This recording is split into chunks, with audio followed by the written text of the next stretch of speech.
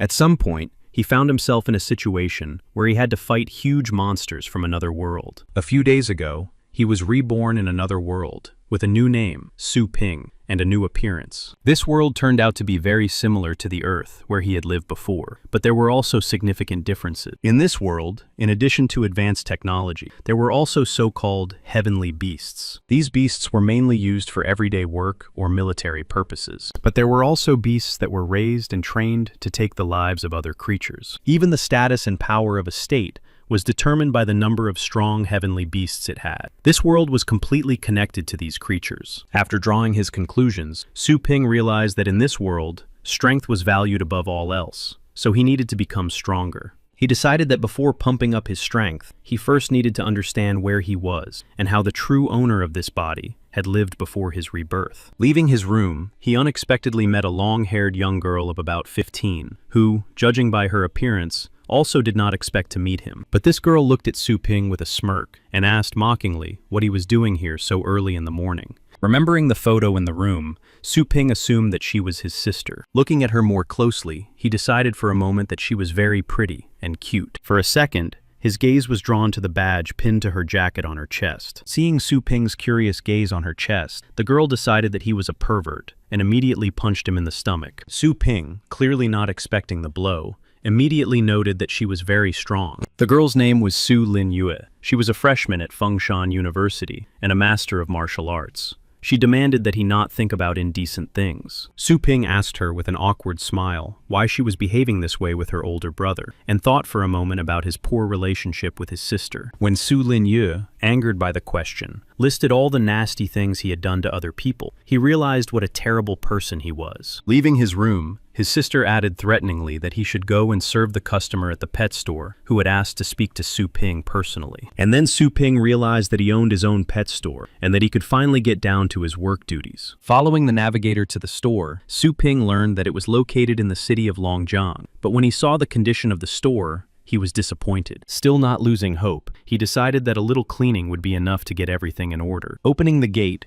he smelled the unbearable stench of waste. At that moment, he saw a dog relieving itself right on the floor. Angered by this, he yelled at the dog to stop doing that in the store, but the dog's reaction made it clear that it didn't care about what Su Ping said. Angered by this, Su Ping began to approach the dog threateningly, with the intention of showing who was boss. But an unexpected blow from behind threw Su Ping several meters forward.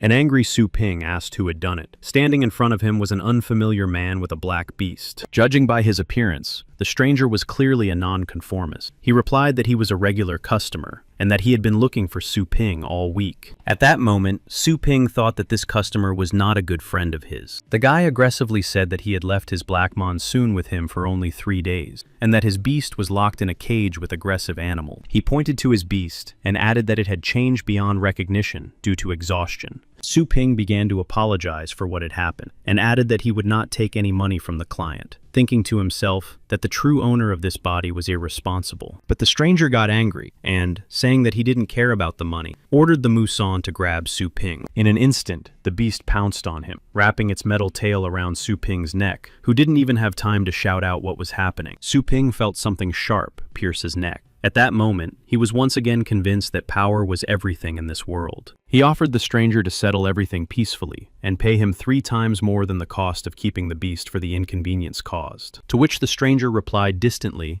that this would not solve the problem of his pet being damaged. A second later, he enthusiastically declared that there was a way to fix the situation after all. He shouted at the Black Monsoon to attack Su Ping to demonstrate his new attack, and also said that he had a particle of a white dragon in him. The beast opened its mouth, aimed a blue beam of light at Su Ping, and shot it at him in an instant. Su Ping decided that this was the end for him, and regretted that his body was so weak, and that he had not acquired his own pet in this world. At the moment of the blue beam's impact, something happened, and Su Ping felt no damage. At the same time, both the beast and its master froze in place, as if time had stopped. An administrator window opened in front of Su Ping, informing him that the contract was about to be concluded and the target detected. It dawned on him that the system was finally working, and he could use his abilities to their fullest. A new notification about the selected target appeared in the system, and it was the pet shop itself. Su Ping was shocked. How could this be related to his shop? An unfamiliar voice announced that Su Ping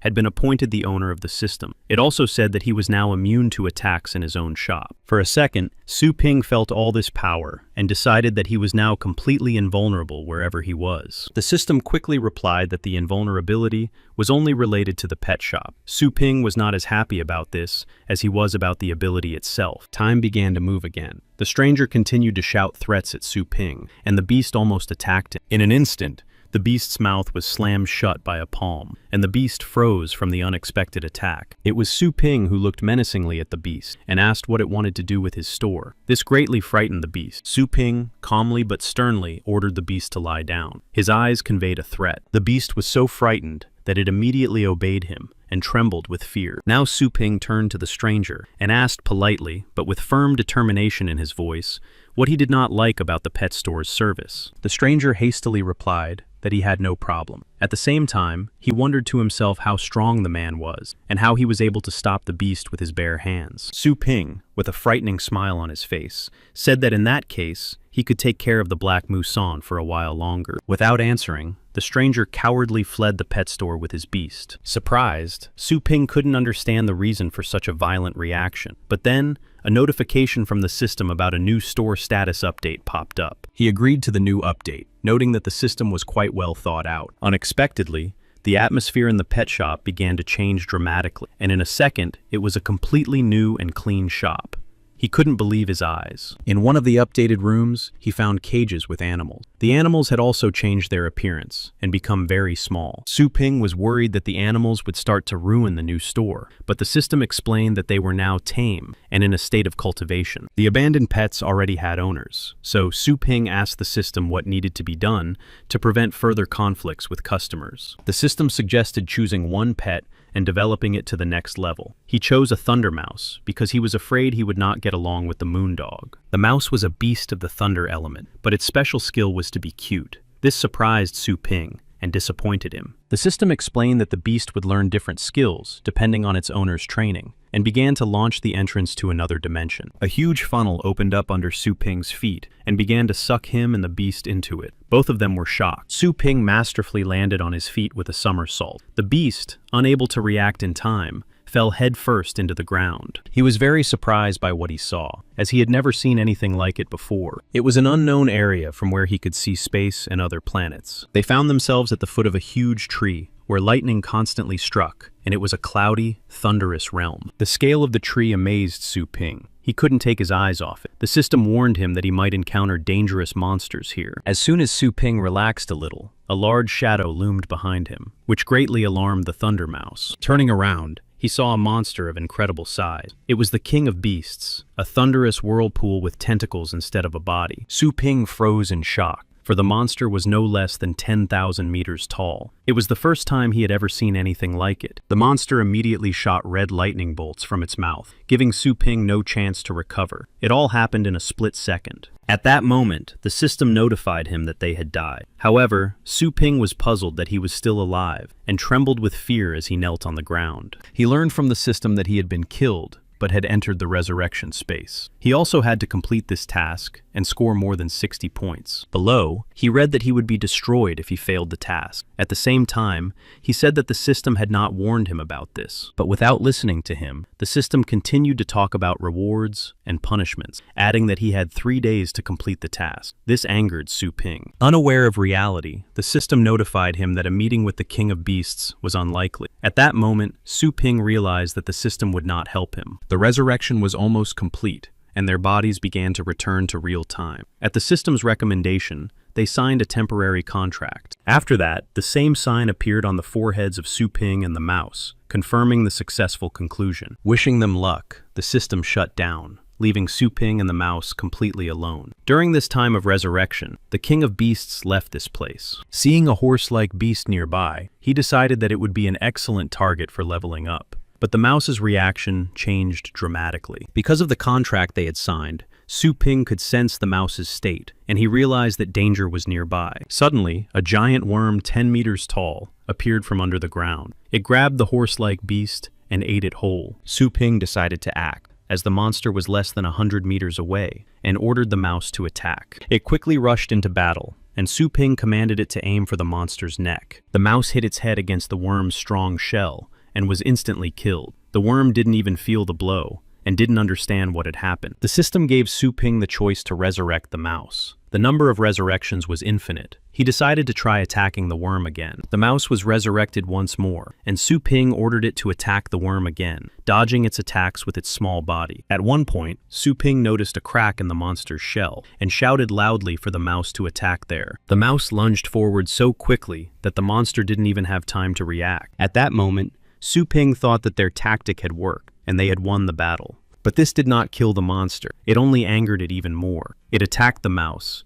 and quickly sent it to the other world. The system again gave Su Ping the choice to resurrect the mouse, and he agreed to it without hesitation. Immediately after being resurrected, the mouse attacked the worm again, striking an unprotected spot in its armor with its lunge. The result of the attack was the same as before. Su Ping repeatedly resurrected the mouse, after which it attacked the monster countless times. At some point, the system notified Su Ping that his pet had leveled up, and could now attack with a lunge, using thunder. He was delighted with the timely improvement in the mouse's skills, and was determined to break through the worm's defense. Confident of victory, he shouted at the mouse to attack the monster with its new skill. Ta rushed at it, using thunder and lightning in an air vortex. The battle ended in their favor, but the exhausted and wounded mouse was barely hanging on. The system notified him that the mouse had leveled up. Su Ping praised the mouse, and noted that such a powerful attack could be used once a day. He decided to take a short break after the battle, but before he could catch his breath, the ground beneath his feet began to shake. He lost his balance and fell to the ground, and then they appeared from the ground, countless giant adult sandworms, over 100 meters long. Sitting on the ground under the looming monsters,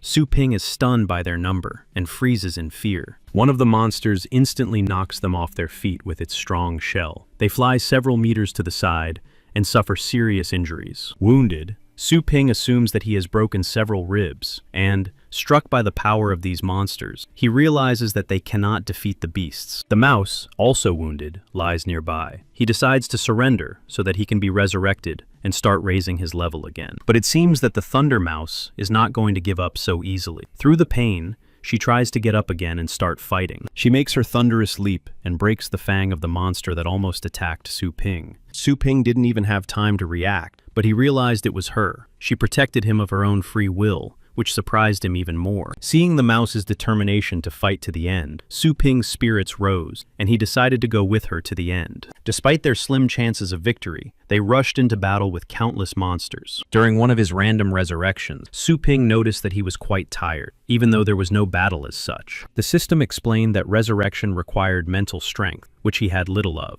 It advised him to develop it so that he would tire less easily. Suddenly, the mouse took up a fighting stance again, and Su Ping realized that the danger was not yet over. He noticed a different landscape around him, and realized that they had ended up in a different area. The ground began to move upward, sharply, throwing Su Ping and the mouse onto familiar ground. It was another monster, a 10-meter-long stone cockroach. It shot acid at Su Ping. He barely managed to dodge it without taking any damage. By this time, the Thunder Mouse had fully recovered, and Su Ping ordered it to attack the cockroach. And so, after countless battles and endless resurrections, Su Ping and the Thunder Mouse lay on a mountain of monsters. The system announced the successful completion of the task, and the mouse's skill upgrade to Thunderbolt. Su Ping was surprised that the Thunder Mouse had mastered the skills of 10 legendary secret techniques. These techniques had been lost since ancient times, and only the most gifted celestial beasts could comprehend them. Then the system announced the return to real space and the termination of the temporary contract. Su Ping was eager to return. Sometime later, the qualifying round of the annual Celestial Beast Battle competition began at Fengshan University. Standing in the crowd was Su Yanying,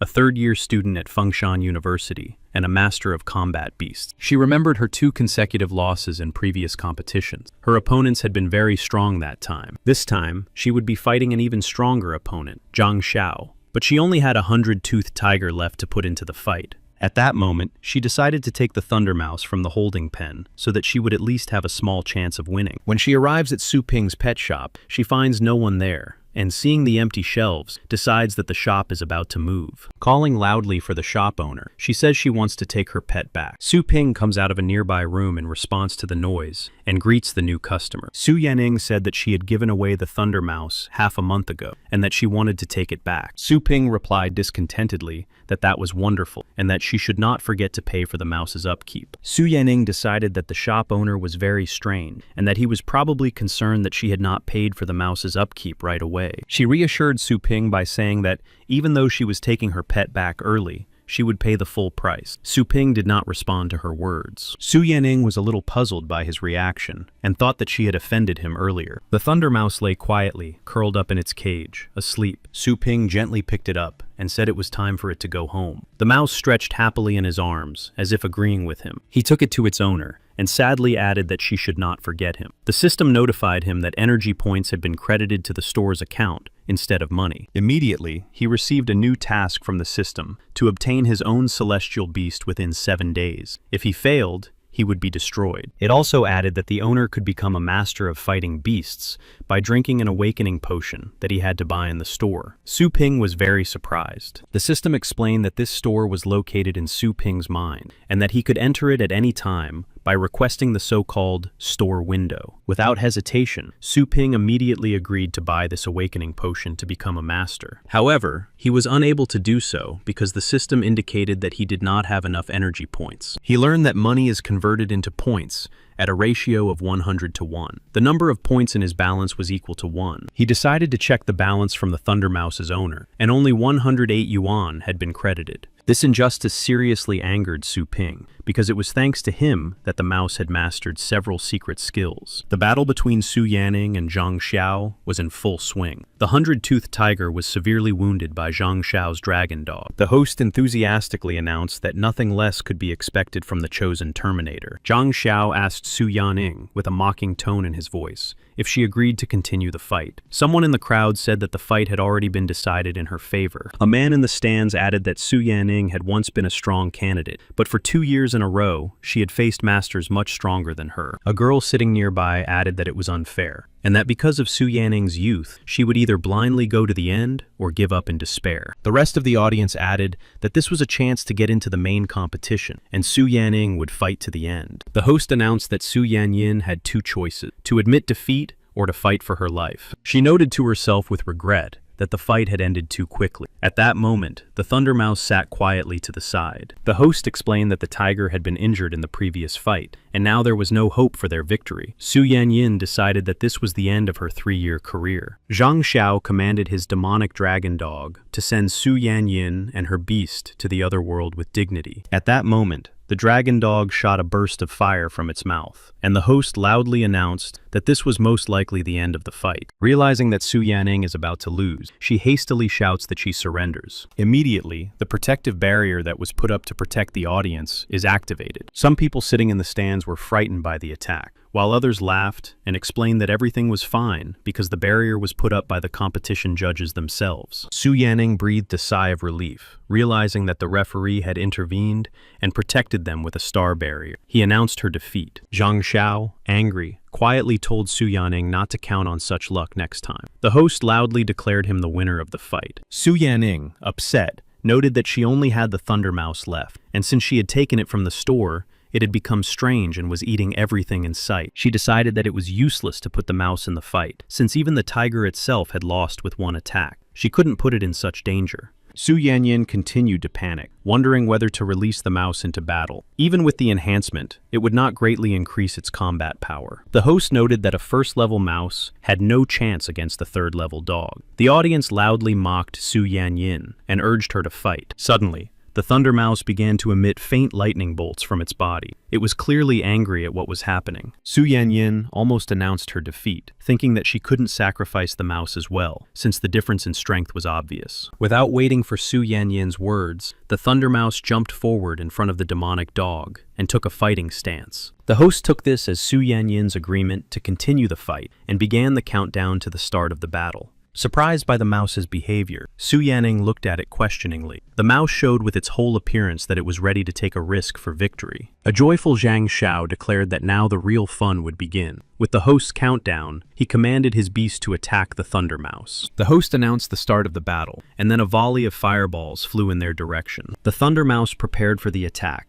and began to emit lightning from its body. Seeing the Thunder Mouse in this state, the red-haired girl in the stands froze in surprise and waited in anticipation for its attack. Su Yanyin commanded the mice to dodge all attacks using their lightning speed. The Thunder Mouse was clearly panicked by the number of blows, but deftly dodged them, and yet one of the fireballs managed to hit her in the back. The mouse squeaked loudly. The red-haired girl sighed in disappointment. This was not the outcome she had expected. The host continues to comment on the action on the field. Zhang Xiao enthusiastically orders the demonic dog to tear the mouse apart. After that, the dragon dog approaches its opponent with a sharp lunge. Here, the host notes that close combat is beginning, and it will clearly not end quickly. Su Yanyin decides to use the third level of enhancement, and the mouse's stats increase sharply. A second before the dog attacks, the Thunder Mouse manages to dodge its sharp fangs. This greatly impresses the audience and the host. Stronger players in the stands also note that the mouse's speed has clearly increased. This should make the fight even more interesting. Su Yanyin, seizing the right moment, shouts at the mouse to attack right now.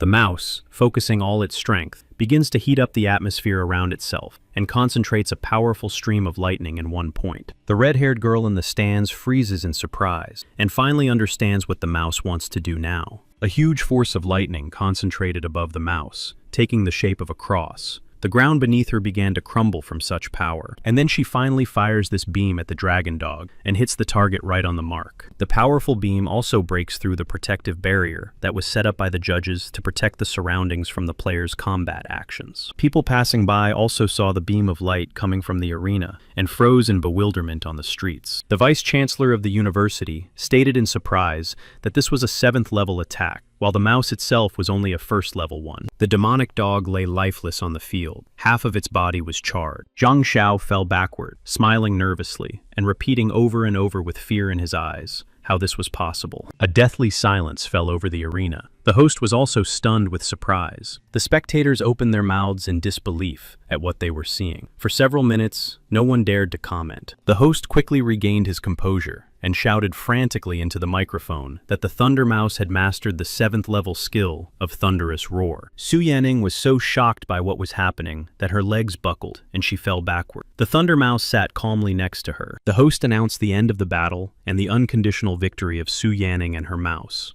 The audience cheered wildly with delight and praised them. Su Yanning called her pet over to praise it and noted to herself that it was simply incredible. When had her pet become so strong? Frozen in surprise, she put the pieces together in her head and remembered that just a couple of days ago, the Thunder Mouse had been in that dark pet shop. Su Yanyin hastily assumed that it was because of him and his owner. She thought that Su Ping was a secret legendary master, but then she had doubts because he didn't look like a strong person at all. At that moment, Su Ping, sitting on the floor of his store, sneezed as he cleaned up excrement from the floor. Ignoring the dog's clearly satisfied expression, he pinched his nose shut against the unbearable stench and decided that someone was thinking of him at that moment. In the arena, the enthusiastic announcer continued his speech and announced the upcoming final round. He added that Su Yanyin's fight would go down in history. Ignoring the announcer's words, Zhang Xiao, angry at his defeat, decided that Su Yanyin had deliberately hidden her powerful beast, and that everyone knew about it in advance. The decisive round between them was announced, and Zhang Xiao, preparing for a new battle and removing the body of the dragon dog, acknowledged Su Yanning's skills. Zhang Xiao impatiently shouted that this would be the last battle for Su Yanning, and called on his second beast. An incredibly huge monster, covered in strong armor, appears from the portal. The host announces that it is a stone rhinoceros. Full of anger,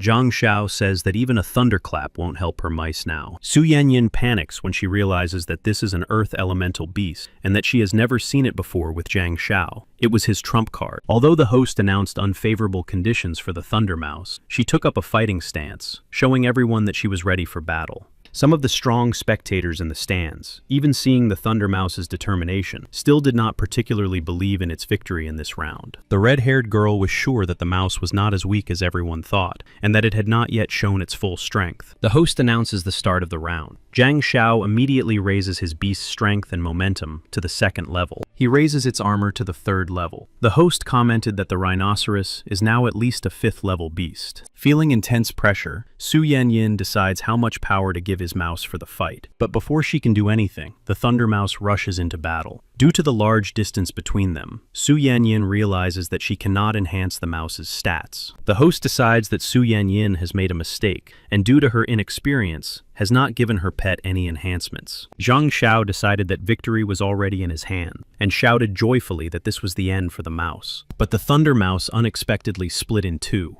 and jumping in different directions, was able to dodge the rhino's attack. This greatly surprised all the spectators. The university director, not believing his eyes, explained that this was a 7th level skill called residual division. The mouse's hidden abilities interested the red-haired girl, and she wanted to take Su Yanning onto her team. The Thunder Mouse rushed forward, ignoring the stone rhinoceros. The host shouted loudly that she was heading straight for the king, that is, Zhang Xiao, catching him off guard. Staggering back in panic, he used the 3rd level star shield. But using the familiar thunderous roar, the mouse easily broke through the shield and hit Zhang Xiao directly. The host tried to see what was happening in the arena, but the dust made it difficult to see at first. He tried to find Zhang Xiao in the commotion, but he was spotted in the sky. He hangs unconscious in the claws of the divine phoenix of the judges. At that moment, the phoenix lowers him to the ground, and the judge announces that Su Yanyin has won the 3rd round. The spectators in the stands erupt in joyful cheers, proclaiming the Thunder Mouse king and congratulating Su Yanyin. Su Yanyin, unable to believe what had happened, realizes that the Thunder Mouse has mastered not only the thunderous roar, but also residual cloning. She came to one conclusion. She knew for sure that it was Su Ping, the owner of the pet shop, who had enhanced her mouse's abilities, and that he was an unrivaled master. Meanwhile, lying on his bed, Su Ping was thinking about how he could earn 10,000 yuan in just a week. He learned from the system that the only way to make money available to him now was to make and sell feed. He asked her where he could collect ingredients for feed, assuming that this could only be done in special cultivation areas. The system explained that ingredients could only be collected in these areas. It also noted that the higher the level of the area, the better the quality of the feed. After hearing this, Su Ping realized that he had spent 3 whole days in such an area and missed the opportunity to collect excellent ingredients for feed. Realizing that he could have become a master of combat beasts in those 3 days, he decided to take action. He asked the system to show him the entire list of cultivation zones so he could develop a further plan of action. Visiting a high-rank zone requires 10,000 points, while a low-rank zone requires only 1. Seeing this, he once again regretted the missed opportunity. The system selected a suitable low-rank cultivation zone. Su Ping, knowing that he couldn't miss this opportunity, immediately agreed to go there. The dimension where Su Ping found himself with his pet was called Extraterrestrial Meteorite 1002. As a bonus, the system gave him an item for evaluating ancient flowers and herbs, which he could use only 3 times. The time limit for completing the task was 1 day. The number of free resurrections was 30. He decided to use 1 item now, and immediately, with 1 eye, he began to see an explanation of whatever object he looked at. He could see the level of the object and its purpose. After wandering around a bit, he concluded that easily accessible ingredients were cheap because they were of low rank. Walking a little further, he saw a huge monster. It was an 8th level stone snake, but his attention was drawn to the plant that the monster was eating. It was a rare stone rosehip that increased the damage of fire beasts. Without hesitation, Su Ping rushed after the plant, even despite the danger. Snatching the rosehip right out of the stone snake's mouth, he slipped through the grass and put it in his storage. But after that, it sent him to the other world. Su Ping resolutely continued to obtain rare plants at the cost of his free lives, knowing that it was worth it. And so, after a while, having gone through countless dangers, he found himself back in his shop. He was wildly exhausted from so many resurrections, but that didn't upset him, because now he had rare animal feed with which he could earn money. Somewhere, in one of the city's buildings, lay an exhausted animal being cared for by people. They were very concerned that the animal had not touched its food once in a week. A member of the Black Wolf team named Fan Yujing suggested feeding the bird the expensive food they had obtained to restore its appetite. Smelling the aroma, the bird reacted quickly and began to actively beg for food. A girl standing nearby happily took a beetle out of a jar and quickly gave it to the bird named Xiao Huo. Suddenly, the bird spat the beetle out of its mouth. The beetle turned out to be a dark centipede. In a panic, the people decided that the heavenly beast had a parasitic heart infection and that they needed to call a doctor immediately. Unexpectedly, a woman entered the room and said that she had brought medicine for Xiao Huo. Smelling the tempting aroma, the heavenly bird jumped out of the old man's hand and immediately snatched the red berry from the woman's hands. In a flash, the bird chirped cheerfully, and its appearance became much healthier. The joy of those around him knew no bound. The woman added with relief that the shopkeeper was absolutely right. The unfamiliar salesman explained that the bird would recover if it regularly ate rock rose hips. But the bird's owner, Fan Yujing, did not believe these tall tales and declared the merchant a swindler, as he had never heard of different types of animal food. He asked the woman how much she had paid for the food, and she replied that she had paid 1,000 yuan for all the fruit. Everyone was shocked by the high price and assumed that the merchant was operating illegally. The girl explained how dangerous illegal animal feed could be, and that it could quickly kill an animal. Fan Yujing asked the woman to remember where she had bought the fruit so that they could find it and deal with the swindler. Frightened, the woman said that she had bought it in a shop called Ozornik, but they did not yet know that it was owned by Su Ping. Rushing to the shop, they immediately demanded to speak to the owner. Fan Yujing furiously asked Su Ping what he added to the animal feed, but Su Ping just looked at him in confusion. Su Ping remembered that he had only sold stone rose hips, and calmly asked Fan Yujing if the animal had any side effects. He explained that the heavenly bird ate its fruit non-stop, and that this was very bad. Hearing this conversation in the store, the people outside concluded that this pet store was selling illegal products. The girl suggested that Fan Yujing's acquaintances check the contents of the feed to confirm that it was illegal. After listening to all this, Su Ping flew into a rage and asked threateningly if they really thought he was selling bad food. He demanded proof of their words. He exuded a very strong, frightening aura that made the girl's legs buckle. Fan Yujing misunderstood and grabbed Su Ping by the throat, shouting that he should not dare to touch his sister. Suddenly, Fan Yujing's arm was broken in several places, causing him to scream in pain. He recoiled, surprised by Su Ping's strength. Su Ping receives a new task from the system to restore the store's honor. He is given the opportunity to enter any cultivation zone for 5 days. Seeing this scene, people began to hurriedly leave the store and decided not to come here anymore. Su Ping realized that he needed to explain everything in order to resolve the situation and not lose new customers. He swore that his goods were fine and that he would be able to prove it in the near future. But the crowd didn't want to listen and, having already made up their minds, demanded that he close the store immediately. Su Ping, exuding a terrifying aura, ordered everyone to calm down, and it had an immediate effect on everyone. He continued and asked if anyone had a low-level water type. Fan Yujing's sister cautiously raised her hand and said that she had one. Su Ping ordered her to summon it. The girl hastily obeyed his order. A first-level water-type beast appeared nearby. Fan Yujing covered the beast with her body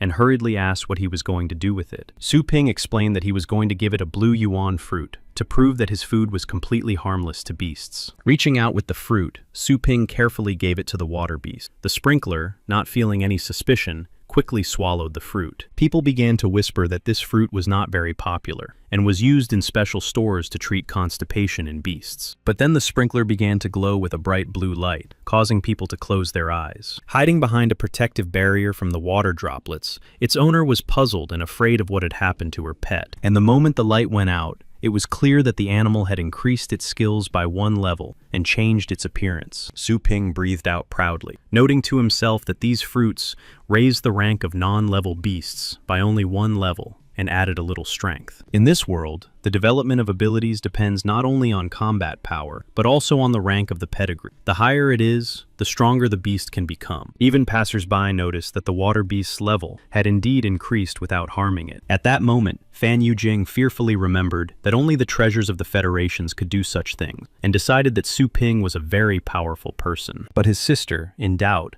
began to examine her pet, saying that he had simply replaced it with another. Frightened, Fan Yujing hurried to silence his sister and apologized to the shop owner for the inconvenience. Angered by the whole situation, Su Ping demanded 8,700 yuan from them for the fruit they had used, and added that he was an honest businessman. Fan Yujing told his sister to quickly pay the owner, and noted to himself that it was not expensive at all for raising the level of low-ranking beasts. Su Ping was once again convinced that the prices set by the system were too low, even though he had risked his life for them. With a resigned sigh, Su Ping continued to explain that for the scarlet bird to continue its recovery, it needed to consume rosehip fruit for a long time. Fan Yujing agreed without objection to buy everything he had indicated. The onlookers standing behind happily noted that the cost of the feed was very low. Immediately, a line formed of people wanting to buy feed at this pet store. Su Ping was certainly pleased with such excitement from the buyers. Thanks to this, he was able to earn the necessary amount of money and complete the task. Now he could finally buy the awakening potion, and quickly opening the store window, he purchased it. He fearfully thought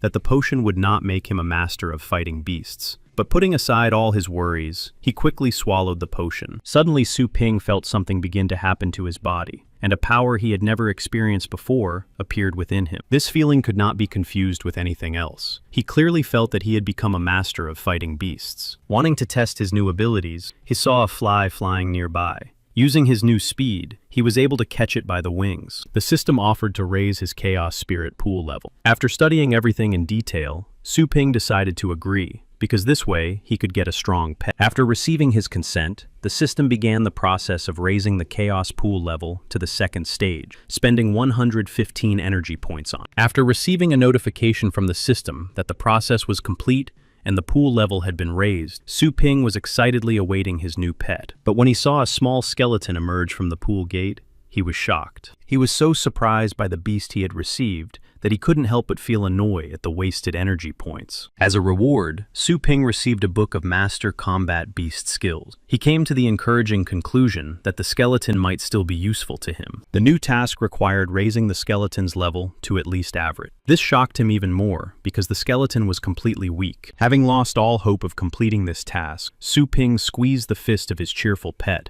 and noted that he was clearly an optimist in life. Hearing that customers had arrived, he put the skeleton in a cage. He also noticed that he had heard a familiar voice somewhere before. It was Su Yanning with her friend, who was clearly disappointed with the state of the store. Su Ping remembered that she had paid so little for the mouse last time, and with disappointment in his eyes, he asked why she had come to him this time. Without preamble, she hurried to ask Su Ping what he had done with her mouse, because its powers had changed greatly since the last time. Averting his gaze, Su Ping lied that he had just been walking with the Thunder Mouse and playing with it sometimes. He immediately asked the mouse itself if this was true, so that it could confirm his words. Frightened, the mouse quickly agreed with his words. Su Yanning noticed that the mouse, which was not even afraid of a 4th-level dragon dog, was now trembling with fear in front of Su Ping. After thinking it over, she decided that the shop owner was at least at the 6th level of development. Su Yanning's friend whispered that she had probably mistaken the shop. The owner was an ordinary person, and the shop was mediocre. Su Yanning immediately interrupted her, ordering her to be quiet, as they were most likely facing a 7th-level master, and their lives would be in danger in the worst case. Su Ping, thinking about his new task, continued talking to the girls. He decided that they had also come to complain about the high prices of the goods. But in Su Yanning's vivid imagination, his ordinary question sounded like a threat. Misunderstanding his question, she thought it was a test, and that she would have to pay much more to increase her mouse's level.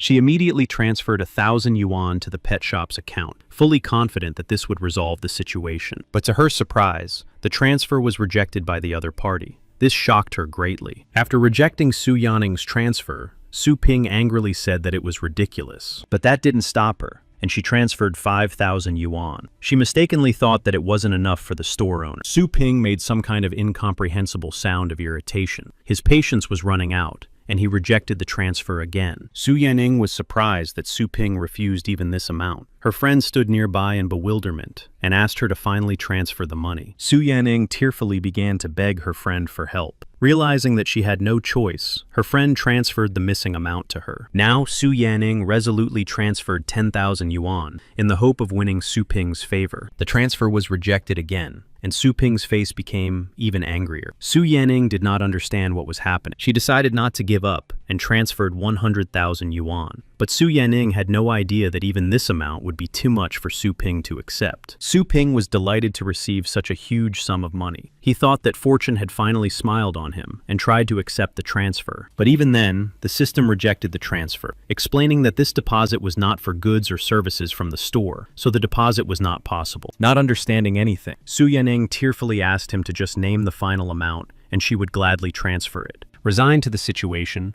Su Ping said that no money was needed. He asked why the girls had come to him this time. Misunderstanding Su Ping's actions, Su Yanning decided that he was simply not greedy, but also strong and handsome. Returning to the conversation, she asked him to strengthen her Thunder Mouse again in 3 days, as the competition would soon resume. Su Ping happily thought that this was a great opportunity to level up his skeleton as well. Then the system explained that Su Ping could cultivate his clients' pets in proportion to the service paid for. Su Ping said he was ready to upgrade the Thunder Mouse's skills for 10,000 yuan in 3 days. Such a high price surprised Su Yanning, but after weighing everything, she decided it was worth it. She immediately agreed to the owner's terms. At the same time, she regretted the lost time, since she did not know about this store before. Su Ping, satisfied with the deal, asked if the girl needed anything else. He said that he could also serve and treat celestial beasts. Realizing what a wonderful place she was lucky to find, she quickly agreed to these services as well. Su Ping asked her to summon the celestial beasts she was ready to give up for treatment. He immediately regretted it, because there wasn't enough space. Satisfied, Su Yanning summoned 3 huge celestial beasts that barely fit in the store. The system immediately said that for the sake of the store's reputation, the owner needed to upgrade the sections. Su Ping realized that the quality of the current cages could harm the beasts and irritably agreed to improve the shop and buy 3 new cages. The purchase was successfully paid for, but Su Ping later read that each section would deduct 1 point per day, otherwise they would disappear. Not understanding what was going on, Su Yanning hurried to ask if everything was okay with the owner. Quickly coming to terms with the situation, Su Ping said that the total cost for 3 days of service would be 21,600 yuan. With a frightened expression on her face, Su Yanning agreed and quickly transferred the entire amount to the store's account. The system gave Su Ping another task to cultivate heavenly beasts. Su Ping was simultaneously thinking about how to increase the level of his skeleton, because he was only given 3 days to complete this task. He was determined to complete both tasks at once and agreed to the additional task of cultivating heavenly beasts. Since Su Ping was given the opportunity to choose one elite cultivation zone for free, he chose the one most suitable for his skeleton. He chose the realm of the deceased Hunden. Taking the Thunder Mouse and the skeleton with him, they set off for the new zone. Finding himself in some kind of liquid, Su Ping clearly smelled a strong odor of blood. Many tentacles emerged from the water and immediately began to wrap around them. As a backdrop, Su Ping saw a blood-stained sea and a mountain of skeletons covering the ground. While he was getting used to the heavy smell around him, a huge monster suddenly appeared behind him. Seeing the danger, the Thunder Mouse hurried to call out to Su Ping. Before he could react, the little skeleton was crushed by the monster's hand. Su Ping and the mouse managed to dodge. The monster swung again and struck with its club where Su Ping and the mouse had been standing. Frozen in confusion, the monster began to search the area for its target, but instead of lifeless bodies, it saw that the Thunder Mouse had stopped its attack with a leap, and the little skeleton had already managed to resurrect. A joyful Su Ping noted that not everyone in the elite zones had reached the realm of beasts yet. The giant skeleton was at the 7th level. It continued to attack and struck the ground with its fist again. The small skeleton was hit and sent back to the resurrection space. Su Ping commanded the Thunder Mouse to use its thunderous roar to attack. He ordered it to aim at the giant skeleton's arm. The mouse's blow hit its target, and the skeleton's arm fell to the ground. The enraged monster began to scream desperately. The shockwave from the roar hit the Thunder Mouse, killing it and sending it to the resurrection space. The giant skeleton growled and regrew its arm using the remains lying on the ground. Su Ping noted with interest that this skeleton's ability to regrow limbs looked very expensive. He commanded the resurrection of the mouse and the skeleton to begin. Realizing the obvious difference in strength, the Thunder Mouse and the small skeleton stood trembling behind Su Ping and did not dare to attack again. Understanding the situation, Su Ping exhaled and decided to use the book that gave him the new skill of first-level murderous intent. Su Ping immediately used this enhancement on the Thunder Mouse and the small skeleton. After that, the mouse and the skeleton, full of determination and power, rushed to attack the monster. But even with the enhancement, they failed to wound it, and after a powerful blow from the giant skeleton, they all went to the resurrection space. After returning, Su Ping noticed the monster's weakness. Due to the new shape of its arm, the skeleton could no longer maintain the balance of the rest of its body. At that moment, he came up with a tactic to win this battle. He sent the Thunder Mouse into battle. He commanded it to use the residual separation technique and surround the giant skeleton. When it approached the skeleton from both sides, Su Ping shouted to use the thunderous roar and attack the monster's leg and cervical vertebrae. He told the small skeleton to be on standby in case of an emergency. Su Ping was determined to get the gem for defeating the monster. And then the Thunder Mouse, using all the power of the thunderclap, struck the skeleton's weak spots, and at that moment, the skeleton was defeated. The very gem flew off its head and flew straight into the small skeleton. The system announced the victory and the mouse's increase in strength. The Thunder Mouse also gained a new skill to create 2 or 3 residual clones using the power of thunder and lightning. The little skeleton sat motionless, studying the gem intently, as if spellbound. This attracted Su Ping's attention and made him wary. The system explained that the skeleton had a unique skill of absorbing the energy of beasts of the same type. At that moment,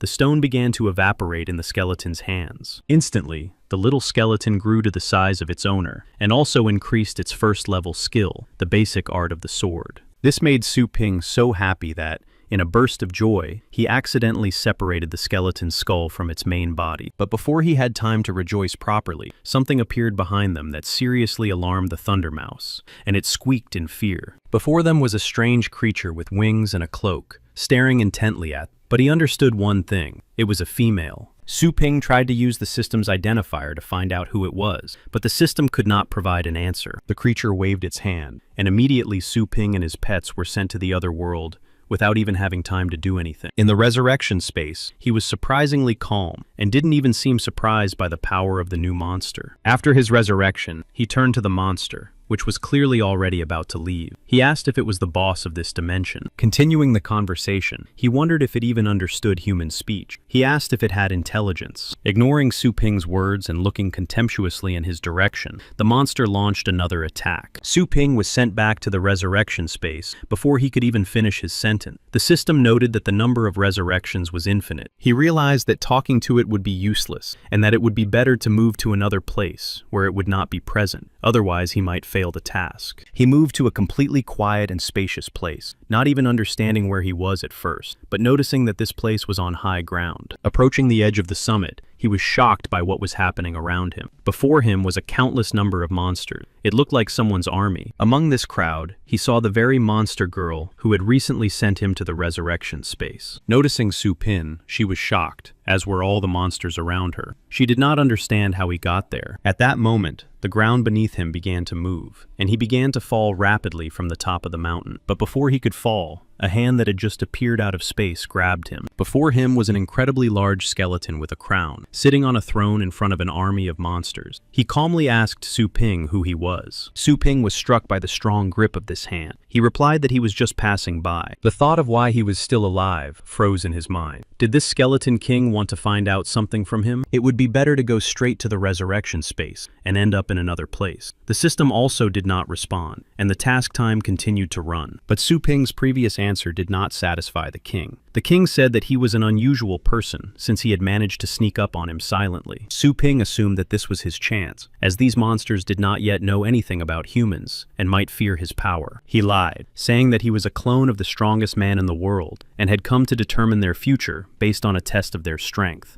One of the army commanders shouted that it was necessary to protect the king and almost sent his troops into battle. The king instantly destroyed his army, which had begun to act without his permission. The remaining monsters froze in place. Su Ping showed no fear and sarcastically commented that the king clearly did not value his people and could only attack the weak. Sending him to the resurrection space, the king said that his army's recent actions were a disregard for his power. Not far from the king, Su Ping resurrected and, as if nothing had happened, asked the king if this was really true. Everyone was greatly surprised by the return of the recently destroyed man and decided that it was an ancient skill of rewinding. Unable to bear it, the king began to destroy Su Ping with various techniques, but he did not expect him to return again and again. During one of his resurrections, Su Ping noted that the more painful the destruction, the less pain he felt, and he had almost gotten used to it. The king said anxiously that this human invader might have the ability to change time and space. He was clearly frightened. Before the next destruction, Su Ping noticed a precious stone on the king's ring and decided to get it. In the next few attacks by the king, He tried to get closer and closer to the ring, and then, at some point, he reached for the ring and commanded it to be placed in his inventory. But after receiving a fatal blow, he went back to the resurrection space along with the gem. The king, realizing that the man had stolen the stone from his ring and teleported out of his sight, began to scream frantically in anger. At that moment, somewhere far away, Su Ping resurrected and noted with satisfaction that the plan had indeed worked. From his space, he summoned a small skeleton, which, not expecting this, fell to the ground. He also took a huge stone from the king's ring out of his space, and added that this was a gift for him. Clearly tired from the resurrection, Su Ping told the skeleton to swallow the stone, as next time it would fight in his place. And so they defeated countless new monsters. There was only one day left to complete the task, and they were only halfway there. Even more monsters awaited them ahead, so they continued to fight. But Su Ping and his pets confidently moved forward and fought everyone who stood in their way. After some time, the task was 94% complete, and there were only 14 minutes left. But then, a new, stronger monster began to form from the remains of the monster. Su Ping was delighted with this turn of events, as the defeat of this monster would help complete the task. The huge monster swung its whip and aimed it at them. Without hesitation, Su Ping commanded the skeleton to use its basic sword skill, and it easily cut the whip in half. This angered the monster, and it used a new skill to summon many hands from under the ground. They quickly immobilized Su Ping and his pets. The system announced that the task was nearing completion, and that progress had not reached 100%. Su Ping realized that time was running out, and that these hands were preventing them from fighting properly. He ordered the Thunder Mouse to attack the monster's core with a thunderous roll. It struck the monster right in the center of its chest, but the monster managed to put up a shield made of the created hands, and the blow did not reach its target. Su Ping noticed that the rank and strength of this monster are not displayed in the system. At the same time, he concluded that the monster's weak point is indeed its chest. The system announced that there are 3 minutes left until the end of the task. He commands the mice to cover their bodies with the collected electrical energy and attack the hands. Using a thunderous roar, the mouse freed itself from the arms and acquired a new skill. The system announced that the Thunder Mouse had mastered a new skill, Thunder Cloak. Using the new skill, the mouse paralyzed the monster and immobilized all its arms. Su Ping and the little skeleton were finally freed, and he ordered the skeleton to attack the monster. The little skeleton struck the monster's chest with all his might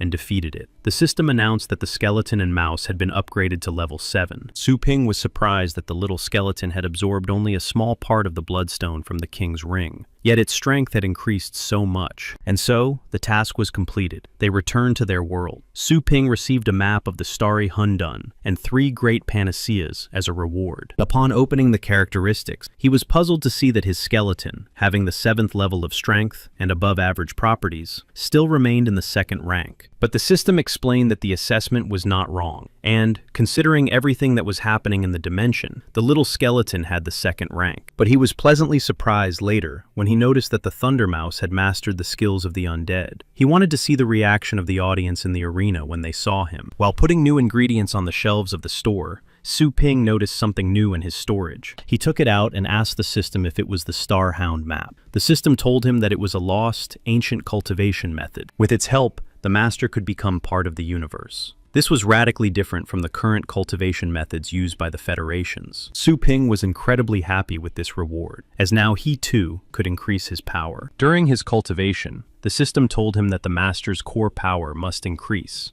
and that after accumulation, it can be released all at once. Su Ping took this literally, and began to catch the natural energy of the stars flying around with his hands. Noticing that he couldn't catch it with his hands, he assumed that this energy must penetrate directly into his core. Concentrating, the energy began to accumulate in the core, and Su Ping was pleased with his guess. He remembered that he also had 3 great panaceas, and decided to try using them to see the effect. Swallowing them all at once, he noticed that the star clusters in his body had become much larger. Now he could open his character panel. He saw that his power was only at the 3rd level, and that he could not see his current rating due to a lack of combat power. But even so, he was incredibly happy that he was now at the 3rd level, and asked the system if there were any more quests with panaceas as rewards. But the system refused, and advised him to pay attention to other universes and small stars. Otherwise, his soul would be destroyed. Of course, this news upset Su Ping, and he thought to himself that it would be a never-ending task. He continued to collect the energy of the stars around him, and decided to start with small stars, avoiding large ones so that his breathing would not be impeded. Then he remembered his sister, and that she was also a master of fighting beasts. He wondered doubtfully if he could withstand her blow now. He spent the evening having dinner with his mother. After he thanked her, she was surprised by his current polite behavior. Clearing the table, she said that his sister was training now, and that she would soon have a training session, so he should not distract her. Su Ping thanked her for dinner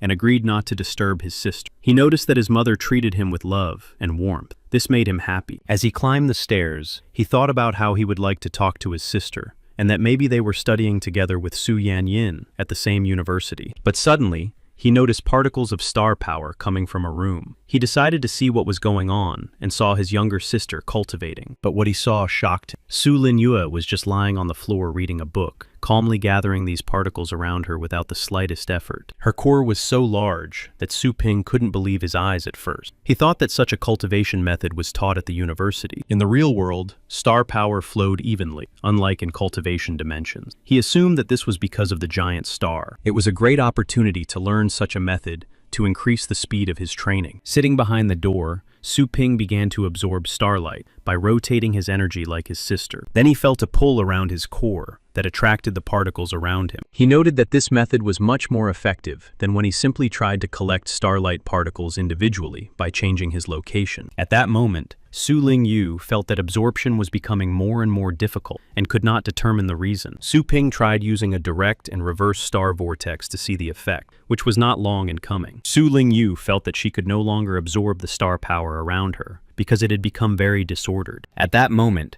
she assumed that there was a powerful master somewhere nearby. After trying to absorb the star power again, Su Linyue fell to the floor from a strong, inexplicable sensation. Hearing the noise, her mother, who was still downstairs, asked if she was okay. Su Linyue replied that everything was fine, and noted that this star power was definitely not normal, but she managed to notice that it was coming from her brother's room. At that moment, Su Ping, continuing his absorption, was glad that he had almost mastered this technique. And so, after some time, sitting in his shop, he continued to absorb the star power in the dimension provided to him by the Hundun map. Using the new method he had recently mastered, it was much easier for him to absorb power without approaching the giant star. He had mastered this technique so perfectly that he could even do it in his sleep. Without opening his eyes, he could see the core of every being. And then the girls came to the store to pick up their pets. Quietly saying that he saw something big and something small, he decided to see who had come to his store. Hearing him, the girls asked in surprise what he was talking about. But even slightly upset, Su Ping sighed and said that it was them. He hurriedly explained that he could see their star power, which was very small, and that they needed to train more to control stronger beasts. Su Yanning was surprised that the owner had mentioned powerful beasts, and wondered if her Thunder Mouse had really increased its level in just 3 days. She replied that her mouse was already at the 7th level, and that 3rd and 4th level beasts were more common at the university. Su Ping said he would bring the mouse now. He gave the Thunder Mouse to Su Yanning. She noted that the pet had only changed the color of its fur, but for some reason, her other beasts were very upset. She decided that they didn't want to leave. Su Ping tried to get them out of there quickly, and noted that payment was not necessary, since the girl had paid last time. Su Yanning was surprised why her animals had become so attached to this owner, because even after signing a temporary contract, this does not happen. Her friend also noted that the animals had recovered completely so quickly, and even their fur had become brighter and fresher. Su Yanning was so pleased with the result that she thanked the owner from the bottom of her heart and asked him to recommend some food for them. Su Ping, charmed by her words, said that she could buy fire spirit grass for 1,200 yuan per piece for her phoenix. Since there was very little time left before the competition, Su Yanning decided to train and at the same time test the new powers of the Thunder Mouse. She told her friend Lele to bring out her strongest beast and fight her without holding back. Her friend, excited, summoned a huge and powerful beast and added with a smile that Su Yanyin was quite confident in her strength. It was a beast named Xitig Arba. Lele was serious about a full-fledged battle. Su Yanyin understood at a glance that this was a high-ranking humanoid beast of the stone type. Lele was rightfully a 5th-level master. She briefly wondered if her Thunder Mouse could handle this beast. She knew that at the moment, she only had thunder and division.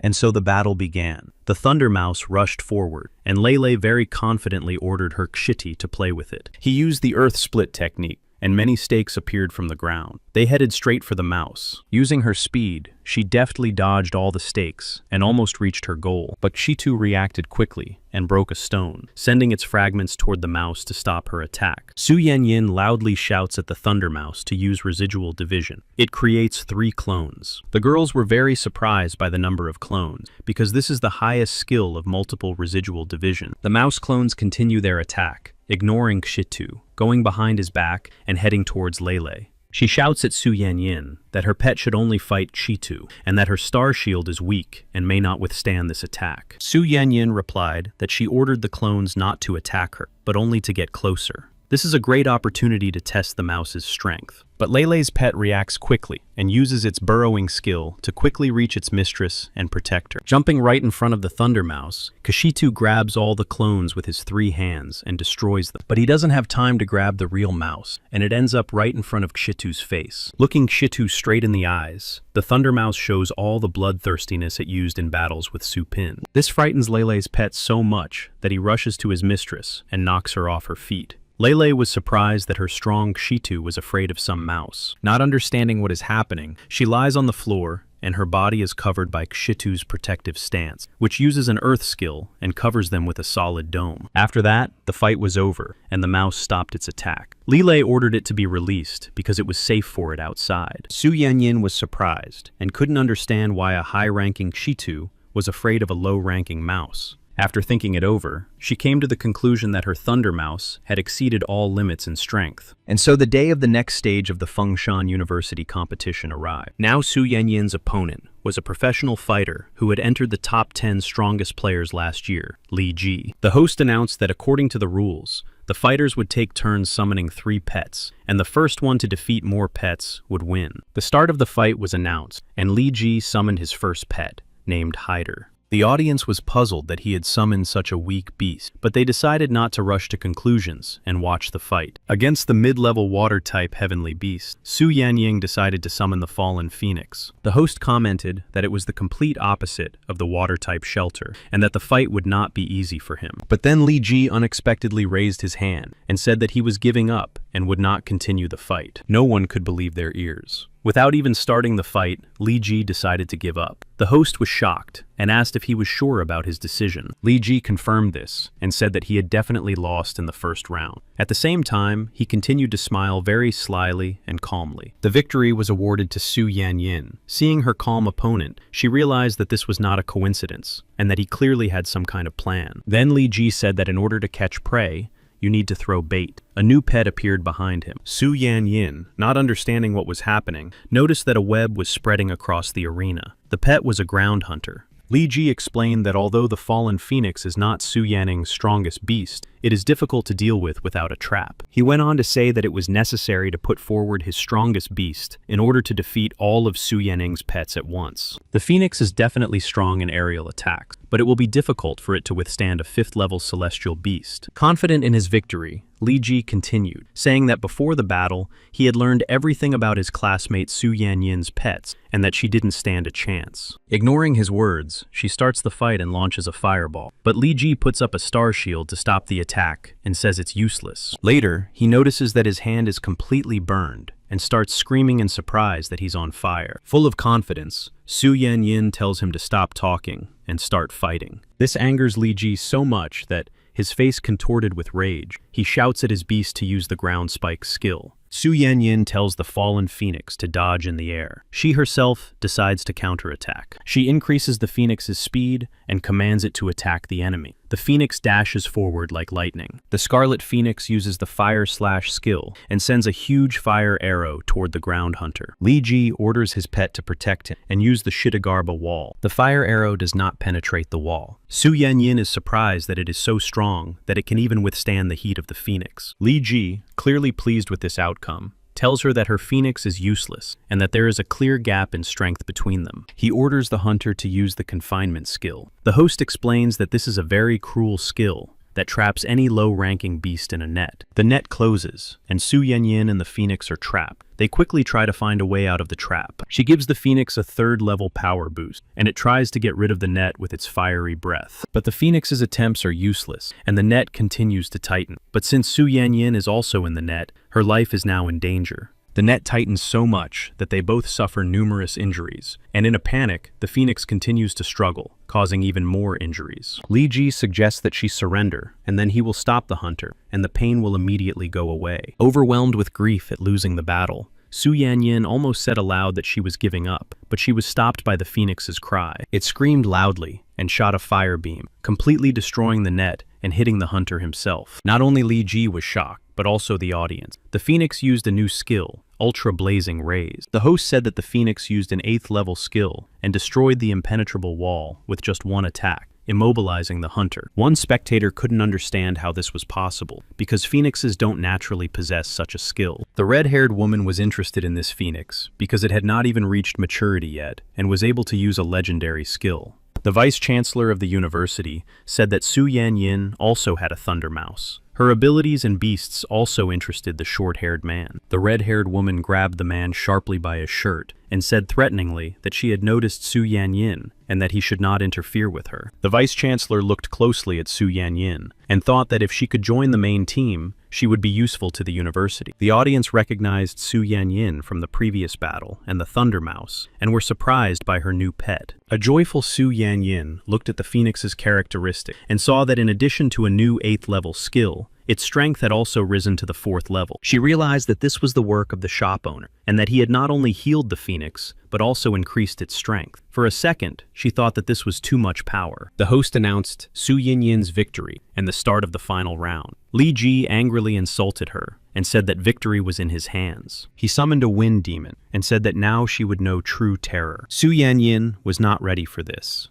The host said that it was a 4-winged adult wind demon above the 5th level. A red-haired woman named Hosey said that this was against the rules because it was a ferocious beast and could cause serious damage. But the short-haired man said that it would take the competition to a new level, as many beginners die every year because of them. The vice principal said that there was no cause for concern, as there were powerful teachers and high-ranking judges here, in case anything happened. He added that this demon was most likely rented, and that he would look into it after the match. Lu Jing commanded the wind demon to use the all-nature slash, but it didn't even move. He noticed that he barely had enough strength to summon this demon, because the difference in ranks was too great. Without wasting any time, Su Yanyin used the enhancement of perception and strength. She ordered the phoenix to attack Lu Jing to end the fight, using ultra-flaming rays. But the wind demon didn't even give the phoenix time to finish its attack, and crushed it in an instant. Su Yanyin was shocked by his speed. He did not stop there, and began to attack Su Yanyin herself. She continued to receive numerous wounds in the whirlwind used by the demon. Hotzi told the vice-chancellor that Su Yanyin had already lost because of the loss of her beast, but the demon did not even think of stopping. Li Ji himself lost consciousness from lack of strength, and now the demon was left without its master. The shields put up to protect Su Yanyin briefly helped her defend herself against the demon. The vice principal announced that the wind demon was out of control, and that the judges should stop it. One of them sent a divine phoenix. It rushes to Su Yanyin's aid, but before it can reach her, something appears in front of her and stops the demon's attack. Everyone is amazed by the speed and the fact that this something is faster than the divine phoenix. The host explains that it was Su Yanyin's Thunder Mouse, and that she summoned it to her aid at the brink of death. But Huozi noticed that she had not taken any action to summon it, and that the Thunder Mouse, hiding its aura, was already in the arena. At this moment, the host announced the start of the 3rd round. Su Yanyin was hit by a barrage of natural slashes and did not know how to block them. At that very moment, the Thunder Mouse uses the undead summon skill and a skeleton swordsman appears.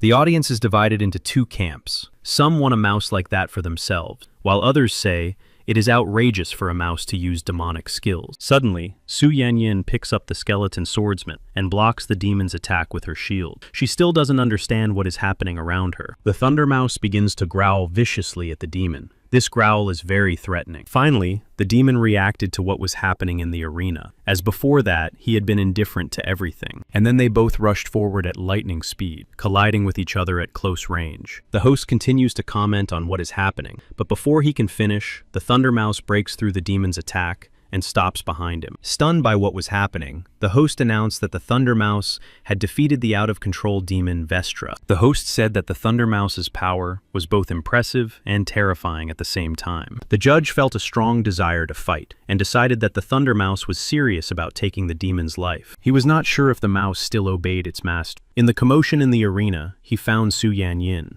But seeing her surprised face, he realized that she did not understand what was happening and that the Thunder Mouse was out of control. The judge decided to take action and sent the Divine Phoenix to subdue the mouse. If it had deliberately killed the demon, it would be disqualified. But when it approached the Thunder Mouse, the Divine Phoenix was struck by 10 thunderbolts as the mouse was still in fighting mode. The judge quickly called the Phoenix back and noticed that the attack had managed to wound it after all. He was very surprised by this, as only some 7th-level heavenly beasts are capable of keeping up with the Phoenix's speed. Viewers also noted that this skill is simply amazing, as it can wear down even stone-type opponents, who are most resistant to lightning. The vice-chancellor of the university continued to calmly watch the fight. He was clearly pleased with what was happening. The gray-haired man said that the mouse seemed to have deliberately studied only excellent heavenly skills, and would now be very expensive on the market. Hochi said that she was beginning to like Su Yanyin and her pets more and more, as they were not even afraid of the Divine Phoenix. The Thunder Mouse's attack clearly did not please the Divine Phoenix, and it began to behave strangely, as if preparing for battle. Unexpectedly for its owner, it created a whirlwind and directed it towards the Thunder Mouse. The Thunder Mouse and the Divine Phoenix roared simultaneously, showing that they intended to fight. The judge, the owner of the Phoenix, tried his best to calm the Phoenix with his power, realizing that something irreparable could happen. After all, he understood that the entire arena could collapse due to the power of these beasts. Su Yanyin continued to stand rooted to the spot, trying to figure out what was happening. Suddenly, she enthusiastically called out to the Thunder Mouse and asked if this was a new high-level skill. The Thunder Mouse, which had just been enraged by the impending battle, suddenly became the same sweet and responsive mouse that Su Yanyin knew. She called it, and the mouse immediately rushed into her arm. Su Yanyin couldn't stop praising her pet, which made the mouse very happy. The judge was simply speechless to describe his shock, as the Thunder Mouse had not lost control after all. Phoenix was dissatisfied that the fight had not started. The host finally announced that Su Yanyin had won this battle, and that she was now advancing to the next stage of the competition. Su Ping, who was sitting in the store at the time, was very bored because there was absolutely no work to do. He watched intently a show about pets, which talked about how to care for them and how to increase their strength. He came to the conclusion that it was very difficult to train pets in this world, which is why Su Yanning was so surprised by the increase in her mouse's strength in 3 days. Suddenly, a covered car pulled up to the store, and a familiar guy got out, the same guy who had come in last time with suspicions of the owner's fraud. He greeted Su Ping in a friendly manner and asked if there was anything new in terms of feed. Su Ping recognized him and asked how his arm was, since he had injured him quite badly last time. Laughing, he said that he had been treated at the Shansen hospital and hastened to demonstrate his new punch with that very arm. After that, he added that although the treatment was expensive, now her broken bone was as good as new. Su Ping, completely unimpressed by his punch, fixed his hair and noted that the customer was still wealthy. Since that was the case, he offered him some demonic-type feed, which was quite expensive. The guy and his sister were shocked by the price, and said it was 100 times more expensive than the previous price. The sister noted that it was more expensive than her brother's surgery. Su Ping calmly said that if they couldn't afford it, they could leave. He wanted to continue his training as soon as possible. The guy said that he was now completely discouraged by Su Ping's reaction and had come here not for food, but to invite him to the outpost. In the distant past, there was a blue star that had few resources and was very poor. But one day, an unknown force tore apart space and formed many star rifts. These rifts were very unstable and led to other unexplored planets. Some of them were very rich in resources and safe, while others were inhabited by ferocious monsters. But there were also some that were as hot as the sun. Thanks to these rifts, the people of the blue star were able to regularly replenish their resources and build a strong country. The prosperity of such a country was short-lived, lasting only a few hundred years. People began fighting each other for high-quality rifts. The population was halved. Almost 70% of the land became uninhabitable. The remaining people who were able to achieve peace formed a human federation. The other survivors, who were not part of this federation, went to places where there were no rifts. In order to survive, the Federation began to breed master combat beasts. The strongest of them regularly traveled to other planets in search of new resources. After hearing all this, Su Ping came to the conclusion that they were inviting him to become a passer. The guy said that a new rift had appeared, not far from the city. Their team went there but was attacked and lost their pet. The system assigned a new, additional task to search for the lost pet. The reward was a secret mystical skill. Su Ping remembered that for the previous task, he had received a Hundun map that helped increase his strength, which meant that this reward would also be very useful. He also wanted to try out his new skills and agreed to join the passers. At the checkpoint in the outpost, the passer's car was allowed through without any problems. In the car that arrived at the passer's 38th base were Su Ping and a gray-haired guy named Fan Yujing. He greeted the commander cheerfully. The commander of the Black Wolves group, Fan Gangli, asked if this was the genius he had heard about and asked for Su Ping's name. Su Ping introduced himself and calmly added that he was not a remarkable guy at all. The deputy captain of the group, Li Ying, said that they had heard about the new strong hero and that he was very young. He asked how old Su Ping was. Su Ping calmly replied that he had just turned 18. This, of course, shocked everyone. Li Ying's expression suddenly changed to an unfriendly one, and he asked where Su Ping was still studying and whether he had even finished his education. Su Ping replied that he was self-taught. Fan Yujing sensed the growing tension between them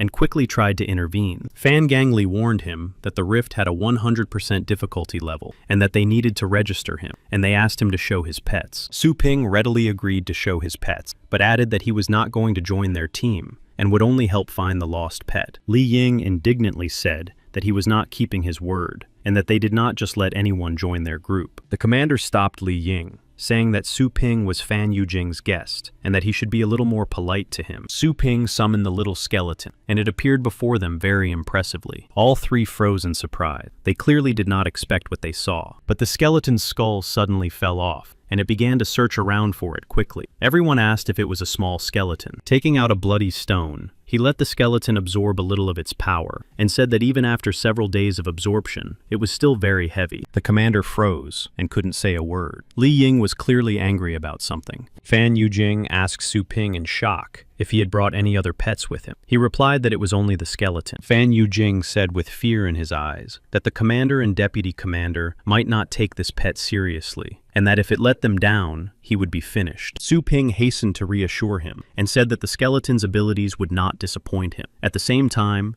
he patted the skeleton on the head. He ordered him to draw his sword, and the skeleton, lightning fast, applied the middle sword art. Everyone was surprised by his speed, and noted that the skeleton had already put his sword back in its sheath, and they hadn't even noticed anything. The ground beneath them suddenly collapsed into flat circle, and they found themselves on a pedestal. After that, Su Ping was quickly accepted into the revivalist group. He began the registration and identification process. Seeing his personal data, Fan Yujing was surprised that he had not yet been officially accepted as a master of fighting beasts. He was also surprised by his age. Li Ying told him not to get too excited about becoming a temporary employee, and that he would not have all the privileges of permanent employees. He also added that if he committed an offense, he would still be punished like a regular citizen. Fan Yujing proudly declared that if anything happened, he would help him, because he had all the privileges of a team member. Su Ping was already quite annoyed by his chatter, and then the huge doors of the Federal Passageway storage facility opened before them. Su Ping was very impressed by its scale. It was an amazing place. There were many suits for defense and means of attack. Commander Fan Gangli told Su Ping to choose something for his self-defense, and that it would be at his expense. He also said that it was all very expensive, hinting at their value. Su Ping said he understood. Some of it had been obtained from other planets, and was even comparable to special artifacts for cultivation. The commander said that there was little time left before the mission began, and asked if he had chosen something for himself. Su Ping said that he had chosen this thing, and pointed to something small. Everyone was surprised by his choice. It was the basic skills from the 1st to the 6th level for martial beastmasters. Li Ying laughed loudly, and asked who Fan Yujing had brought to the team. The commander could barely contain his laughter. Fan Yujing nervously told Su Ping to choose something stronger, but he replied that everything was under control, and that he didn't want to be indebted. The commander looked at Su Ping mysteriously, and couldn't figure out if he was a fool or a genius who knew his own strength. In addition to these combat skills, Su Ping was also given a suit with some small equipment. He asked what it was for. Fan Yujing replied that it was so he could withstand the attacks of 5th-level beasts, and that the Black Wolves could not disgrace themselves this time. They entered a rift that Su Ping had not yet been to. He asked if they knew anything about it. Fan Yujing said that this crevice was of rank B, and that there were demonic beasts here. He also said that there was no rare ore here. Upon hearing about the demonic beasts, Su Ping realized that this was exactly where he needed to be. He asked who else Fan Yujing had invited to replace the injured team members. All this time, they had been traveling on stone beasts. Fan Yujing replied that it was the second assistant who had a bad temper. Then, a severed bird's paw was thrown in front of them. This frightened the stone beast, and it suddenly stood up on its hind legs, causing everyone to lose their balance. Su Ping asked who was ahead. A silver-ranked passerby named Lin Mi-kun answered him. He said that they were very slow, and he was bored. This frightened Fan Yujing so much that he could barely stand on his feet, and still continued to boast about his strength. Su Ping still did not believe him. Lin Mi-kun asked the commander if he had really lost the fire-tailed fox. He confirmed this, and Lin Mi-kun said that with him, they would definitely find the beast. Then he looked closely at Su Ping and asked who he was and why he hadn't seen him in the database. The commander introduced Su Ping, and Lin Mi-kun said that he looked too weak for the harsh deserts. Su Ping asked what had happened earlier. Lin Mi-kun's face changed abruptly, and he said irritably that if they were afraid of even this, they had no business being in the deserts. The commander hastened to explain that Su Ping had considerable strength and was also a skilled master of combat beasts. Lin Mi-kun said that this was not enough, and that everyone in this territory had to obey him. He clearly did not like Su Ping's audacity. The commander said that it was not worth worrying about, and that he would take care of his people. Su Ping clearly did not like this guy, but frozen in fear, Lin Mi-kun noticed Su Ping's chilling gaze on him. It seemed to him that he was not just looking at him, but at a lifeless body. He wondered if this was really Su Ping's first time in such a place. Fan Yujing reassured Su Ping, explaining that the passers-by were all straightforward, and that he should not pay attention to Lin Mi-kun's rudeness. Su Ping agreed, and added that he thought the same as Lin Mi-kun. Entering the rift, they noticed that this planet was very dark. Lin Mi-kun said that he had not yet discovered any monsters. First, they had to cross a thick, dark forest. Lin Mi-kun ordered Li Yin to find a way through. Not far away, Li Yin noticed a small, unknown animal, but because of the fog, he couldn't see anything else. Commander Fan Gangli asked if it was possible to bypass this area, but Li Yin said that there were several dangerous animals on other routes, and that this was the best route. Lin Mi-kun said that he would go on reconnaissance with his snake beast and report if he found anything dangerous. He discovered the first beast. It was a star tiger tapir, approximately 5th level in strength. Lin Mi-kun said to get rid of it quickly. Commander Fan Gangli asked him not to make any noise, to which he replied that there would be no problem. But unexpectedly, Su Ping stopped him and said that he had noticed something else and asked for night vision goggles. Lin Mi-kun looked at him contemptuously and asked what he was talking about. He asked Su Ping if he doubted his decision. Su Ping explained that tiger tapirs rarely drink water. They get it from the bodies of other animals. The environment around them is very strange for this animal. Fan Yujing said that these animals live in the tropics, and it was very cold here. Li Ying said that he was absolutely sure that it was a tiger tapir. Lin Mi-kun said that they were both amateurs, and that it was just a regular tiger tapir. He ordered his beast, the Kodotan python, to attack the tiger tapir. But then the tiger tapir suddenly turned its snout toward the python,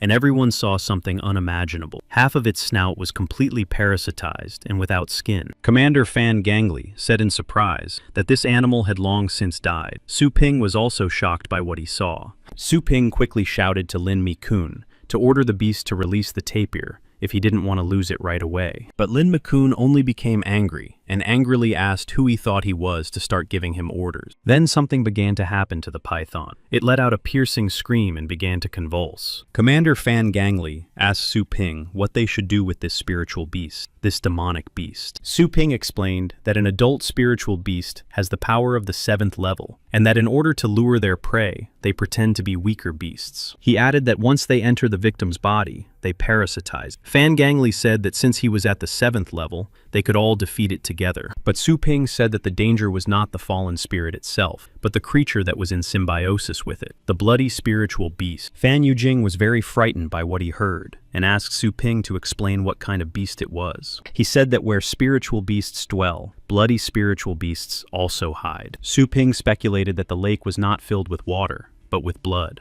Then, a huge eye emerged from the depths of the lake. Everyone realized that Su Ping was right, and that this was the habitat of the bloody spirit beast. Lin Mi-kun said fearfully that he had lost contact with his python and did not know what to do next. Su Ping shouted for everyone to run, because if this beast feeds on 7th level beasts, then it must be at least 9th level itself, and possibly the king of beasts. They ran with all their might, but the tentacles pursued them. They were rapidly catching up. Fan Gangly summoned a bloodthirsty demon wolf and a beastly winged dragon and ordered everyone to jump on them. They continued their retreat, but could not shake off their pursuers. Fan Gangly asked Li Ying to find a way to escape. He said there were two ways. One was to the east, but there were several unknown beasts there. The other was to the west, where it was safe. Fan Gangly said they had no choice but to go west. Lin Mi-kun shouted that he had lost his beast, and that it was better to go west. In a hurry, Fan Gangly decided to ask Su Ping what he thought about it. He said confidently and enthusiastically that they should go straight east. Lin Mi-kun replied that he was crazy. Lin continued, saying that they would not be able to cope with more monsters besides this blood spirit. Lin Ying agreed and said it would be better to retreat. But as if not listening to them, Commander Fan Gangly asked Su Ping again if he was sure of his choice,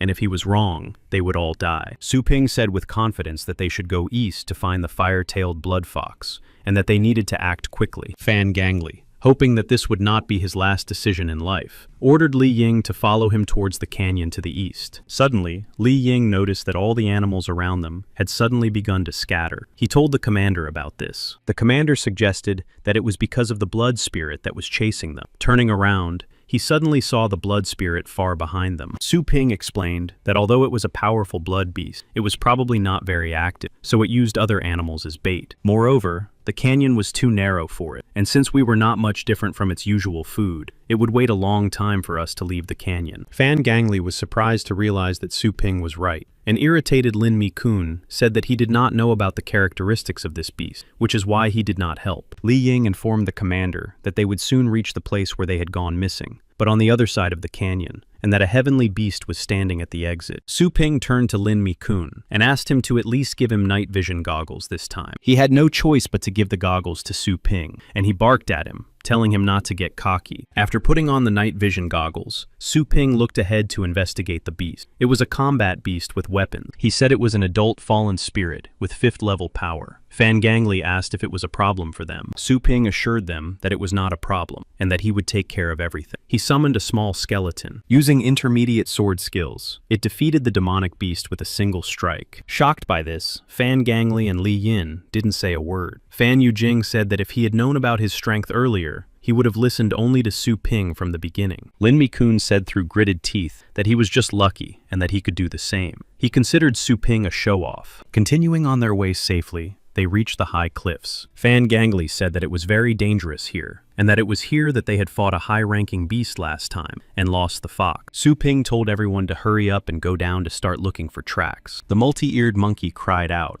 calling people to her. Fan Yujing said that she had found something. Showing something in her tail, everyone was surprised by her discovery. It was a metal arm, called a bracer. Lin Mi-kun said that the Black Mist group wore such bracers. Since they were expensive, only commander-level passers-by could afford them. Fan Yujing asked fearfully if the group's commander had fallen, how strong their enemy was. Su Ping asked to see the glove, but Lin Mi-kun arrogantly asked what he knew about special equipment. Su Ping firmly repeated that he should give him the glove. Lin Mi-kun, angry, told him not to get cocky, since everyone had obeyed him twice. Giving him the glove, he added that he was a silver-ranked passer, and that if one master in this dimension went missing, no one would even notice. He pretended to accidentally drop the glove on the ground, and told Su Ping to pick it up himself. Fan Gangly and Fan Yujing were surprised by Lin Mi-kun's behavior. The only one who was happy with this situation was Li Ying, who also disliked Su Ping. After examining the glove, Su Ping noted that the blood had long since dried, meaning it had been cut off a long time ago. There is a dangerous demonic beast somewhere nearby. Fan Gangly noticed the anxious expression on Su Ping's face and asked if it had anything to do with the bloody face they were looking for. Su Ping replied in the negative. He thought to himself that since the glove had been lying there for several days, the dangerous beast must be far away, and he exhaled. Lin Mi-kun laughed mockingly and commented that although Su Ping had deliberately made such a grimace, he had no thoughts at all. At that moment,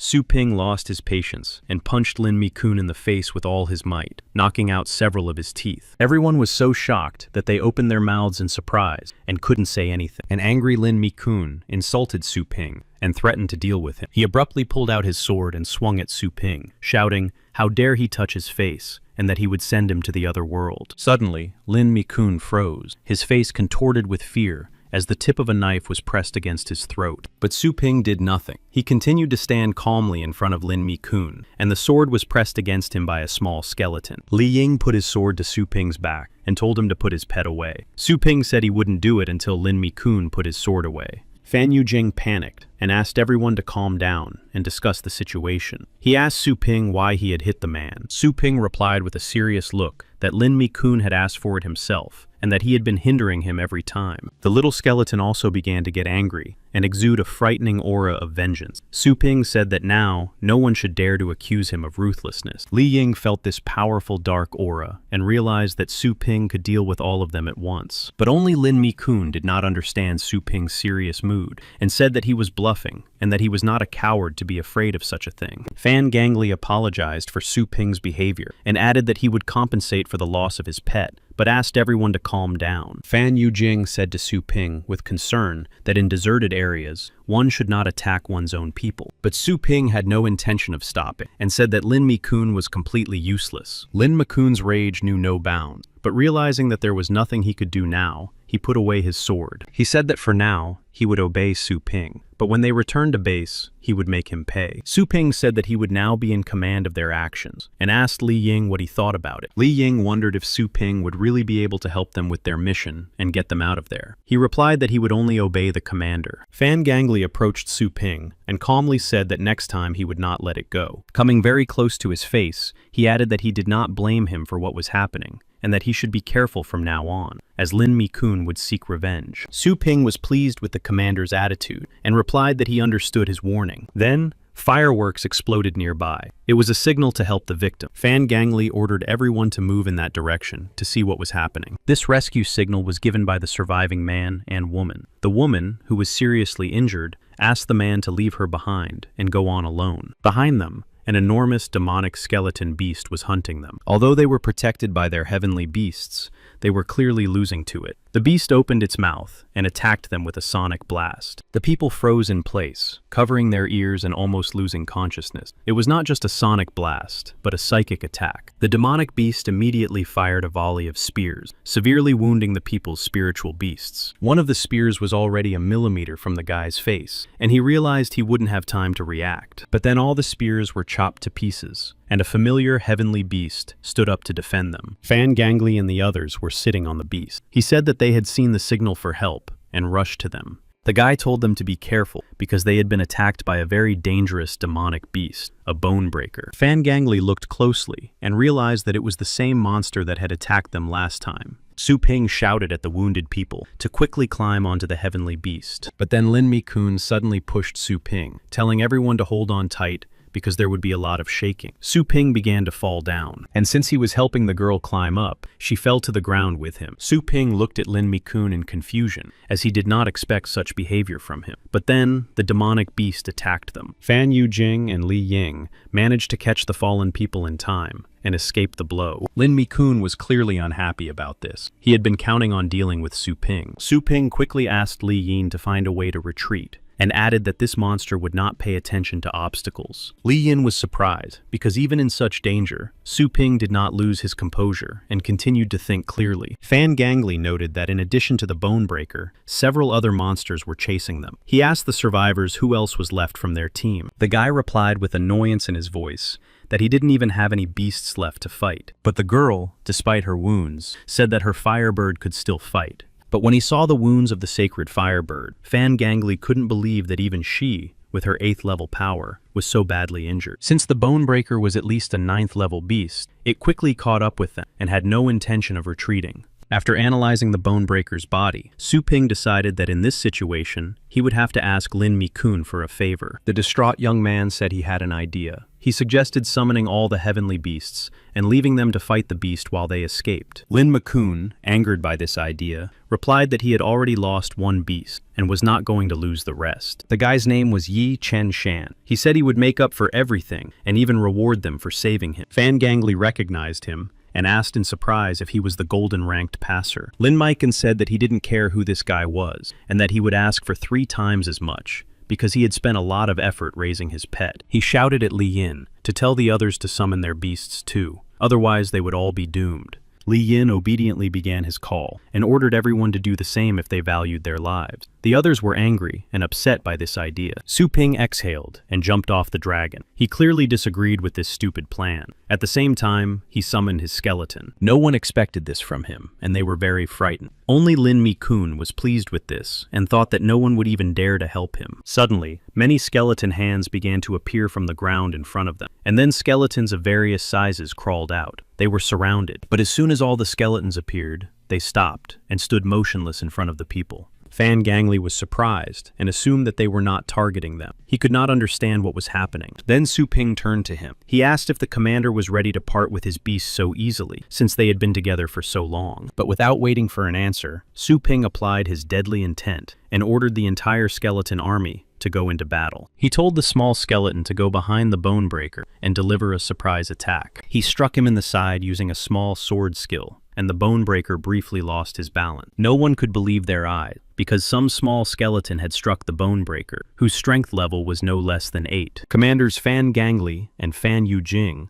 jumped off their beasts without hesitation and shouted that they were coming to Su Ping's aid. Li Ying doubted Su Ping's actions, but seeing the commander's determination, he was inclined to follow him. Lin Mi-kun stopped him, saying not to help that brat. Li Ying told him that either they would sit here and do nothing, or they would take all the credit for themselves. He was very angry about this, because he understood that there was no other way out. He thought to himself that even now, he was acting on the orders of Su Ping, whom he hated so much. And so, everyone summoned their divine beasts and prepared for battle. They all decided to attack at once.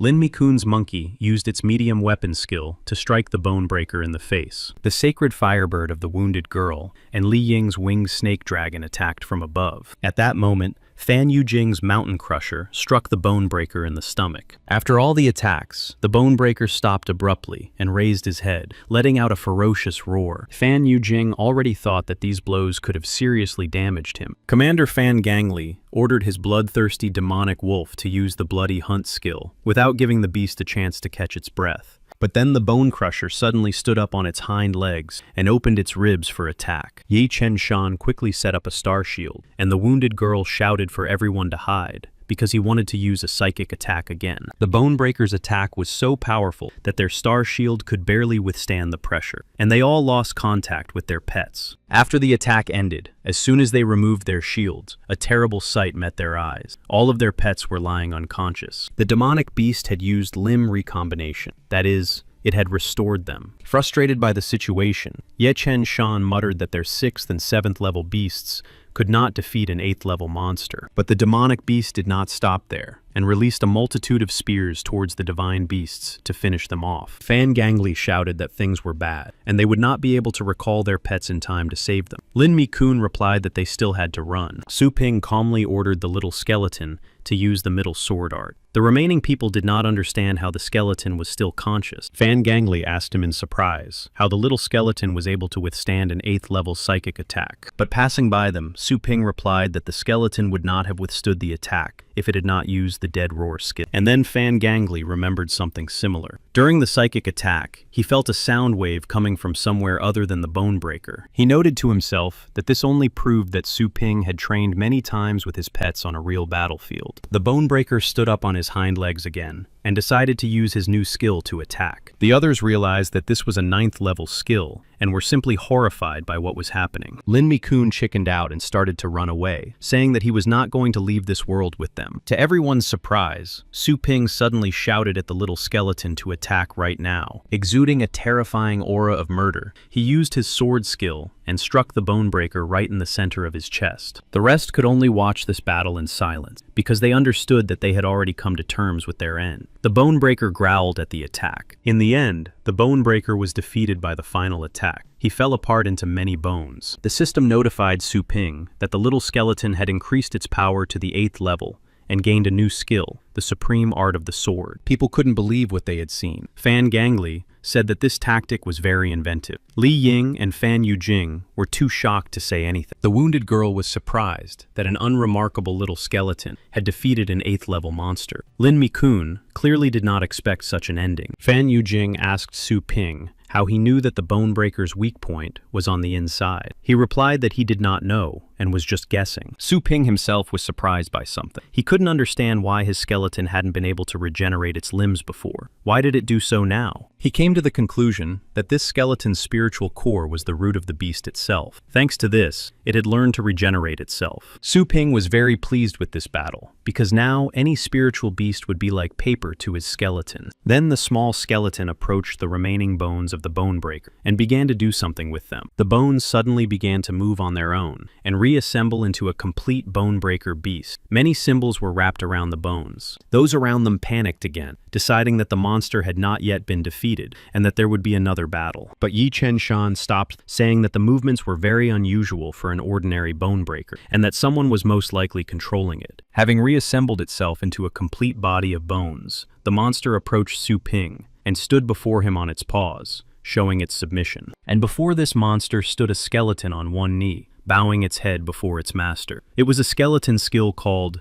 puppeteer. When Fan Yujing asked if it was his doing, Su Ping simply replied, yes. The answer clearly puzzled everyone. Fan Yujing continued to shout that this skeleton not only summoned an army of skeletons and defeated the monster, but also resurrected it. Fan Yujing asked Su Ping with fear in his voice how he had trained his pet so well. Interrupting him, Commander Fan Gangli said that they would find out all the details later and ordered them to continue searching for the fox. Su Ping stopped him and said that he had one unfinished business left. He calmly told the commander that it would be better to forget what he had seen later. The commander tried to stop him because he understood that something bad was about to happen. Su Ping headed towards Lin Mi-kun. Lin Mi-kun immediately understood that Su Ping wanted to do something to him and ordered him not to approach him. He held his star shield in front of him. Su Ping said he wasn't going to do anything and just came over to remind him to be careful. He repeated Lin Mi-kun's own words that desert areas can be dangerous and you always have to be on your guard. And then the skeleton severed part of his body. Lin Mi-kun immediately grabbed his shoulder and screamed in pain, shouting at Su Ping for daring to do this. Su Ping took the night vision device off his suit and threw it at Lin Mi-kun's feet. He added that he was only sparing his life because of the commander. As he left, he turned around. He quietly said that next time, he would finish him off himself if Lin Mi-kun didn't go to the other world first. Picking up his hand, Lin Mi-kun ran away in fear in an unknown direction. The commander breathed a sigh of relief. Fan Yujing asked with horror on his face what he had done and that it was clearly too much. At that moment, the wounded girl decided that Su Ping was evil and that it would be better for everyone left behind to leave him there. Li Ying explained to the two survivors that they were looking for a fire-tailed fox and asked if they had seen anything like it. Yi Chen Shan replied that he couldn't remember anything like that, but the girl said she thought she had seen traces of this fox. But then Su Ping noticed something nearby and decided to go there to take a look. They set off on the bone crusher. As they got closer, they saw a crater and something that clearly interested the little skeleton, and Su Ping noticed it. Quickly jumping down, the little skeleton ran to the crater. Su Ping asked the girl to lend him her signal weapon, and she gave it to him. Su Ping pointed it toward the crater and fired down. Thanks to the bright light, they discovered many unknown stones and something else. Looking closer, they finally saw a fire-tailed fox lying helplessly on the ground. Commander Fan Gangli happily said that they had found his pet, and everyone began to descend into the crater. Petting his found pet,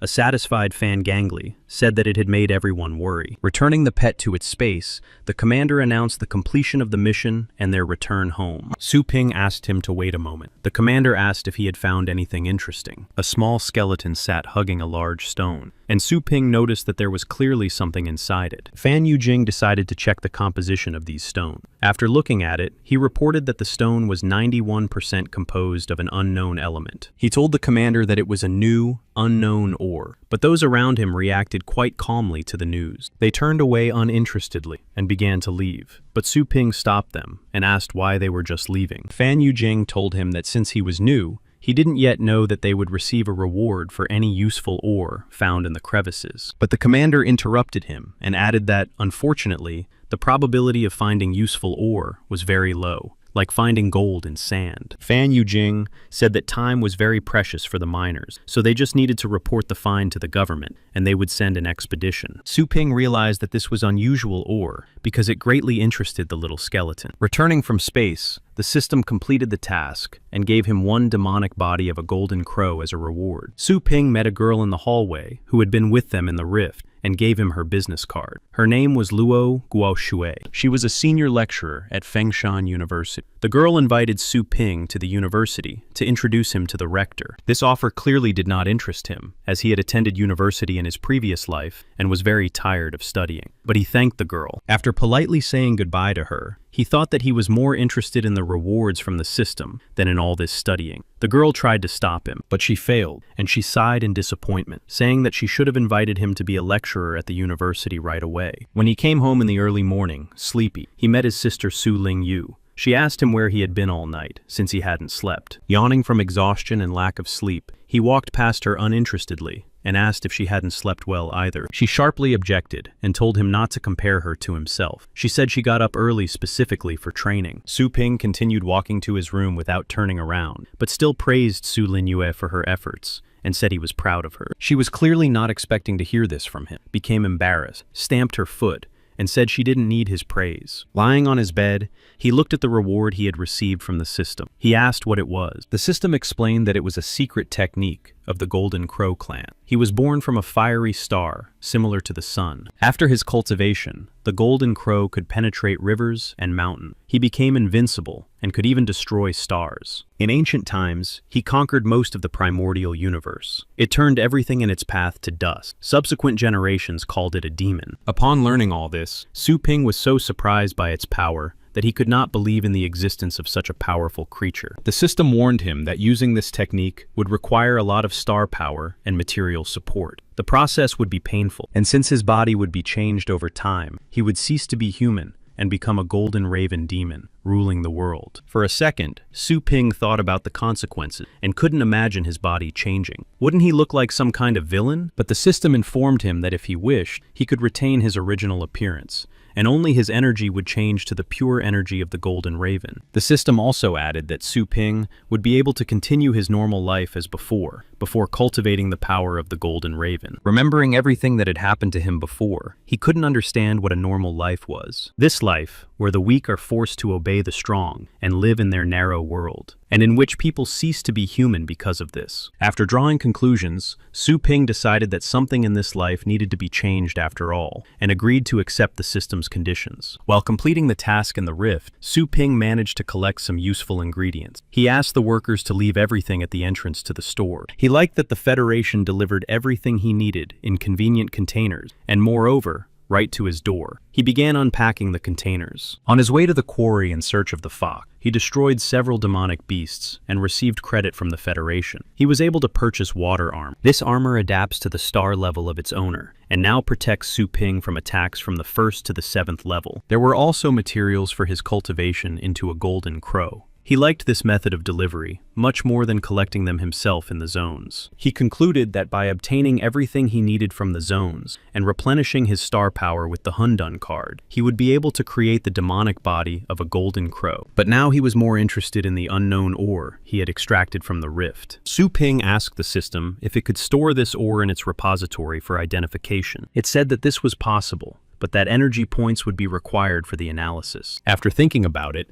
he suggested that the system convert the ore into new sections for animals. He would provide the necessary materials, and the system would give him a discount on further upgrades. To reassure the system, he added that he was only doing this for the sake of cultivating heavenly beasts. The system agreed. He would provide the necessary materials and pay only 20% of the original cost in energy points for the upgrade. The system suggested activating the 2nd level shadow section. It would increase the power of the demonic beasts and decrease the power of the heavenly beasts. After reading all the characteristics of this section, Su Ping definitely wanted to install it, even though there were some minor side effects. He already had some of the materials needed to activate this section, but he still lacked energy points. In order to increase his energy points, he would have to go to the cultivation zone, but to do so, he would have to close the store for a short time. Su Yanyin was walking around the city when she saw that the owner of the pet store was calling her. She was pleased that the owner had called her personally. Su Ping asked her if she was satisfied with the current power of the Thunder Mouse. She sincerely said that she was very satisfied with it, and now did not know how to thank him for it. Su Ping told her that he needed her help, and asked if she could come to him right away. She was very happy about this,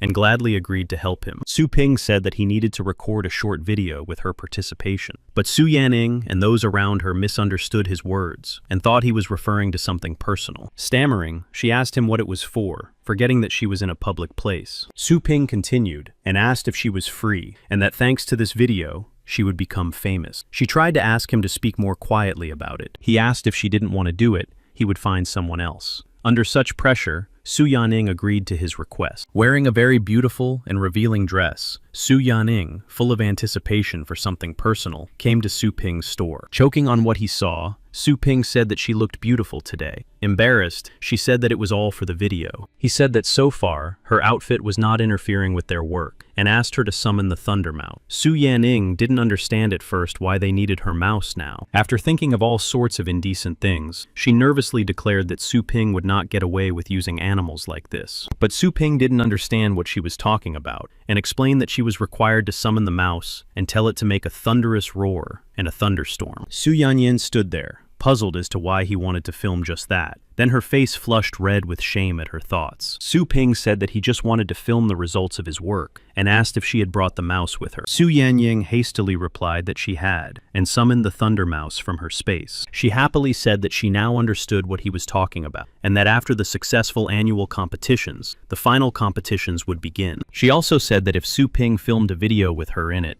it would be great advertising for his store. She also mentioned the champion Yi Hao in her battle. Su Ping asked who Yi Hao was, and why she had to fight again if she had already won last time. She said that he was a champion who had a 9th level beast, and that she was already satisfied with the result, since she had made it to the top 2 strongest champions. This pleasantly surprised Su Ping, because he didn't think there would be anyone strong enough to defeat the Thunder Mouse he had trained. When he arrived at Fengshan University, Su Ping noticed that thunder mice were very popular there. Su Yanyin explained that this happened after her last victory in the competition. She asked him if they would first distribute flyers for advertising. He explained that it would be useless here, because there were no talented people here, and that they were just following trends. He also added that the prices in his store would scare them away. Su Yanyin remembered the time when the owner did not accept money from her just like that, and she felt a little discouraged. Passing by a crowd, Su Ping heard people talking about passers-by, and that someone had already been invited to the coolest teams, and recruitment was over. Among all these enthusiastic people, a blonde man named Yi Hao suddenly noticed Su Yanning passing by.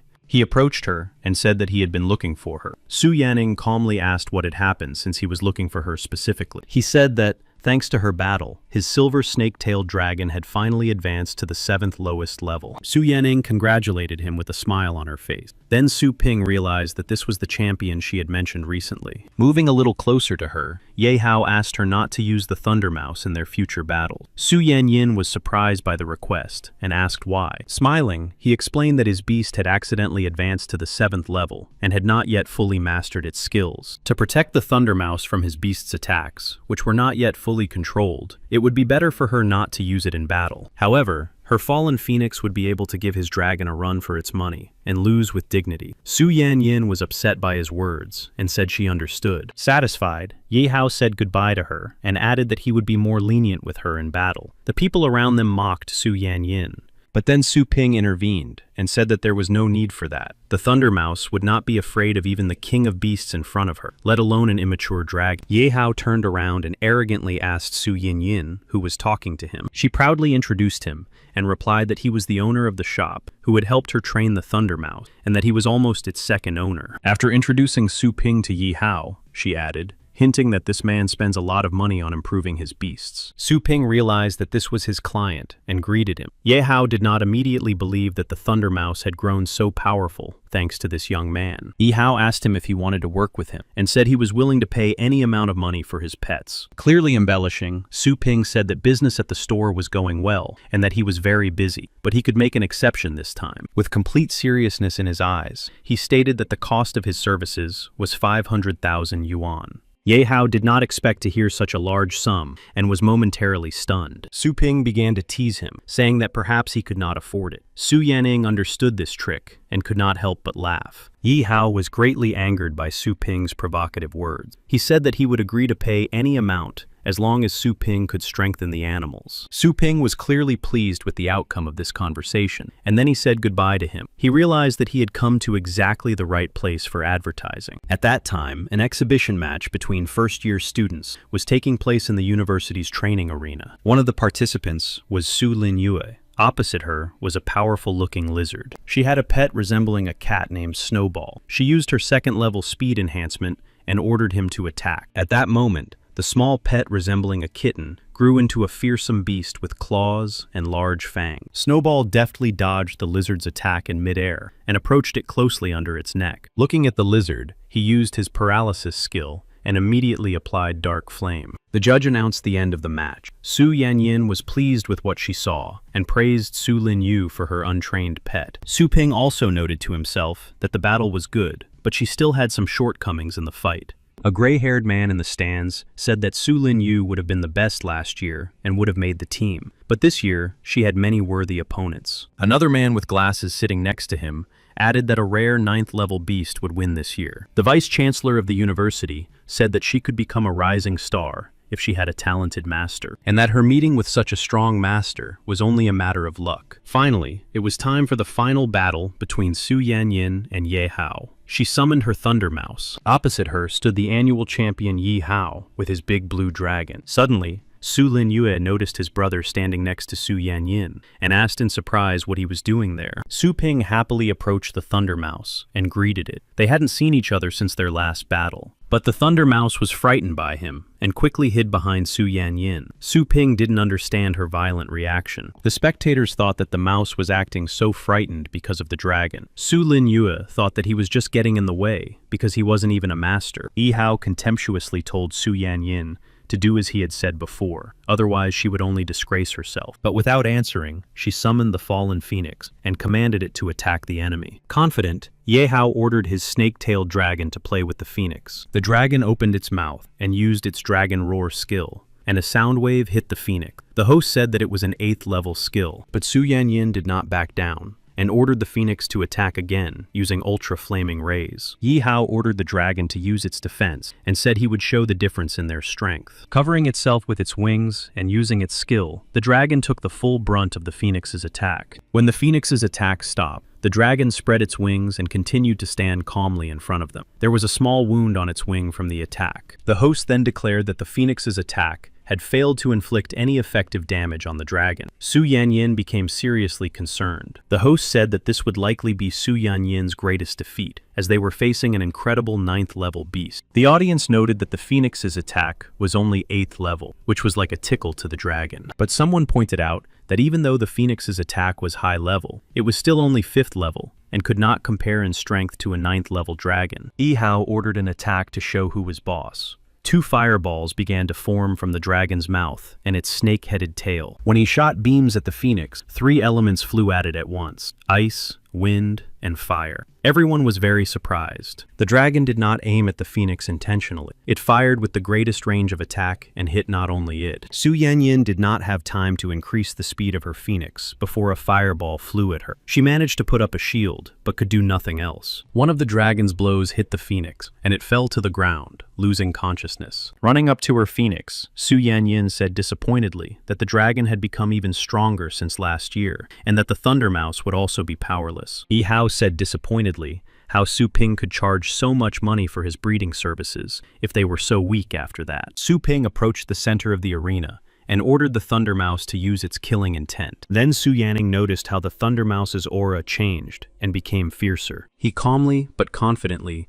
gave it the order to tear the snake-tailed dragon apart. Using its incredible speed, the Thunder Mouse was in front of the dragon in the blink of an eye. Using the Undead Claw skill, it delivered a powerful blow to it. The host enthusiastically announced that the Mouse King had finally entered the arena. Yi Hao reacted calmly, but noted to himself that the Thunder Mouse was acting faster than in its previous battles. The host said that the mouse's blow was able to pierce the dragon's strong chest, and that the aura of the Undead Claw was suppressing the dragon's resistance. Ye Hao realized that this battle would make his victory even more phenomenal. He increased his pet's power to the 4th level. He ordered the dragon to use the Frost Step skill, and it began to cover the entire surface of the arena with ice. Completely surrounded, the mouse froze in place. The host said questioningly that this was probably the end of the fight, since the mouse couldn't fly. Su Ping and Su Yanyin were almost frozen by this attack. Su Ping ordered the mouse to use the very technique he had taught her. He said that the dragon's weak point was its mouth. The mouse used 10 thunderous bends and broke the ice in front of her, clearing the ground. Then she used multiple residual divisions to create clones. When Yahello saw the 3 clones, he said that one of them must be the real one. He confidently assumed that the real one was the one covering herself with thunderous armor. When he hit that mouse, it simply disappeared, but the clones continued to move forward. Yahello was very surprised by this, and in a panic, decided that the mouse on the side was the real one. He ordered the dragon to attack that mouse, but it also disappeared in the dragon's paws. Yahello did not understand what was happening. Su Ping, who was calmly watching what was happening, said that all 3 clones were just distracting him. And then Yahello saw another thunder mouse behind his dragon's back, and it was the real one. The thunder mouse used its undead claw and struck the dragon's mouth. The host shouted that this was the dragon's only unprotected spot. The audience couldn't believe what was happening. They couldn't believe that a 9th level dragon was losing to a thunder mouse. Yahello was angry and couldn't understand how the thunder mouse's fighting style had changed so much since the last fight. Looking at Su Ping, he assumed that it was all down to him and his training. He was even more angry that if he lost, everyone would decide that his previous victory in the championship was just luck. Yahello ordered the dragon to attack Su Yanyin directly to end the fight at once, but she couldn't move because of the ice. Su Ping said that this was not a very honorable thing to do in a fair fight, but a sudden attack by the Thunder Mouse prevented the dragon from finishing its attack. The announcer shouted that the dragon's jaw was injured again. No one believed that this was real, because the dragon instantly collapsed to the ground, unconscious after this attack. There was still a deathly silence in the arena. The spectators said it was a disgrace for Yahello. Su Linyue did not understand how this happened. Yahello himself still could not recover. He could not understand whether the mouse had been deliberately hiding its abilities all this time, or whether it was Su Ping's doing. The host declared Su Yanyin the winner of the battle. She continued to melt the ice that bound them, but Su Ping quickly broke it with his power. He confidently asked Yahello if he was now satisfied with his power, and reminded him that he owed him 500,000 yuan. Yahello replied that he would transfer the entire amount to him later. He asked Su Ping if his dragon could become as strong as the Thunder Mouse. As he left, Su Ping said it was possible, but it was up to him to decide when he wanted to start training him. After this battle, Su Ping attracted the attention of many. Someone immediately noted that he was a very interesting person. Hotzi said that she realized that Su Ping had been controlling the mouse all along, and that he wasn't even afraid of the footsteps. She was upset that her team was already full. When the vice principal was asked what class Su Ping was in, he replied that they should ask him about it themselves, and that he was very shy. But to himself, he regretted not knowing this student. He did not understand how this student's mentor could not report on his strength to him. Su Ping and Su Yanning were invited into the vice-chancellor's office. She insisted that Su Ping show respect to important people and greet them. Su Ping confidently poured himself some tea and said that he wanted to talk to the vice-rectors of the university. At that moment, several people entered the office. Even the vice-rector spoke politely to the man with a long gray beard. At that moment, Su Yanning tugged at Su Ping's clothes, pulling him up from his chair. Su Ping saw the people and asked her who had entered the room. Standing in front of them were the commanders of the Shadow and Iron Hand squad, and in the center stood the very same commander of the White Crane squad, with a long gray beard. Su Yanning noted that they all exuded a powerful aura. The man with the long beard laughed cheerfully and commented that youth was beautiful. The vice principal assumed that Su Ping was a second-year student and asked who his teacher was. He offered to place Su Ping in a first-class dormitory. The girl standing next to him laughed and replied that he was not their student. Su Ping looked at the girl and recognized her. She was the one who had been with him in the dimension on his last mission. But the enthusiastic vice-chancellor said that he could now triple his university enrollment, and that upon graduation, they would give him a high-ranking beast as a gift. Hearing about free tuition and a high-ranking beast as a gift, Su Yanyin couldn't hide her surprise. The commander of the Shadow Squad immediately realized that the vice-chancellor was only pretending to know this student. Su Ping calmly declined the vice-chancellor's offer while sipping his tea. The vice-chancellor was surprised by his refusal of such good conditions and offered him a monthly scholarship. The girl next to him interrupted him. She told the vice principal that this was the very same guy who had defeated the Bonebreaker and saved her and Che Chen Xian from the rift. The vice principal couldn't hide his surprise, because the legendary hero was right in front of him now. Su Ping poured himself some tea,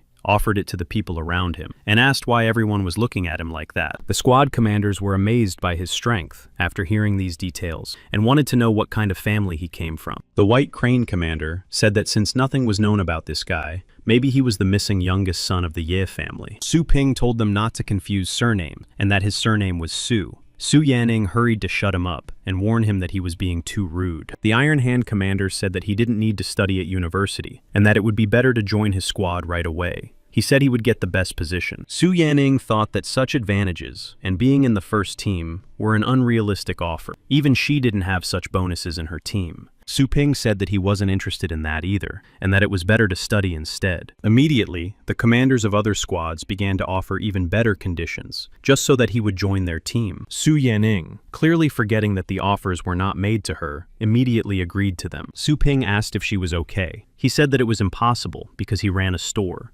The girl who had saved them from the rift turned on all her charm and asked Su Ping if he would like to become a distinguished professor at their university. Su Ping and Su Yanning, shocked by the offer, asked her again at the same time. Su Yanning understood that in order to become a teacher, one must have at least a 7th level qualification and pass a bunch of exams. The girl said that he would only teach one class a week, have all the privileges, and have access to all campus resources. Su Ping suddenly remembered that rare materials were needed to cultivate the body of a golden crow, and this could save him a lot of time. He also noted that with a teaching license, he would be able to sell other goods in the store, and so he agreed to the offer. And then, at some point, Su Ping was buried under a pile of papers so high that he couldn't even be seen. Lu Guoshui kindly explained that this was all he needed to learn in order to pass a few tests before being accepted as a teacher. Su Ping wanted to give up on the idea, but the rector stopped him and added that there was no doubt about his skill and that he would be able to master teaching with time. Su Ping suspected something was wrong with his words and asked the rector what he meant. The rector explained that he only needed to pass a specific test to assess his strength, and that this was necessary in order to assign him specific students. Su Ping immediately understood that the rector wanted to test his full strength, and that he was hinting at the payment of benefits in such a case. He asked what kind of test it was, and so they found themselves in a high-level training hall. The rector said that Su Ping just needed to fight this machine and hold out for a minute. The rector also said that he had to fight using only his own strength, without the help of heavenly beasts. Lu Guoshui thought this was impossible, as she herself had only lasted 30 seconds on this test. Su Ping thought this was a great opportunity to test the fruits of his training. The fight began. Dodging the machine's barrage of lightning bolts, Su Ping tried to get closer to it. At one point, he had to put up a star shield because it was impossible to dodge all the blows. But the shield could not withstand the machine's intensified attack, and Su Ping was knocked away by the blow. The rector noted that he had held out well for the first 10 seconds, but his star shield was very weak. After landing on his feet after the last attack, Su Ping unexpectedly found himself in the range of another attack from the machine. Something suddenly lifted him into the air, where he couldn't dodge the attacks. At that moment, a multitude of ice shards flew at him. All these shards began to pierce Su Ping. He couldn't even resist. The rector said that it looked like the battle was over, as 20 seconds had already passed. He was not particularly pleased with the result, as he had expected more from him. And then Su Ping began to fall from a height, but the machine did not stop. It used spikes to grab him. After that, the machine opened its mechanical mouth and began to use a new attack. A ball of fire began to form in its mouth. Luo Guoshui realized that Su Ping couldn't resist and shouted that it could be dangerous. And then, a powerful, continuous stream of fire hit Su Ping, completely covering him in flames. Luo Guoshui asked the rector to stop the battle because she was worried about Su Ping. The rector replied that he had not yet called for help, which meant he was ready to continue the battle. He noted to himself that the machine would increase the level of this attack to its highest in 5 seconds. In case of danger, he would stop it. Su Ping used his water armor in time and covered his entire body with it, but he knew that the armor would not hold out for long and that he was severely bound. After 5 seconds, Luo Guoshui became seriously concerned because the machine still hadn't stopped and continued to attack. She turned to the rector. He replied that 10 seconds had already passed, and that the flame was most likely already at the 8th level. He couldn't understand why Su Ping wasn't reacting to the flame. At that moment, Su Ping himself froze motionless. The rector was worried that he had lost consciousness from the attack, but Su Ping exhaled quietly, and his face suddenly began to be covered with golden cracks. His eyes were flooded with gold, and the cracks only increased in size, as if removing his human shell. Using an unknown powerful aura, he was able to free himself from the vine that was holding him and stop the fiery attack. His clothes were torn. Sinking to the ground, he quietly said that he was tired of this machine. In the blink of an eye, Su Ping was close to the machine in one leap, despite the new fiery attack. With a single punch, he inflicted irreparable damage on the machine, and it stopped its attack. Luo Guoshui and the rector couldn't believe what was happening, as no one had ever been able to fight back against this training machine before. Everyone who had taken this test before had been defeated in less than a minute, but Su Ping not only held out, he broke it.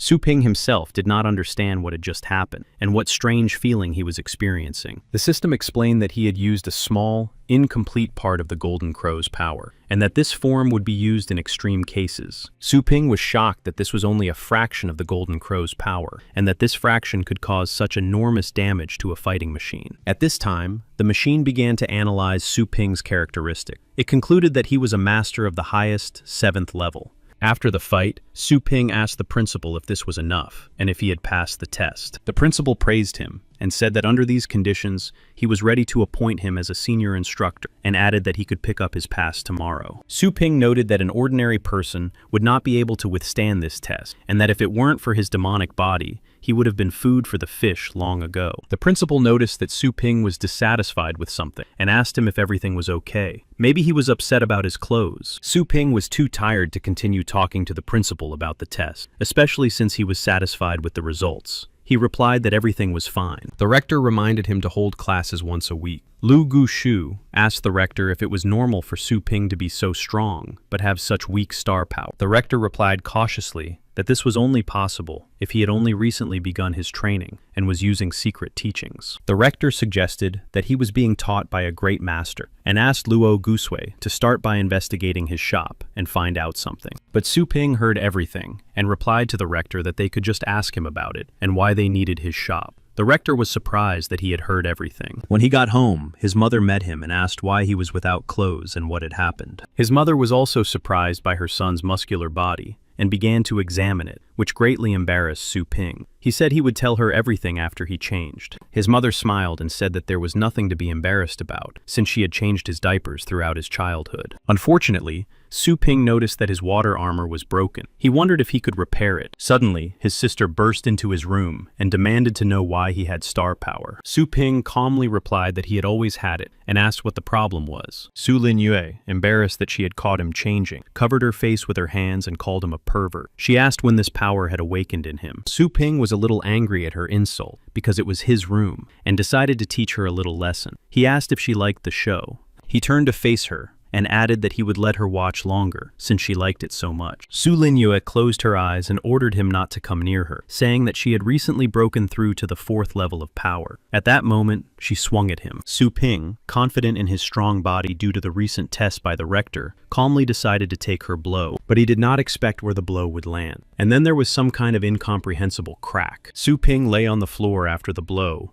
and did not understand how this was possible, since his defense was at the 8th level. The system explained that this was due to the incomplete form of the Golden Crow, but in his normal human form, his defense was at the 3rd level. When everyone was sitting at the table, his mother asked when his power had awakened. She also asked about his heavenly beasts and what their properties were. Su Ping, unaccustomed to such interest, replied that his power had awakened recently and that he only had a small skeleton with below-average properties. His mother replied that she could buy him a beast with more power. Su Lin Yue objected, saying that he had only recently awakened and that it would be too difficult for him. She also said that the more expensive the pet, the more expensive the food it needed. Su Ping would not be able to feed it with his small income. His mother asked anxiously if he had any more money to pay the store's utility bills, and asked him not to take out any more small loans. Su Ping replied that he hadn't earned much recently, and decided to show them his bank account. The account had over 500,000 yuan. This figure greatly surprised his mother and sister, and they asked him where he got so much money and whether he had stolen it. He replied that the Thunder Mouse was gaining popularity and had been advertised at the university, but he knew that he had converted even more into points. His mother breathed a sigh of relief and added that now she didn't have to worry about him anymore. She added that Su Lin Yue could learn how to make money from her brother, but she only objected and said that her brother was and always would be behind her. Su Ping smiled and replied that he would definitely take care of his sister. The next day, when Su Ping was working in the store, an unfamiliar girl came up to him. She turned to him and asked if he was the master who had raised the Thunder Mouse. Su Ping realized that after the advertisement, his first customers had come to him. He replied that yes, it was him, and asked what she wanted, food or pet enhancement. She replied very arrogantly and insistently. She said that she had 4 beasts, and they all had to become stronger than the Thunder Mouse. Su Ping noted that the girl was not very polite. He politely explained that the story with the mouse was a limited service, and that now there was only regular breeding. She asked what the effect of regular breeding would be, but to herself, she noted that the Thunder Mouse was truly unique. Su Ping explained that he would only slightly enhance the characteristics of a low-ranking pet, which he could take for 10,000, and a high-ranking one for 100,000. The girl was surprised by his unprofessionalism. It seemed to her that this owner was deceiving her, and that she should have nothing to do with him. The girl turned around and said that she would go somewhere else because of her doubts. Su Ping tried to stop her. Then he received a new assignment due to the buyer's doubts and the loss of the store's reputation. He offered the girl professional pet breeding. According to the description,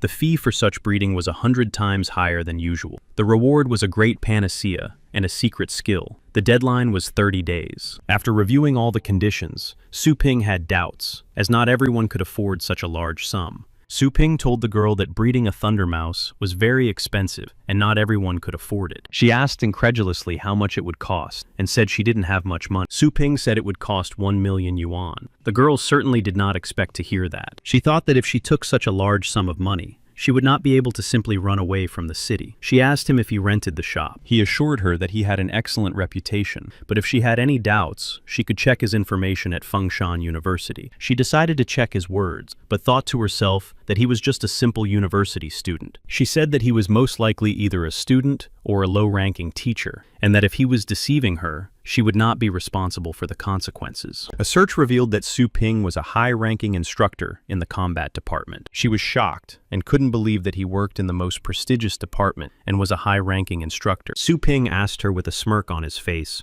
who she was trying to threaten earlier. She blushed with shame and apologized for her behavior, adding that she really hoped the teacher wasn't offended by her. He noted that having a license was very convenient. He told her that she could come back later and pay the full amount for raising her pet. She was delighted with Su Ping's calm reaction and noted that she really didn't have much money. From her dimension, she summoned a pet in the form of a large pig with a long tail and a spike at the end. 1 million yuan was transferred to the store's account. Su Ping couldn't believe that she had transferred such a large amount just like that. Seeing his shocked face, the girl asked, upset, if there was something wrong with her. She said she would give him a gift later as an apology, but Su Ping was happy to have such a wealthy customer and decided to overlook her recent behavior. He told the girl not to worry about it and that he would start working on it right away. She would be able to pick up her pet in a month. The girl was very surprised that he had simply let her insult him earlier and that in just a month he would be able to increase her pet's strength. She thanked him and left the store, calling him her teacher. After the girl left, Su Ping thought about where to spend 10,000 energy points. Should he improve the spirit pool or the shop itself? He understood that in order to enter the cultivation zone and improve his pet, he would need to spend 1,000 points at a time, and he would need to enter the zone at least twice. The system added that if he upgraded the shop to the 2nd level, he could obtain cultivation space and shadow cloning. Shadow cloning meant that both he and his clone could cultivate and grow pets at the same time. Su Ping realized that this was a great opportunity to cultivate beasts continuously. Although he would have to pay half the price for this method, unexpectedly, a huge crowd of people gathered near the store, looking for the owner. Su Ping jumped with surprise and joy, because all these people were his new customers. They all asked for the same thing, for Su Ping to strengthen their celestial beasts. Encouraged by the new work, Su Ping agreed to accept them all, because it was a great opportunity to earn extra money and improve the store's reputation. And so Su Ping went to the Star Fragment cultivation space, taking several pets with him. The system informed him that in order to activate shadow cloning for the first time, he had to complete the full cultivation of the pets. After deducting 200 energy points, a body began to form next to Su Ping. It was an exact copy of, and even the pets themselves took him for another owner. But it seemed to him that this clone was not at all like him. At the same time, the clone repeated everything the owner did. In this zone, it was possible to cultivate fire beasts, and for this, it was necessary to find fire attributes. Moving further into the zone, they reached the underground lava. Su Ping was clearly pleased with the situation. Su Ping cheerfully slid from the top straight to the foot of the lava lake. He ordered all the pets to follow him, which they were clearly not happy about. Approaching the edge, he was surprised to find that the heat from the lava did not scare him at all. It was the same when he fought the war machine at the university. Even though the temperature of the fire there was also deadly high, Su Ping decided to try touching the lava. The heavenly beasts became very anxious because of his action. He wanted to test the theory that the appearance of the golden crow was connected to the element of fire. He knew he still had resurrections left, and reached out his hand toward the lava. At that moment, the lava obediently flowed around his body, preventing him from getting burned. Su Ping was very pleased that his theory had been confirmed. Meanwhile, Su Ping's clone tried to touch the lava and completely burned his hand. Su Ping told him not to even try to repeat what he had done. The clone used his power and regrew his hand as if nothing had happened. Taking off all his clothes, Su Ping went straight into the lava lake and ordered the clone to throw all the animals into the lava to him so that he could begin cultivation. Creating a few more hands, the clone grabbed the pets who tried to escape when they learned of the plan. Su Ping, meanwhile, relaxed as if he were in a bath. The clone threw the pets into the lava with Su Ping, and they immediately went to the other world. Su Ping, watching this scene, doubted their fire type and then resurrected them. After that, the beasts were resurrected many times and fell back into the lava. After a while, they achieved their improvement. They all acquired fire-type skills. After returning to the store, they demonstrated these skills to their owners. People were so happy that their pets had learned new skills in just one day that they began to loudly praise Su Ping and thank him. Seeing the results with their own eyes, other people began to crowd at the entrance to sign up for pet cultivation, food purchases, and breeding. Satisfied, Su Ping asked everyone to line up and assured them that he would accept everyone. After serving everyone, he earned 258 energy points. After filling all the sections for animals, he realized that he would be able to recover the energy points he had spent last time much faster. He couldn't buy more sections because the maximum number had been reached. The system suggested upgrading them to the second level and spending points. Su Ping immediately refused to upgrade the sections because he understood that his priority was to improve the characteristics of the Tianxiang pig. But he thought it would be a shame to go to the high-level cultivation zone with only one beast. And then he decided to upgrade the Chaos Spirit Pool. The system deducted 10,000 energy points for this. The upgrade was successful. Each use required 1,000 energy points, and there was a small chance of encountering the King of Beasts. Last time, he got a small skeleton, and this time, Su Ping asked the system to give him a medium 6th-level pet instead of the King of Beasts. Unexpectedly, the sky above the store was covered with clouds, and bright red lightning began to flash. People couldn't understand what was happening with the weather, and became very agitated about it. Lightning struck the store sharply and hit the pool gate directly, creating a strong wind that swept away everything in its path. A huge cloud of steam and fire formed in front of Su Ping. It was a complete surprise to him. A luminous snake of purgatory appeared before him. It was large with a fiery mane. The beast was of the 9th level and had the strength of the 3rd level. It looked very ferocious, even despite its young appearance. Su Ping was very happy to have encountered such a beast. After all, it was almost the king of beasts, and he patted it on the head. But since dragons have an unspoken rule not to let weaklings touch their bodies, especially their heads, it spat a tongue of flame at Su Ping. Dodging the attack, Su Ping noted that, although it was small in stature, it had the right character. He grabbed it by the mouth with his hand and said that, unfortunately for it, he was invincible in the store, and that it should obediently blink if it wanted to sign a contract with him. The dragon quickly blinked, and after successfully signing the contract, it lay on the floor of the store, obediently shedding tears at such treatment. Then Su Ping received a notification that he had a lecture scheduled at the university tomorrow and was asked not to be late. The next day at the university, the director of the combat department looked at his watch angrily and said that this new teacher was almost late. Luo Guo Shui apologized, explaining that the new lecturer had probably gotten lost on campus and asked him to wait for him in the lecture hall. The director of the department arrogantly said that he had left the university for a short time on business, and she dared to recommend an unknown guy to their department. She prayed silently that Su Ping would make it on time, and replied to the director that she would accept any punishment if he was late. Before she could finish speaking, Su Ping suddenly landed right in front of them. Luo Guoshui was delighted to see him, but the department director asked warily if this was the newcomer to his department. Su Ping thought to himself that it was fun to get to the university on the back of a dragon. At that moment, the students sitting in the hall were discussing the new teacher and suggested that he was a relative of the director. Su Lin Yue was among the students. All this talk that he was most likely the director's son greatly distracted her from her training. Unable to bear it any longer, she sternly replied that even if the teacher was young, it was a good indicator of strength, and that they should just train in silence. Her classmates sarcastically replied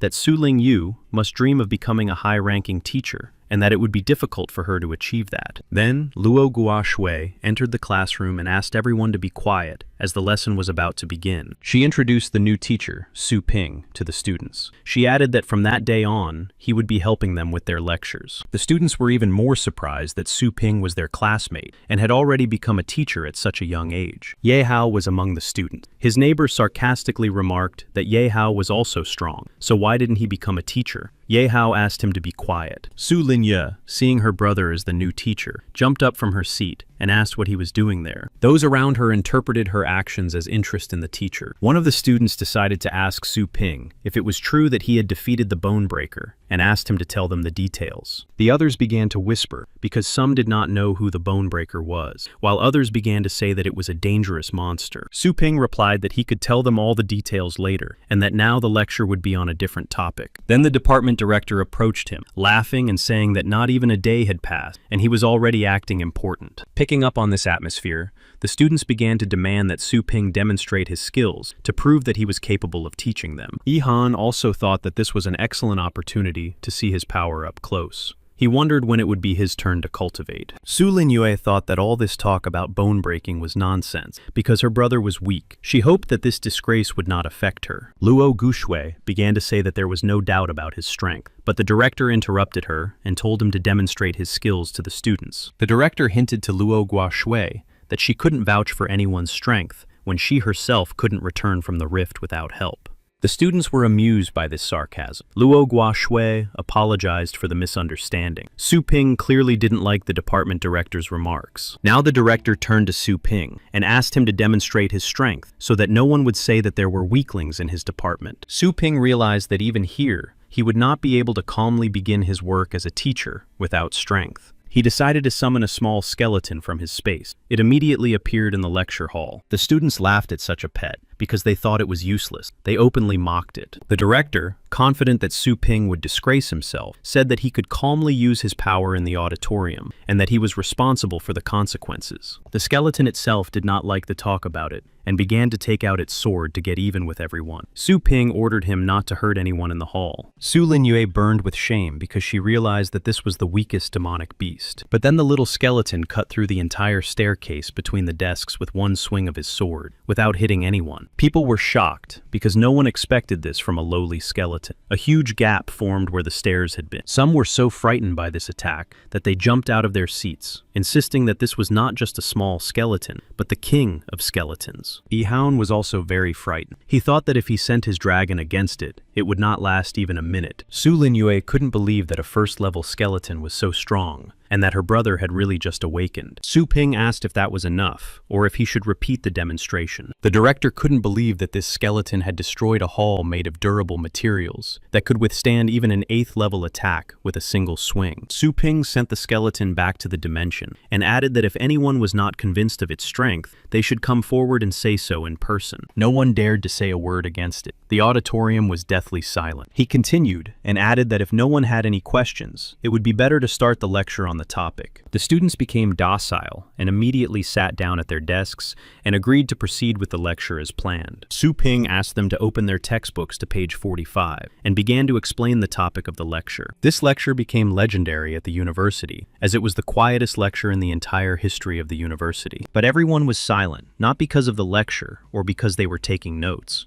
Everyone was staring at the deep crack and couldn't believe what had happened. After the lecture, Su Ping was driven to the store by the university president himself. He said distantly that it was an honor for an ordinary teacher. The president said he was aware of what had happened and that he was extremely pleased with the situation. He called him one of the university's talents. Su Ping did not understand why he was following him. He decided that the president would demand compensation for the cost of the auditorium. Unexpectedly, Yi Chen Shan approached the store and greeted him. They all went into the store. Su Ping made tea for everyone. Sitting at the table, he noticed that the store was too quiet today, and that there had not been a single customer all day. Ye Chen Shan said that he had asked everyone to leave because he needed to discuss something confidential with him, and that he would compensate him for the day. Su Ping realized that he could take advantage of this, and hinted to the rector that he would be busy now. The rector also quickly replied that he had business with Su Ping. The rector said in all seriousness that a global elite league tournament would soon take place. It is held once every 3 years and is open to masters of combat beasts of the 7th level and below. As a reward,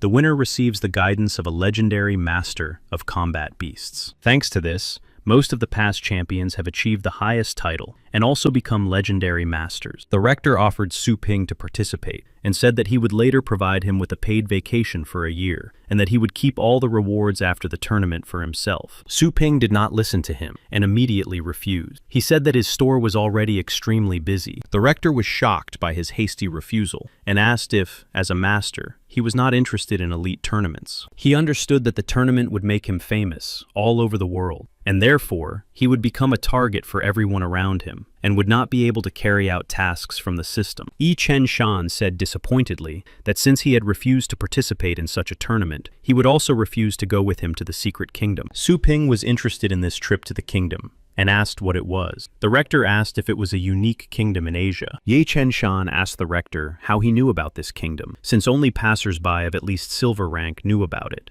The rector laughed at his question and replied that before becoming rector, he was half a gold rank passerby. Su Ping did not understand what they were talking about and asked for more details. Ye Chen Shan said that in ordinary rifts, one could find primitive creatures and interesting minerals and ore deposits. But there were also 3 great rifts: Dragon Mountain, Whalebone River, and finally, Devil's Tomb. Other powerful civilizations existed there. Although these civilizations had long since disappeared, priceless artifacts remained there. They were very valuable for raising the level of the current federation. Su Ping was surprised by the scale of this news, as he had no idea that such amazing faults existed. The rector explained that this area was off-limits due to its danger. Ye Chen Shan sighed disappointedly and said that he had just received permission to explore the Dragon's Ledge area, and that it was a pity that Su Ping had refused. But Su Ping replied that although he was not interested in this league, he was interested in the rifts. The rector and Ye Chen Shan froze in anticipation as Su Ping finished his proposal. He wanted to see if these beasts could resist the endless rebirth of the system, so he said he needed to think about the proposal. It was already quite late, but customers kept coming to the store. Su Ping had to forcefully close the store. He apologized to everyone and asked those who didn't make it today to come back tomorrow. The very upset people said that now they would wait at the store's doors to be the first ones in when it opened. After closing the store, Su Ping breathed a sigh of relief and said that he was not yet used to such an influx of customers and that he had no time to train during the day. He asked the system to open a list of all cultivation zones. Then he asked it to find the Dragon Ledge area. Unexpectedly, it replied that no such area was found. Then Su Ping asked it to find all areas with the word dragon in them, and the system found one match. It was an illusion of the Dragon King's Earth heritage. 2,000 points were required to enter. Su Ping assumed that this was the zone he was looking for. He asked the system to list all the features of this zone. The system explained that this zone was immaterial and that he could not take anything useful from it except combat practices. Su Ping suspected something and asked why the entrance fee to this zone was twice as expensive as the usual one. The system explained that the strongest beasts dwell there. Furthermore, such zones hold the soul of the king, which can be inherited by those who pass the test. Entering the room with sections for pets, he thought that he should take someone else instead of the little skeleton. Approaching the dog that had been with him since the very first day, he did not understand why its owner had not yet picked it up. The date of its discovery had long since passed. He decided to take it with him and signed a temporary contract. It was a first-level moon dog. Su Ping assumed that its owner was no longer among the living. He told the pet that from now on, it would have to work off all the time it had spent with him for free. The dog obediently agreed. And so, the 5 of them set off for the new rift. Su Ping, the little skeleton, the dragon, the dog, and the pig. The system announced that the time for cultivation was 7 days, and the number of resurrections was only 10. And so they found themselves in a deserted area, surrounded only by the skeletons of long-dead dragons. As soon as they arrived, an unfamiliar voice suddenly spoke, and a bright light appeared from the bones lying on the ground. This voice alarmed Su Ping's pets, and even the skeleton became alert. The voice offered him the chance to take the test of inheritance. Su Ping understood that this was about the soul of the Dragon King, so he immediately agreed to the test. Suddenly, the ground split open, and a tall tower appeared before them, wrapped in a huge golden dragon. The tower was so large that Su Ping and the others looked like grains of sand against its backdrop. Su Ping did not understand why it had appeared, and asked in surprise what it was. The golden dragon said that it was a dragon column with 9 floors and 9 poles. Climbing to the top floor was only a preliminary test. Su Ping asked how he could pass all the other tests and reach the top floor. The dragon replied that when he fell, his flesh and blood turned into the sky. His scattered scales turned into 109 parts of the continent and became the land around him. But because of the polluted, murky air around them, countless monsters were born. He needed to clear these places of monsters, and those who reached the 9th floor would take the dragon's final test. Su Ping understood that the difficulty of this test was justified because no one could pass it easily. He also realized that it would take a very long time, because he would have to find 109 scales. But that didn't stop him, and he decided to enter the tower. Everyone except the skeleton was a little afraid to go in. The tower was pitch black. The dragon decided to test Su Ping, and told him to first learn to revere his power. Su Ping staggered from the dragon's overwhelming aura, and felt an unbearable pressure at first. Suddenly, not far ahead, he heard the moondog barking as if it were calling him. But he suddenly remembered that it had been behind him, so how could it be ahead of him now? After that, he heard the sounds of other pets, but they were all ahead of him, and at different distances. He couldn't tell if it was real or an illusion, and decided that they were ghosts. Su Ping couldn't see anything in the darkness, and decided to get a flashlight from the storage room. When he turned it on, he suddenly saw something huge in front of him. In front of him were 2 large stone statues of warriors in armor. Behind them was a dark tunnel. However, all the pets already had large bumps on their head, and the skeleton had lost its head from the blow. Su Ping realized that this was the result of hitting the wall when they were wandering in the dark. He exhaled with relief. Coming closer to the wall, he noticed that it was constructed in a special way, which is why the sound did not spread properly throughout the room. He was alarmed that everything was so simple on the first floor, and he couldn't understand why the dragon had said to respect its power. Passing by the statues, he headed into a dark tunnel. But suddenly, one of the statues came to life and aimed its sword at his back. Su Ping didn't have time to react, but the little skeleton managed to parry the attack in time. He realized that if one statue had come to life, the second one could also attack now. But before he had time to think about it, he was pierced by the sword of another statue. The statue hit Su Ping right in the arm. All the pets except the skeleton did not understand what to do now. Su Ping and the pets ended up in the resurrection space. Before the resurrection, he realized that he needed to concentrate all his star power in one point. Then he would be able to survive. But perhaps the skeleton could handle them. And so they were resurrected again in front of the statue,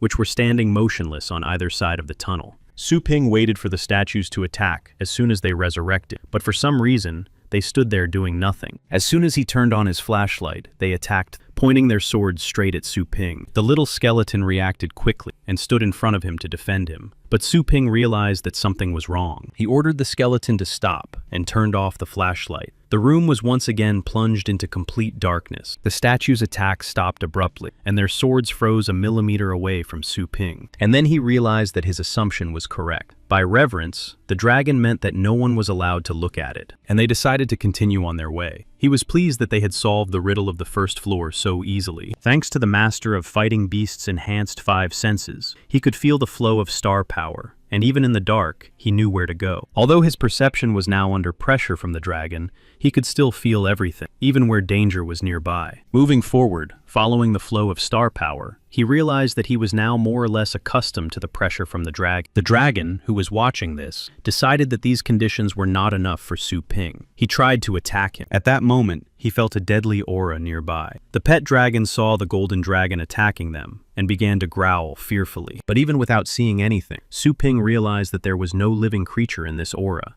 so he did not move. The dragon passed right through, and so they reached the final goal of the first floor. Torches were burning in the final room, so everything was already visible there. Su Ping said happily that they had passed the first floor. The dragon congratulated him on his successful passage and invited him to the second floor. After a while, Su Ping decided to return to the store, as this test could take a long time. There, he saw in the system an increase in the strength of his pets and the acquisition of new skills. They were able to reach the 8th floor fairly quickly. 2 or 3 such passages would be enough for the Tanshan pig to increase its strength. But the 9th floor is equal to the strength of the 9th level. Su Ping decided to return there when he had completely absorbed the bloodstone. At 6 in the morning, A crowd of shoppers had already begun to form near the store. Su Lingyu was hiding nearby. She decided to find out how her brother had become so popular and how he had managed to deceive everyone about his strength. Then she saw Su Ping arrive at the store. She was surprised by his early visit to work, as he had never started work before noon before. The people around greeted him, and everyone began to tell him that they would like to see him today. The reaction of these people greatly surprised Su Lingyu. They reacted to her brother as if he were a savior and not just a shop owner. Su Ping calmly told everyone to line up,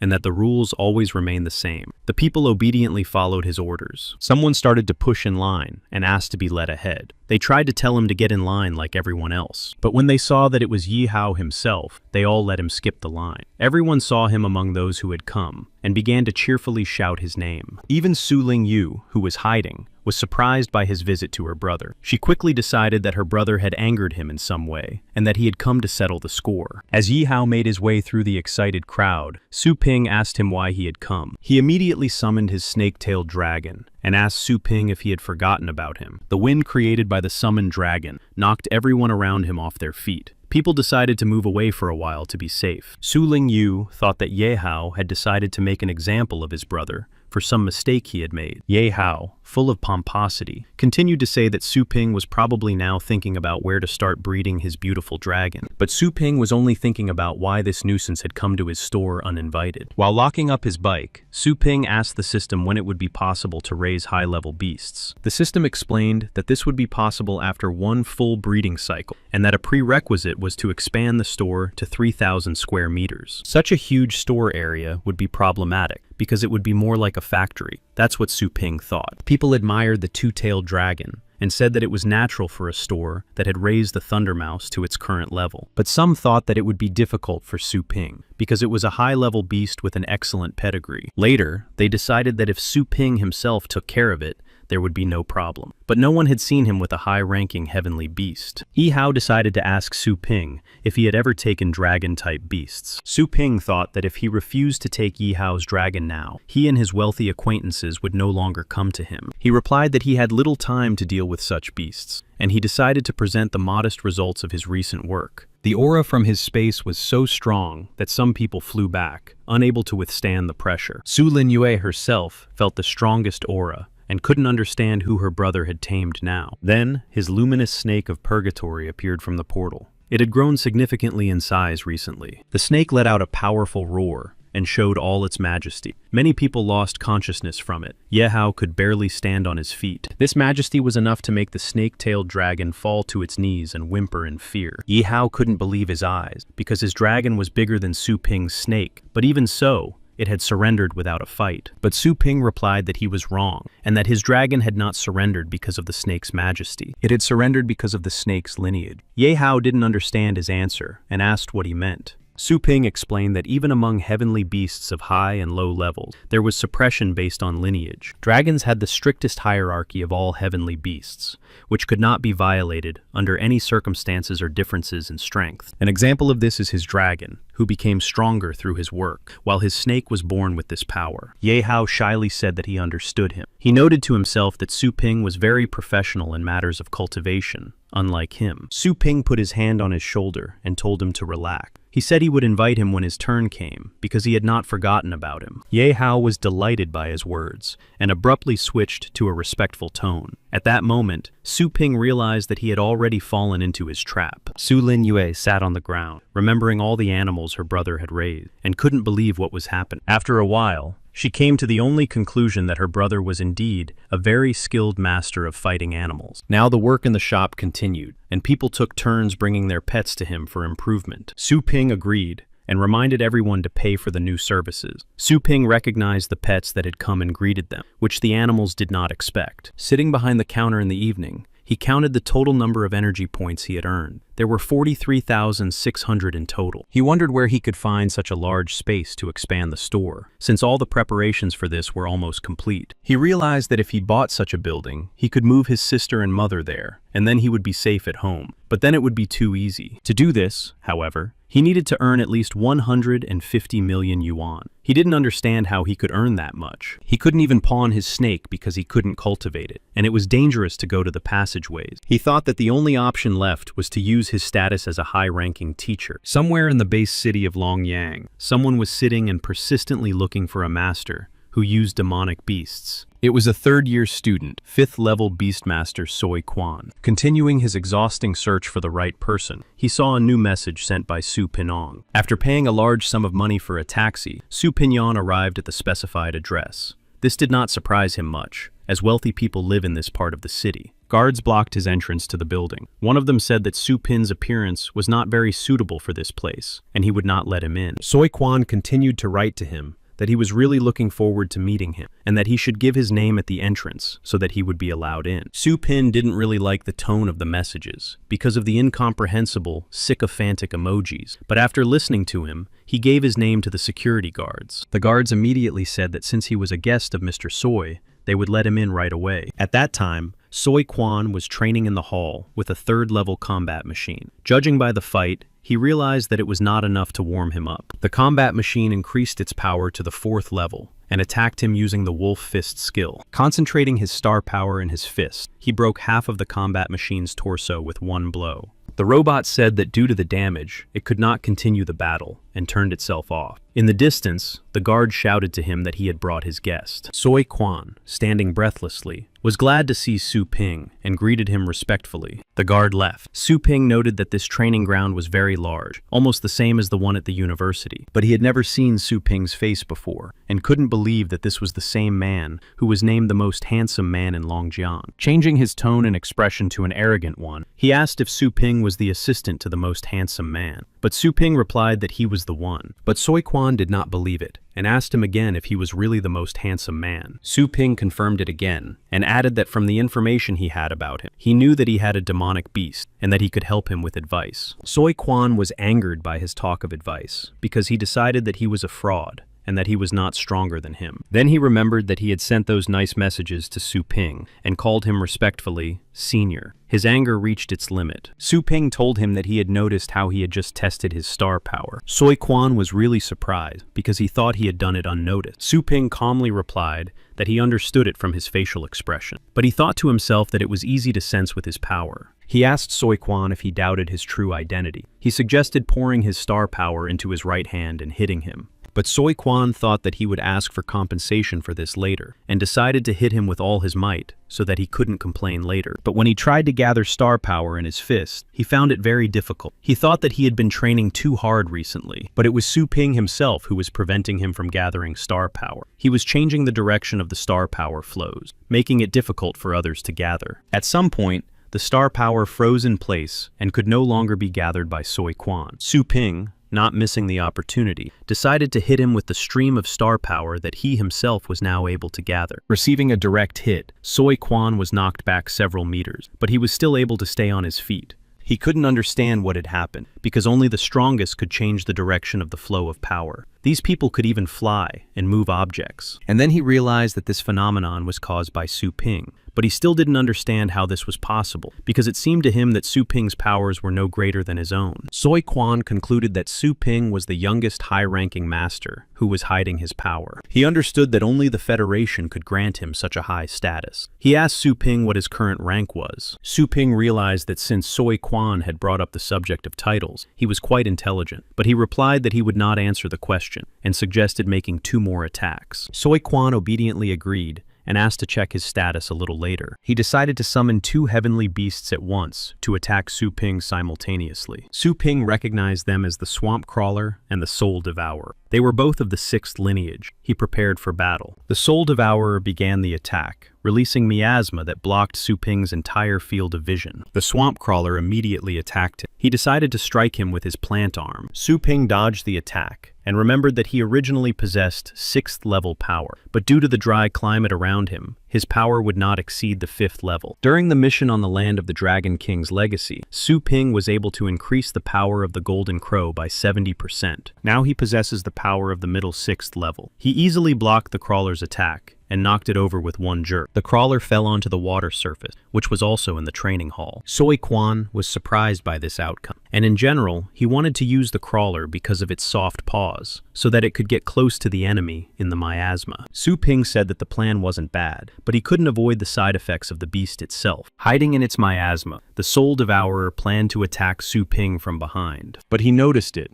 and glaring menacingly at the Devourer, said that now was the time to banish it too. Using his star power, Su Ping decided to strengthen his throat and try to imitate the roar of a golden dragon. And then he let out a powerful roar of a golden dragon that cleared everything around him. The Soul Devourer was blown away by the shockwave. Soi Quan himself was barely conscious, but he realized that it was the legendary dragon's roar. And so, Soi Quan's beasts lay unconscious, defeated. Su Ping noted that these beasts were used to fighting the weak, and that even Soi Quan did not command them. Su Ping was only able to imitate the dragon's roar at 20%, but even so, he knew that he had managed to intimidate the insolent young man. Soi Quan did not believe that a human could replicate the skill of a high-ranking dragon. Su Ping replied that he had only slightly strengthened his body, but even though Soi Quan's beasts did not possess their skills normally, they were quite good. Soi Quan was surprised that Su Ping understood everything at once from a single battle, having only seen a little of their fighting skills.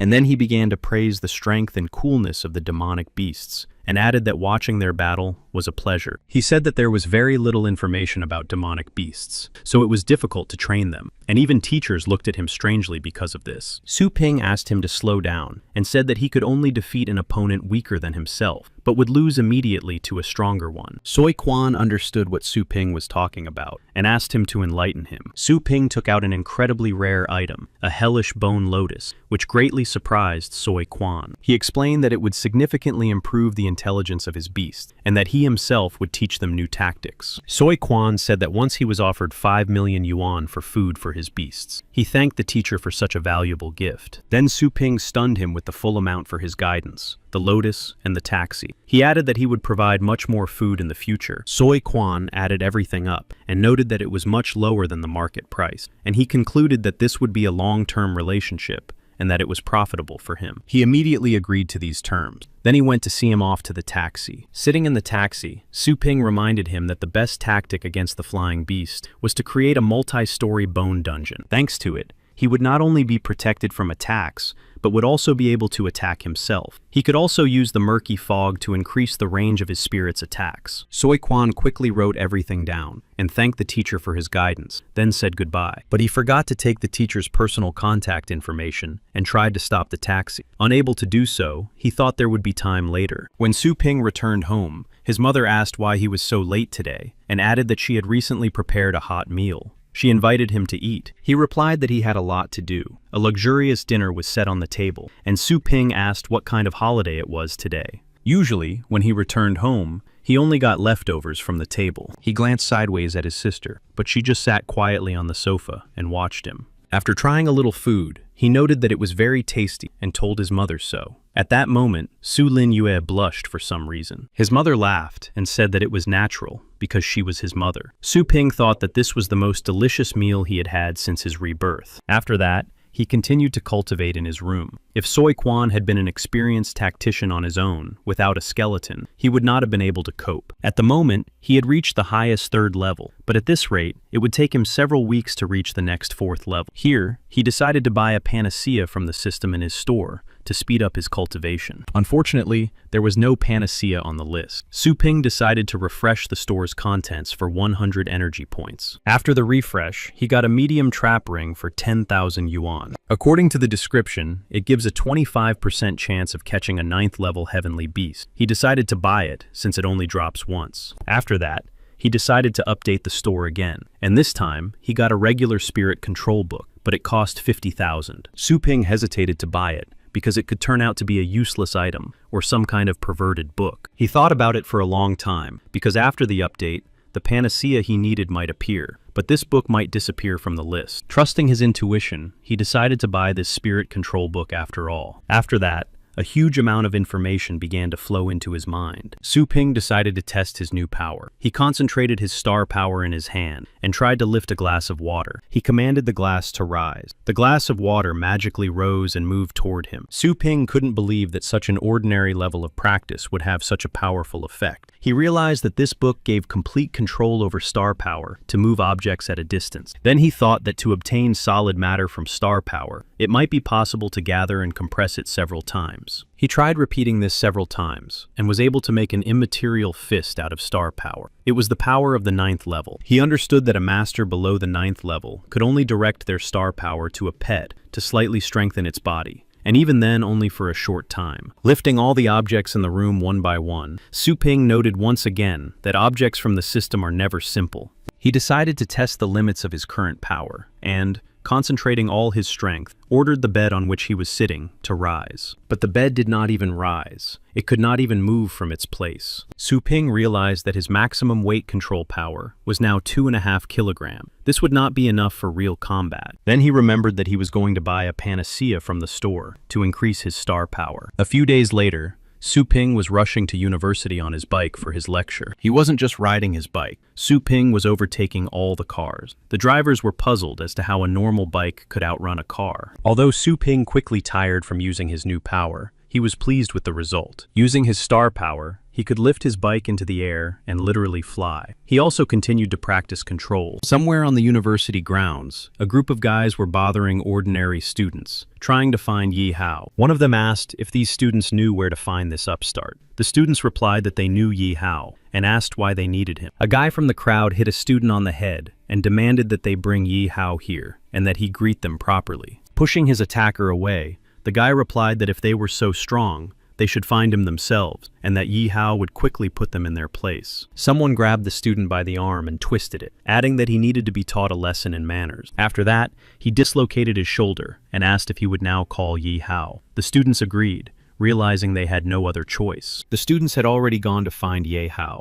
but one of the group, named Dai Yang, blocked their way. The students asked what else they wanted. He said now they couldn't just leave because they had dared to push their leader. The others also surrounded the freshmen, began pushing them, and said that only trash studied at their university. One of the freshmen said that they could beat them up, but they had no right to insult their university. A guy from the crowd with a crooked fringe said that since he asked for it, they would start beating him first. After that, he swung his fist. Suddenly, someone grabbed his arm and stopped the blow. They turned around and asked who dared to do that. It was Su Ping, who calmly repeated that they should let the freshman go. After Su Ping let go of the guy's arm, he was surrounded by this crowd from another university. They were all from Jianlan University. The freshmen recognized Su Ping and were about to call out his name, but they only managed to shout his surname. Su Ping stopped them and added that this was no longer their business and that they should leave. The freshmen left, and the guy with the scar, Dai Yang, assumed that Su Ping was also from this university. The people around him began to mock his bicycle for its age and insult him. Ignoring their words, Su Ping began to concentrate on his breathing to calm himself after using his star power for a long time. Dai Yang put his foot on his bike and started to press down hard on it to break it, saying that it would be better for him to walk. After regaining his breath and concentrating his star power again, Su Ping smiled and replied that crawling would be better for Dai Yang than walking. He noticed that small pieces of earth were rising around him, but he noticed it too late. Suddenly, he was slammed to the ground by gravity, which left him with many small wounds. After the attraction ceased, Dai Yang asked Su Ping what that was. No one even noticed Su Ping's blow, and his friends began to laugh at him for simply falling to the ground. But a guy from their university, who had been standing nearby the whole time and watching everything from the beginning, noted that even he had not seen Su Ping's blow. Someone asked Su Ping what he had done, to which he replied with a smile that he had simply touched Dai Yang, just as he had touched the bicycle. The guy didn't like the answer, and rolling up his sleeves, went after Su Ping to beat him up. Dai Yang got up from the ground and said that this was his fight. Dai Yang was so angry that he decided to summon his beast and threatened to break Su Ping's legs himself. A huge golden-maned bear appeared out of nowhere. Dai Yang said that Su Ping had played his trump card. While he laughed at his supposed invincibility, Su Ping realized that this would only add to the trouble, and if it weren't for the university salary, he would not have intervened. Looking at the time, Su Ping said that they needed to hurry because his lecture was about to start, and told the others to quickly summon their beasts as well. Meanwhile, in the university president's office, the president and Jian Lan, a high-ranking university professor, were sitting. President Zhou Yunchang said that he had heard about the talented student Yahello and his snake-tailed dragon. He asked them to be more merciful in the upcoming exchange competition, but there was a sly smile on his face. Fengshan Lao Dong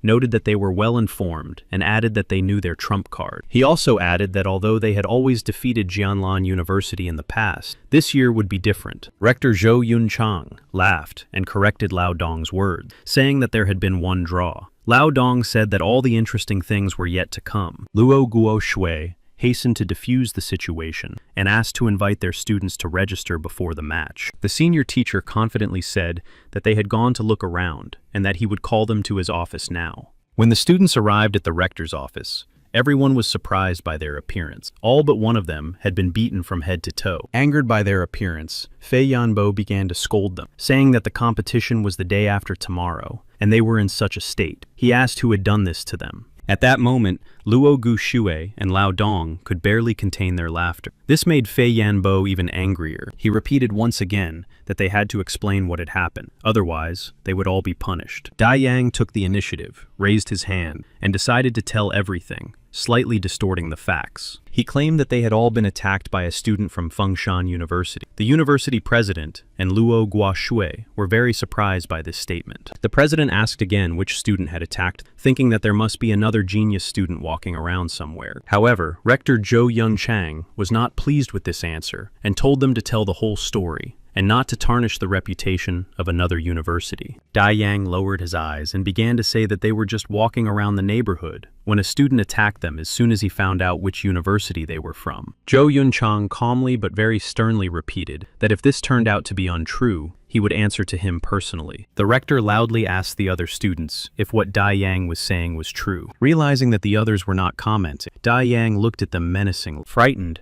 they confirmed that everything was exactly as Dai Yang had said. Rector Zhou Yunchang became angry and indignantly declared that this was the hospitality of Fengshan University and how they dared to act this way. Rector Lao Dong asked if they knew the name of their abuser and what he looked like. Dai Yang described him as a short-haired student of their age, whose surname was Su. Upon hearing his surname and description, only one person came to Rector Lao Dong's mind. That same evening, Su Ping was in his shop when he received a call from Rector Lao Dong. He asked Su Ping seriously if he had recently attacked several students from Jianlan University. Su Ping turned off the video broadcast so he could continue his training without prying eyes. He said that he had and asked what the problem was. The president shouted that he was in big trouble and that everyone at the university was looking for him to take revenge. Su Ping said that he had fought back because they had started picking on the freshmen at Fengshan University and had broken only one arm and one leg. Su Ping suggested that the rector find these freshmen and ask them about what happened. The rector replied sadly that he had already found them, but they couldn't answer anything yet. Someone had tried to cover up all the evidence and physically shut them up, and now they were unconscious. Su Ping clearly did not like this situation, and suspiciously asked the rector if he wanted him to take full responsibility. The rector said he believed him and would try to find a way to fix the situation. He asked him not to come to the university for a while. After the conversation, Su Ping wrote to Soi Quan that he needed his help with something. And so the annual exchange competition began. The host said that for 8 years, Jianlan University had been victorious. 5 third-year martial arts masters were nominated from Fengshan University. The audience cheered when Yi Hao and Su Yaning entered the arena to represent their university, but the host did not have time to announce the participants from Jianlan University because only one third-year student came out. The Jianlan students also could not understand why not all the masters they had chosen earlier came out, but someone shouted that they could not participate because they had been attacked by people from Fengshan to ensure their victory. The audience picked up on this idea and demanded a fair investigation of the situation and a sincere apology for their rude behavior. Su Linye, who was sitting not far from these Jianlan students, heard all this. She said that they should first prove the truth of their words. Someone replied that they had seen everything with their own eyes,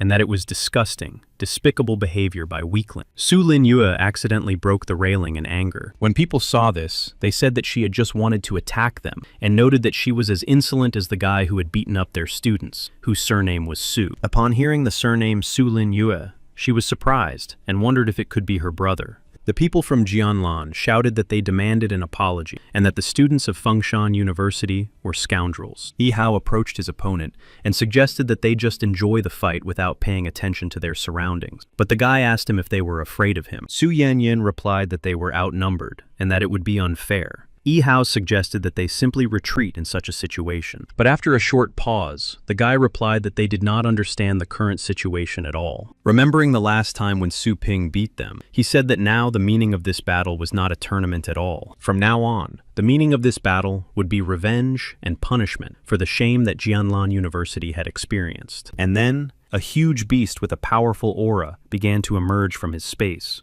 which even made Yi Hao tense up. Rector Lao Dong became nervous and said that it was a dark black dragon of the 9th level, to which Rector Zhou Yunchang said that if they did not hand over the culprit now, the consequences of the battle could be severe. Yi Hao told everyone to summon their strongest beasts and prepare for battle. He summoned a dragon, and Su Linyue summoned a phoenix. The guy from Jianlan said that even the 5 of them together would not be able to defeat him. And then his black dragon attacked everyone at once. In a split second, all the beasts of Fengshan University were defeated. The host announced their defeat.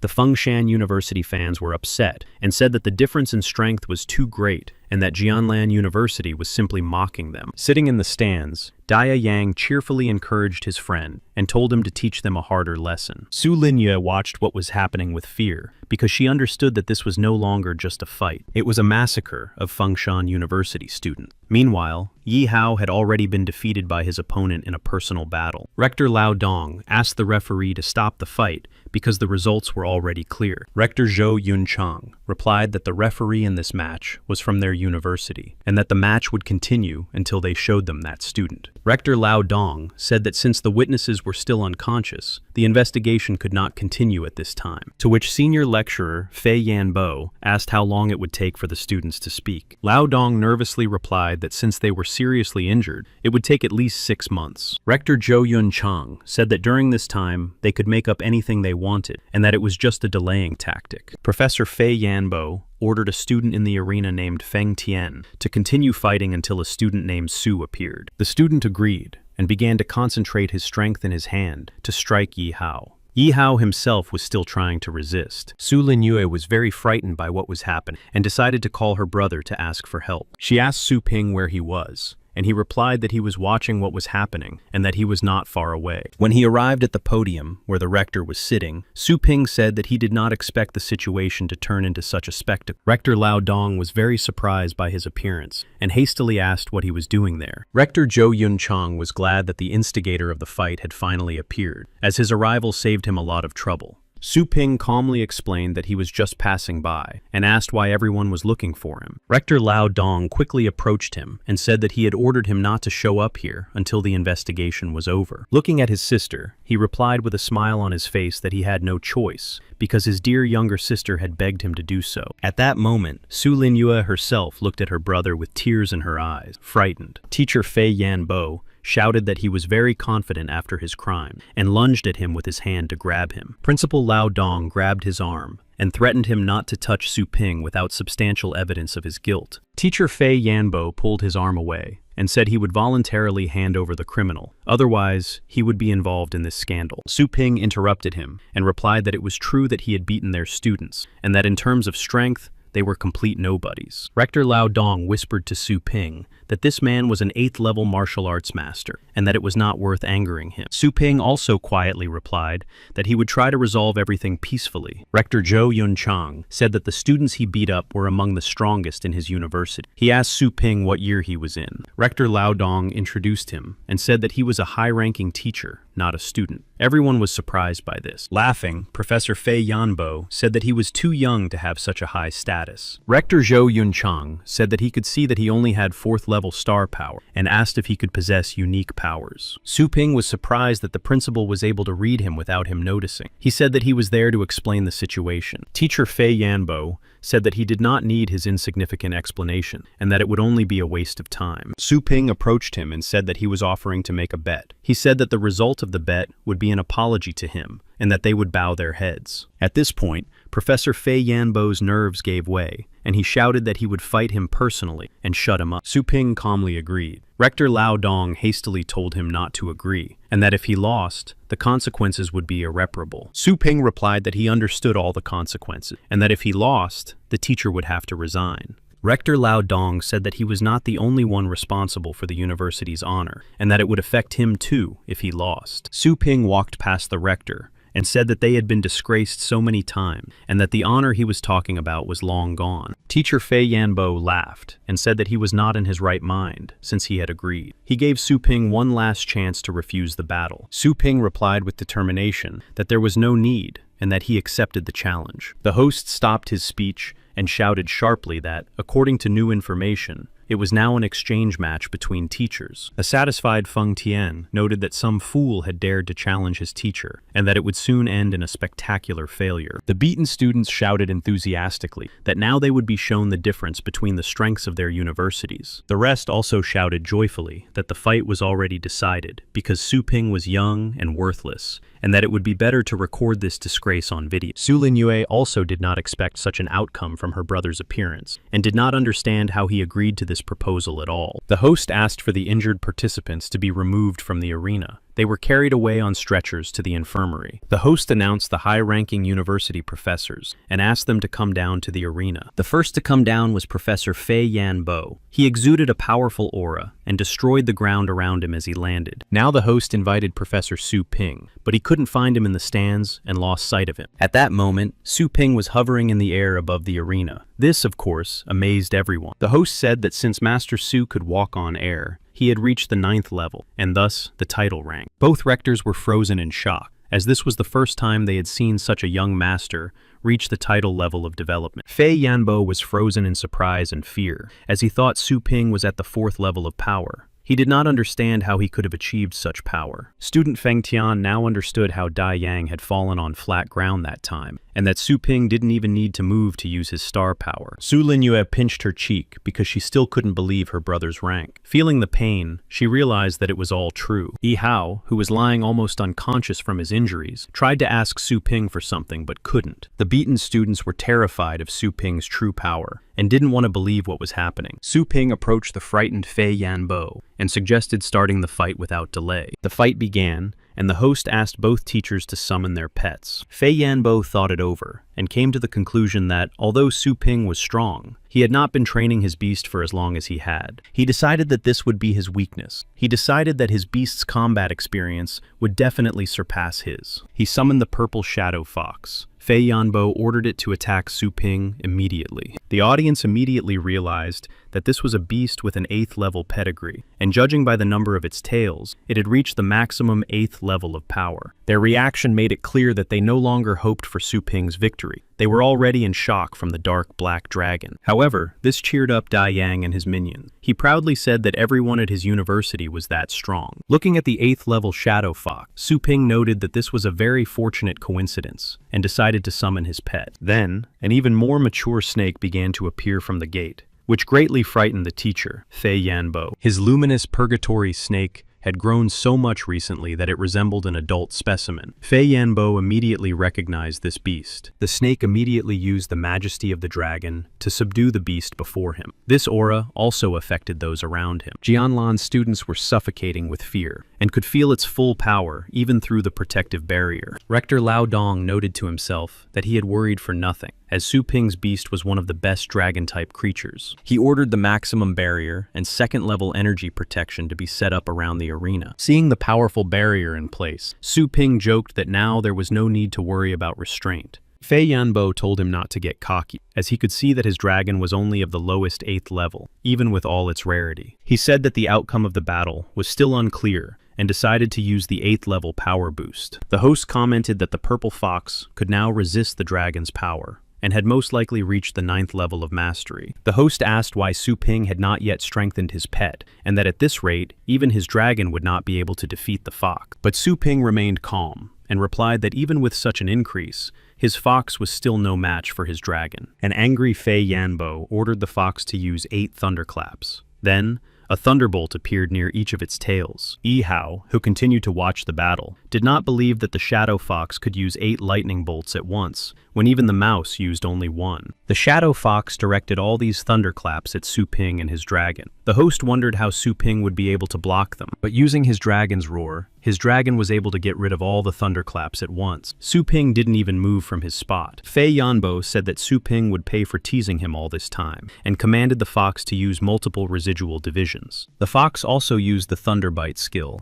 and headed straight for Su Ping. The host said that now it would be difficult to find the original fox. Then there was a huge explosion that blocked the view. The host said that even a dragon would have a hard time dealing with 3 clones at once. But when the smoke cleared a little, everyone heard Su Ping's voice saying that he was very familiar with this division technique. He explained that his fox's illusions were very weak, and then everyone saw the dragon grab the real fox by the scruff of its neck. Meanwhile, his clones froze a millimeter away from Su Ping himself. The host said in amazement that the great dragon had managed to catch the fox on the first try. Fei Yanbo objected that this was impossible, and ordered the fox to free himself quickly. The fox tried to use a thunder chart, and many thunderballs began to form around him. Su Ping did not expect such an attack, so he did not have time to react and give his dragon the command to defend itself. The fox used the thunderbolts and struck the dragon directly in the face. The host said that from such a distance, the consequences would be irreversible. Dai Yang and his friends shouted enthusiastically that the dragon deserved it, and that the teacher should teach the upstart a lesson. Rector Lao Dong regretted letting Su Ping fight because the gap in experience was too great. Zhou Yunchang said that the outcome was already clear. But then, unexpectedly, Su Ping said from the arena that nothing was over yet, causing everyone to freeze in anticipation. Fei Yanbo himself couldn't believe what he was seeing. Even though the dragon's face was cracked, but he still wouldn't let go of the wounded purple fox from his mouth, and was on the verge of collapse. Then the scales of the snake of purgatory began to crack more and more, and a bright green light became visible beneath them. Judging by Fei Yanbo's reaction, he realized that these were defensive skills. Stone and vine armor. After shedding all its cracked scales, the snake became like new again, without a single scratch, the host noted. Fei Yanbo suddenly began to scold Su Ping for wasting his dragon's skills by forcing it to learn defensive skills, saying that it was completely shameless. But Su Ping just grinned and asked him if he wanted to talk about the pride of dragons. Even in the world of dragons, according to their laws, every time you lose to stronger opponents, you yield to them, and they have no choice but to lower their proud heads and master defensive skills in order to survive. Because even weak beasts don't want to die so easily, especially proud dragons, Su Ping thought, as he stood in the middle of the battle. The host announced that Su Ping had won the first round. The students from his university cheered joyfully in the stands. Dai Yang cursed Su Ping and his dragon, as he had not expected such an outcome to the fight. Rector Zhou Yanbo also remained silent, while Rector Lao Dong breathed a sigh of relief and added that it was very exciting to watch. Fei Yanbo, putting his fox back into the space, said that it was only his second strongest pet, and that now he would not be merciful to it. He decided to summon his strongest beast, and then a demonic snake of the abyss of incredible size appeared from the space. It greatly frightened the audience, as they realized that this beast was of the 9th level. Dai Yang changed his mood, and declared that now Su Ping's dragon was no match for him. His friends said that the dragon was most likely exhausted after the battle. The students from Jianlan were also encouraged, and shouted that now the outcome of the battle would change direction. But then Su Ping put away the snake of purgatory, and said that he had never said that it was his main pet. The host, noticing a small crack in the summoning, could not understand who would appear now, because he had already seen its red eyes from the crack. And then a small skeleton appeared from the crack, but it was not at all like its previous form. Everyone thought that Su Ping had made a mistake with the summon, but at the same time, they noticed that it had become unbearably cold in the arena. Even Su Lin Yu, freezing in the stands, noticed that the skeleton had changed a lot since the last time, and that she was seeing this form for the first time. Laughing, Fei Yanbo said that although he was seeing such a beast for the first time, he would give it another minute to summon another pet and fight with dignity. Before he could finish his sentence, he noticed that his demon snake was behaving strangely. It was not a desire to destroy as before, but a feeling of fear of the enemy. But the little skeleton began to draw its sword and used an incredible skill. It struck the snake fleetingly, and ended up behind Fei Yanbo. Everyone fell silent in anticipation of what was happening. Fei Yanbo only managed to see a silhouette flash past him, and couldn't understand how this little skeleton could move so fast. The moment the skeleton put away its sword, wounds appeared on the demon snake's neck. Even the host couldn't see the skeleton's attack, and was very surprised at the power hidden in this little beast. The people sitting in the stands were silent with shock, because the battle was over before it even really began. Covering himself with a star shield so as not to get dirty, Su Ping approached the frightened Fei Yanbo and told him to quickly take his pet to the doctor. He began to shout that it was impossible for some low-ranking beast to defeat his pet, which he had raised with such difficulty. Fei Yanbo turned to Su Ping and demanded that he explain how this had happened. Su Ping asked if he really wanted to know, but Su Ping just smiled and said that he was not obliged to tell him. Feng Shan's students rejoiced at Su Ping's victory, for it was their first victory in 10 years. The students of Jianlan could only listen silently to these cries of victory and praise for their teacher, Su Ping.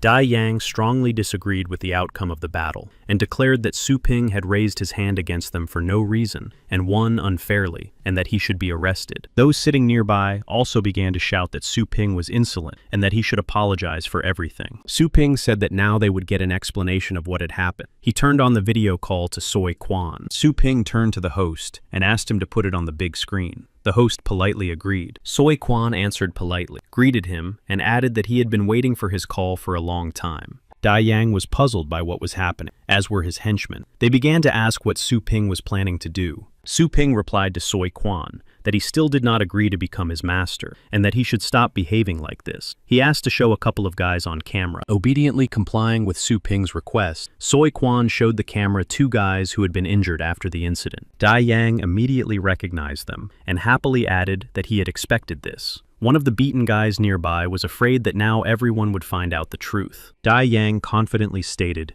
that they would not be able to testify, because with such injuries, they had already become vegetables. But then they suddenly regained consciousness. Su Ping said that the medicine in the main city was good, and that the guys had already begun to recover. He asked them if they could answer a couple of questions, and they agreed. Dai Yang was very shocked because he did not expect them to wake up at all. Rector Zhou Yunchang calmly watched what was happening and asked Su Ping who these guys were. Suddenly, Dai Yang's entire team, along with him, decided to flee the arena, but they were stopped by Feng Shan students, and Su Lin Yue was one of them. Su Ping asked the guys to briefly recount what had happened that day. One of the injured guys said that several Jianlan students had surrounded them and asked them to bring Yahello to them, and that they had beaten them up. Su Ping had saved them then, but in the evening after class, the same students attacked the 2 of them again, and then they woke up in the hospital. The uninvolved Jianlan students now realized that it was their classmates who started the fight, and that they were to blame for everything. Su Lin Yue said that they were criminals and had no right to accuse innocent people. Dai Yang shouted that it was all a conspiracy and told them to get lost. Hearing all this, Rector Zhou Yunchang became very angry and quietly but very angrily said Dai Yang's name. All those guilty from Dai Yang's group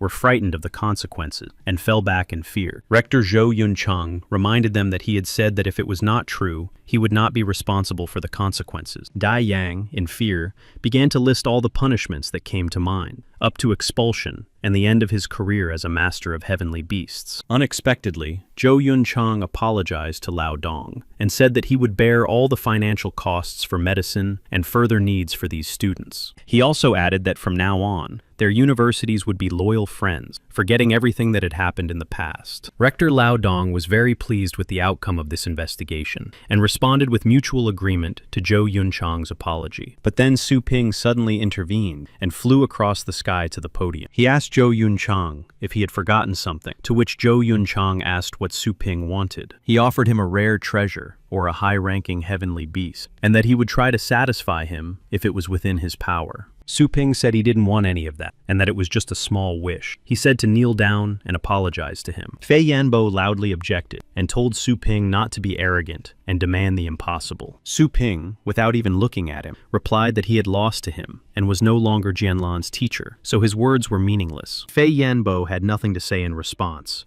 but he was clearly angered by his words. Rector Lao Dong hastened to add that there was no need for this, but Su Ping said that of course there was a need. He continued that he wanted to show everyone present that if anyone bothered Feng Shan again, they should be prepared for the consequences. The students of Jianlan were greatly frightened by his words, and the look he directed at them from the podium. Su Ping continued and told the rector that there would never be friendship between them, only the submission of the losers to the winner, and their resources would be at their disposal. Rector Zhou Yunchang remained silent, obeyed, and knelt on one knee, showing that he was apologizing. Rector Lao Dong clearly did not expect such an outcome, and even opened his mouth in shock. Like the rector, all the students of Jianlan knelt down as a sign of apology and obedience. The rector asked him again if this was indeed a peaceful solution. After this incident, there was an even longer line of customers at Su Ping's store than before. Newcomers couldn't understand why such a crowd had gathered at such an old and shabby store. They were told that the owner had a title rank and that in just half a day, their beasts would be upgraded in strength, even though it was a little expensive, but it was worth it. Someone interrupted his conversation and said that it was a secret, because the more people there were,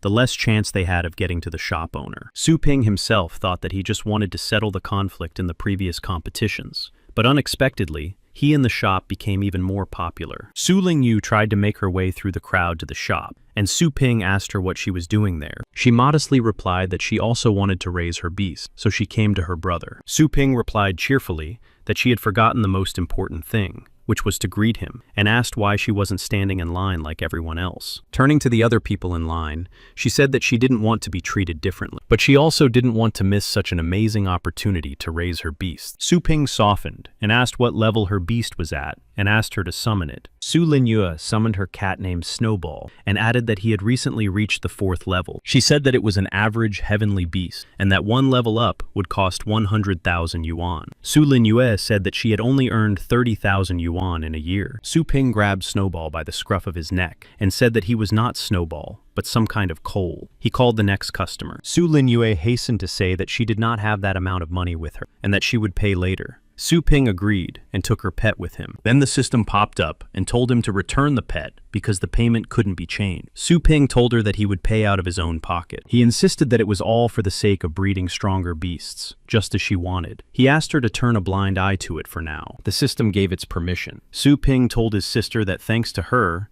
he had learned her cultivation technique, and that now they were even. She asked when he had learned it from her, if she had been in her room the whole time, and how it was that he had learned it recently, since he was now at the 9th level. After that, Su Ping, along with his pets, went to the Spirit King's tower to continue his trial. He had to hold out for 10 minutes against a golden-scaled, bearded dragon. Su Ping said that now he would be able to learn a little more about high-ranking heavenly beasts, since he himself had reached the 9th level. He ordered the little skeleton to attack, and it attacked the dragon by jumping high forward. He used his powerful sword art and struck the dragon. The dragon was able to put up a barrier and repel the skeleton's attack. Su Ping told all the other beasts to fight bravely and attack the blind spots. He used the skill Murderous Intent. The pig, snake, dog, and cat, Su Linyue, went into battle with determination, but the dragon used magic rays and quickly defeated them. However, this distracted the dragon, and Su Ping immediately ordered the small skeleton to attack it. The little skeleton was able to separate the dragon's head from its body. At this time, Su Ping managed to resurrect all the beasts, but the dragon was not going to give up so easily, and grew 2 new heads in place of the severed one. The dragon announced that there were 7 minutes left until the end of the trial, and Su Ping realized that this was the 2nd and final stage. Since the dragon's new form was the king of beasts, Su Ping said that this was an excellent opportunity to test the skeleton's new power. The little skeleton jumped up, began its attack, and swung its sword. At that moment, both of the dragon's heads began to concentrate powerful fireballs. After such a clash of powerful attacks, the tower began to collapse, and everything around it also began to crumble, including the mountains. The dragon announced that the Dragon King's trial was over. The little skeleton stood proudly on the body of the defeated dragon. The system announced the successful promotion of the Tianshang pig, the fire beast, and the moondog. But what surprised Su Ping the most was that the moondog's pedigree had risen from the 1st to the 7th level, and then the dog's appearance changed. It became much larger and looked very formidable. After the test was over, Su Ping and his pets set out to collect the required number of monsters. He ordered the pig to use paralyzing poison powder and the dark hellhound to block their attacks. The luminous snake and the phantom fire beast were responsible for destroying the remaining monsters. He did not use his skeleton in these battles because, after absorbing the bloodstone, he would not be able to level up in these lands, but everyone else was able to improve their characteristics perfectly in such battle conditions. He changed the attacking and finishing beasts so that they could work on different skills. He ordered the dog and the snake to finish off the big monster. The system announced that the dog had acquired a new skill, soul pursuit, for 100 miles. This was just what was needed for reconnaissance and determining the quality of food. The luminous snake acquired the skill dragon patron. Su Ping asked the snake how many times it had died before that its defense skills were so well developed. The fire beast and the pig acquired the skills of fire whirlwind and nightmare prison. After reading the characteristics, Su Ping realized that one had a strong 8th level long-range attack, but the other had the worst mental attack. The system announced that the time for exploring the Dragon King's lands had come to an end and returned them to the store. The next morning, people were still crowding around the store, trying to get in to see Su Ping. The owner of the Tianxiang pig and Su Lin Yue took their pets and were surprised that it was all over so quickly. But Su Ping understood that it was because he had spent twice as many energy points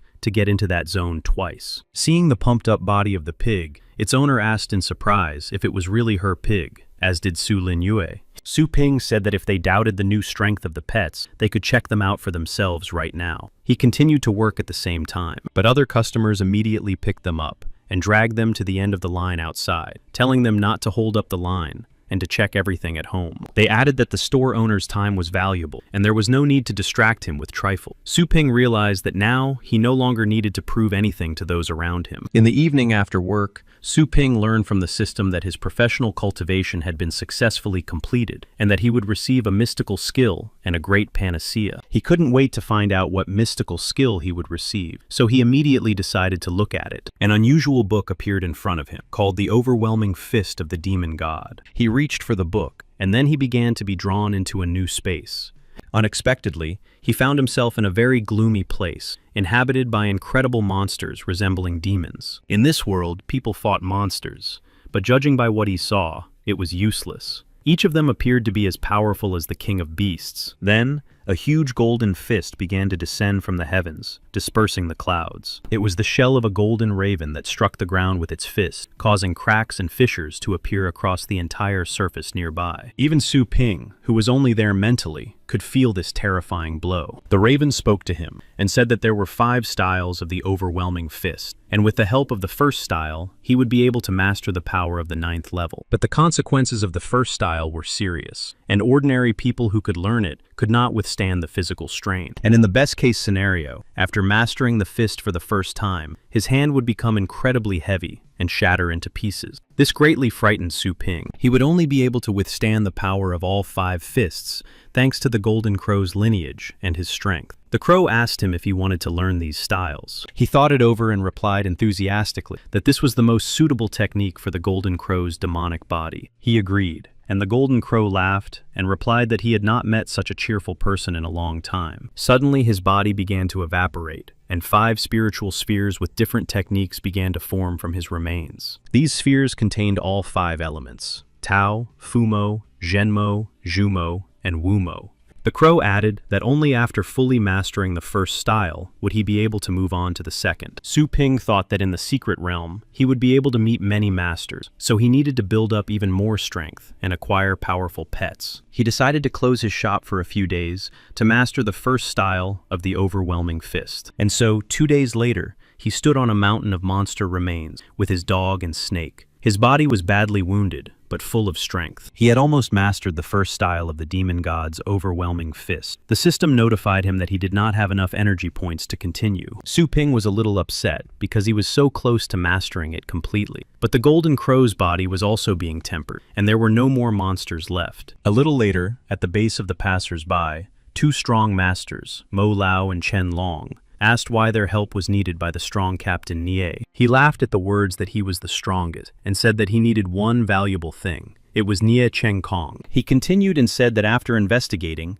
he learned that it was guarded by a powerful beast. Their team was indeed strong, but according to the data, at least 6 strong masters were needed to remain unharmed. The masters exchanged glances and said that since this was a very big fish, the price for their services would not be small. Chen Long said that they agreed to help, but on the condition that they themselves would choose their reward there. Captain Ni agreed and added that the rewards would be distributed in proportion to each person's efforts. The main thing was to bring out the treasure, not to get it. Mo Lao said that since he was the captain of the group, he would be the first to choose his reward. But the captain corrected him and said that he would not be the first to choose. This surprised the two masters. They tensed up and asked who could choose first, if not Captain Nye. At that moment, Ye Chen Shan entered the room and greeted Captain Ye. He brought Su Ping with him. Seeing him, the masters were wary of his age and asked who he had brought with him. Chen Long said that he did not even have the 6th level. The captain stood up to greet Su Ping and said that he had wanted to meet him for a long time. Su Ping was also happy to meet him, but Chen Long intervened and asked if this was the kid to whom Captain Nye would give the right of first choice. The captain replied in the affirmative and said that Su Ping had saved Chen Shang and Luo Gua Shui in the past and defeated an 8th level demonic beast. The captain also asked him if he would refuse to be the first to choose a reward, to which Su Ping gladly agreed. The masters were surprised by what they heard. Mo Lao said that with such achievements, he was ready to accept him as an equal, and Chen Long also agreed. And so they found themselves in the secret realm of Dragon's Ledge Mountain, climbing to the huge summit. They walked one after another, along with others who wanted to take the test, up the endless staircase. Captain Nye asked Su Ping if he was feeling okay, and if he might be feeling weak due to the thin air. Su Ping replied that he was fine, but asked why they couldn't reach the summit on flying beasts. Chen Long replied sharply that Su Ping should not do anything foolish, or he would drag everyone down with him. Captain Nye stopped Chen Long and replied that Su Ping was a newcomer and did not know the local rules. He explained that summoning a flying beast here could lead to an accident, and that it was an unspoken rule for safety. He added that it was punishable and could even lead to imprisonment, but before he could finish, something flew over them. It was 2 people fighting in the air, moving along the walls. The captain said that they were 2 young masters from influential families, and that these unspoken rules did not apply to them because of their status. Because of their battle, the stones on the walls began to crumble and fall down on the people standing there. As luck would have it, these people turned out to be the captain and members of his crew, along with Su Ping. The captain ordered everyone to be careful. Chen Long said that the rock fall was very slow, and they could easily dodge it. But Su Ping jumped forward and said that there was nowhere to dodge the rocks on the narrow staircase, and that everyone should start breaking them in the air. Everyone else followed his order and began to smash the rocks. Everything ended successfully, and no one was hurt. Chen Long and Mo Lao thought that although Su Ping was young, he had highly developed leadership qualities and prudence. The team's cohesion increased. And so, after successfully climbing the stairs at the very gates of the dragon retreat, someone began to make their way through the crowd, saying that they should be let through because their milady wanted to challenge the dragon retreat for the 6th time. Seeing that these were the great masters of the Tang family, everyone let them through without question. Among them were the so-called 2 winds of the Tan family, Zhou Fengchun of the highest 8th level, and Fei Mo of the middle 9th level. And in the center walked the white-haired beauty, the young mistress of the family named Tan Ruyan. She said that first place in this test should belong to her family, and that no one should interfere if they didn't want trouble. But the young man replied that he also wanted to pass the Dragon Ridge, and that this would be his 5th attempt. He was the young master of the Qin family, and his name was Qin Shaoqian, an 8th level cultivator. The people in the crowd said that now the Tang family had a formidable rival. Tang Ruyan said that until then, she had only been playing with him, and that she intended to continue in earnest. She prepared for battle. Qin Shaoqian was ready to respond with equal force, and said that now he would not spare her because of her gender. They decided to fight each other to find out who would enter the ledge. Just as they began the battle, a voice ordered them to stop. It was the man who had been hovering high in the sky all this time. He said that the secret kingdom was open and that everyone should hurry to enter. It was Dao Zong of the highest 9th level, and he had a title rank. People were surprised to see such a legendary man and decided that since he had given the go-ahead to enter, they should hurry. Zhu Fengchun did so, and added that only the Tang family would enter, and asked if anyone dared to disobey this order. But then Su Ping crossed the line as if nothing had happened, which of course shocked everyone. People began to shout that this guy already wanted to go to the other world, since he disobeyed the Tang family. Zhu Fengchun himself was boiling with rage. He decided to teach Feng Mo a lesson, and said that he would now send him to the other world. Concentrating his star power in his palm, he directed it towards Su Ping, increasing its power many times over. But it was stopped by another force, which completely destroyed the attack of the Tang family master. It was a blow like a sword that split the earth in half, blocking the way to Su Ping. This blow was from Dao Zun. He said that all personal grievances should be settled privately, but not here. Su Ping thanked him for ending the conflict. To himself,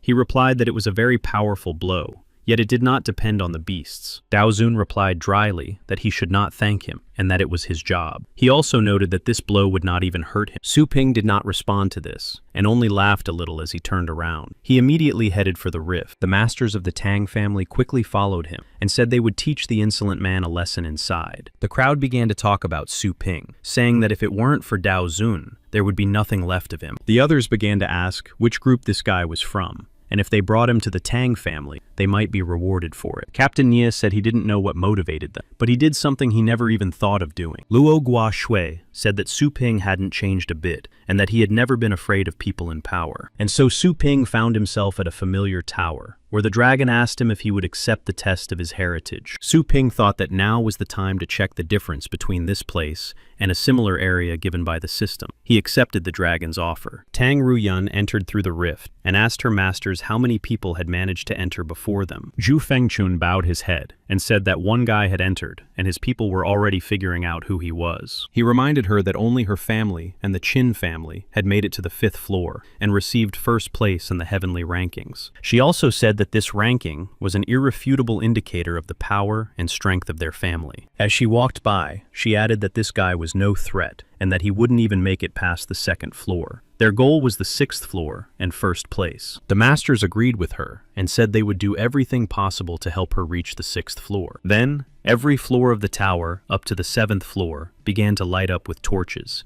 indicating that someone had reached that floor. People were very surprised by such a rapid development of events, because last year, even the Tang family could only reach the 5th floor. Then another floor lit up, and people began to gather below to watch what was happening, because there were only 2 floors left to the top. Tan Ruyin and her masters were standing at the entrance to the tower at that moment. They couldn't believe their eyes, because everything was happening so fast. Zhu Fengjun suggested that these were the masters of the 2 other powerful families, and that Su Ping belonged to one of them, which is why he was furious that they had overtaken them. Then the tower at the top exploded, and a fist of star power flew out of it. The dragon announced that the contender had inherited his legacy. Captain Ni was in shock, because even the strongest families had not yet entered the tower, and someone had already passed through it to the end. Tan Ruyun and Qin Xiao Chen wondered which family the guy with such powerful strength belonged to, that he could even break the top of the tower. The people below noticed the silhouette of a person at the top, and started shouting that someone was standing there. Su Ping and his little skeleton were standing at the top. He was happy because he had been able to use the demon god's overpowering fist. Last time, he had tried so many times to defeat him, and only after a long time did he succeed. But now, he was able to do it with a single blow. He made sure that the area created by the system was no different from the one here. He decided that now was the time to return to the group and get his reward. Su Ping quietly joined his group. The captain said that they had come here not for the trial, but for the treasures. But they were clearly disappointed that someone had passed the tower so quickly and effortlessly. Su Ping asked the captain what their next step was. Chen Long turned around, not expecting to see him behind him. Approaching him, the captain calmly asked where he had been, and that they were indeed going for the treasure. Su Ping replied that he had warmed up a little before the search, and now was the time to find it, as everything was in the tower. Yi Chen Shan and Luo Gu Shui assumed from his words that he was the guy who had just passed through the entire tower. However, Chen Long and Mo Lao did not like Su Ping's behavior, so they decided to conspire and teach him a lesson so that he would not act so important. Upon arriving at the Dragon-Scale continent, the captain ordered Luo Gua Shui and Ma Lao to scout the land and air. Su Ping summoned the dark dragon dog. He thought it was a great opportunity to try out his new skill. Mo Lao asked him why he summoned a 7th level beast, since he was the one doing the reconnaissance on the ground. Su Ping explained that the dragon dog could smell strangers nearby, and that it was just a precaution. Chen Long ordered him to call the dog back, because its size attracted attention, and there was no work for it here on the barren land. But the dark dog began to growl menacingly after his words. Su Ping told the captain that there was an enemy nearby. Mo Lao immediately used earth listening to detect the enemy. The captain asked him where the enemy was. Mo Lao laughed at him, and said that there was no hostility here. Luo Gua Shui said that her bird had not noticed anything either. Chen Long said sarcastically that Su Ping was just trying to draw attention to himself with this action. But after all their attempts to detect the enemy, they still failed. Suddenly, they were surrounded by a flock of huge, flying snakes. Luo Gu Shui and Mo Lao's pets panicked and began to behave uncontrollably. It was an endless flock of wind-winged pythons. There were thousands of them. They appeared unexpectedly and were very close to them. The captain said that they were no lower than the 9th level, and that it was too late to run. He ordered everyone to prepare for battle. Captain Ni gave the order for everyone to summon their beasts and stand up to defend the dragon Chen Long, while the rest went on the attack.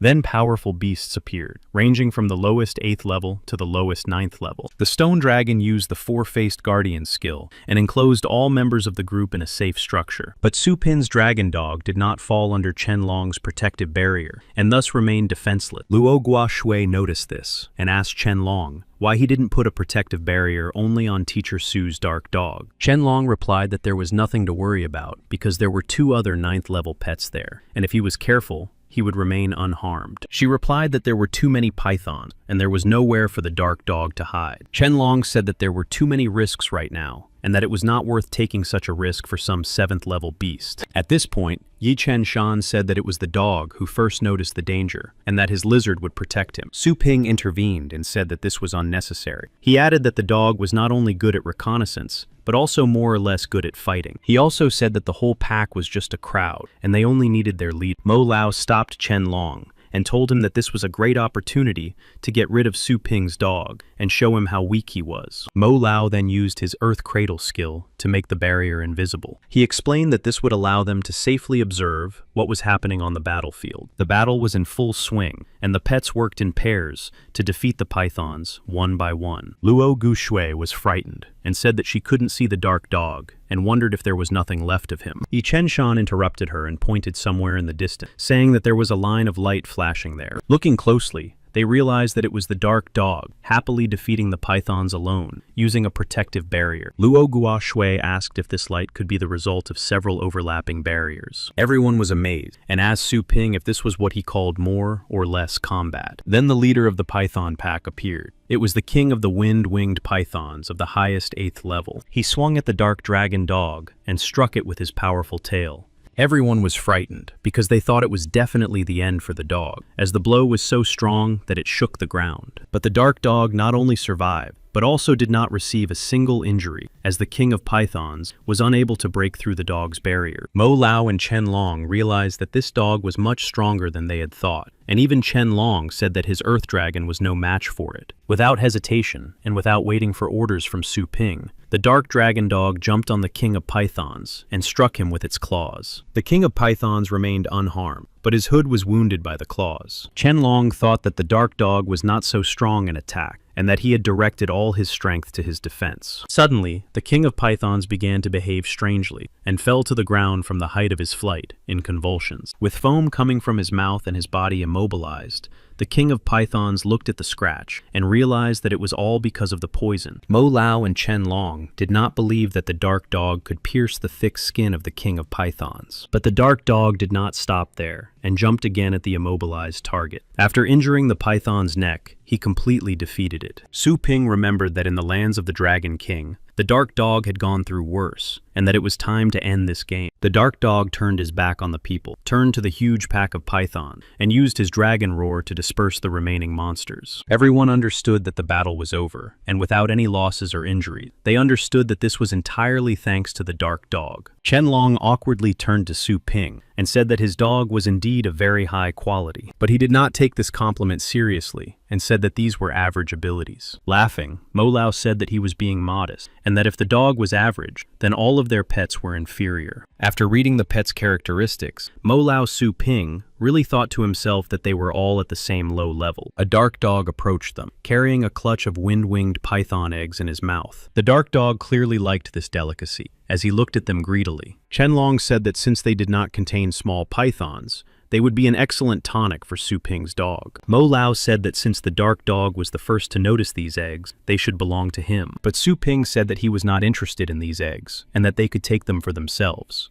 He himself wanted to keep the scales of the defeated pythons. After exchanging glances, Mo Lao and Chen Long came to the conclusion that Su Ping was very strong, and that it was better to be friends with him than to make him an enemy. They bowed to Su Ping as a sign of respect, and added that if he needed help in the future, he could turn to them. After setting up camp, they began to discuss their next course of action. They were interested in a cave in the northeast. Seeing this place on the map, Su Ping realized that he had already been there, and that there were treasures there, and in several other places on the map. So why this particular place? Su Ping approached the captain, and asked who had drawn the map, wondering if it was him. He replied that his friend had sold him the map at a very good price. He asked Su Ping if he had any questions about the map. Su Ping said that it was strange that there was only one treasure in such a large area. The captain replied that it was because of the high competition. This made Su Ping very suspicious, as the captain had been given the map at a bargain price, with only one treasure on. The next day, they set off in search of the treasure, and arrived at their destination. Su Ping suddenly stopped everyone at the entrance to the cave, and said that there was a 9th-level beast inside. The commander asked how he knew this. He remembered this because he had already been in this cave once, but said that it was the dark dog that had sensed the monster. The captain agreed that the dark dog had already once sensed the danger of the python, so they would believe him here too. Luo Gusu said that this would be a problem, because there was a whole 9th-level beast here, and that they would have to fight in the cave. Mo Lao added that the difficulty of this task had now increased several times over, and that even with Su Ping, it would most likely be difficult to accomplish. The captain calmly said that everything might work out if they lured the beast outside. Chen Long and Yi Chen Shan said that as soon as the beast left the cave, they would ambush it and attack. Using the Earth Dragon and the Firebird, they prepared flaming boulders to attack the beast with. Mo Lao used his stealth skill again to make some of the pets invisible. Yi Chen Shan reported to the captain that the ambush was ready, and that now all that remained was to wait for the beast itself. The captain replied that he would lure it out himself. Ye Chen Shan said that it was too dangerous, and that they couldn't risk the captain of the group. He replied that he had a 9th-level beast, and that soon everyone would pass the tower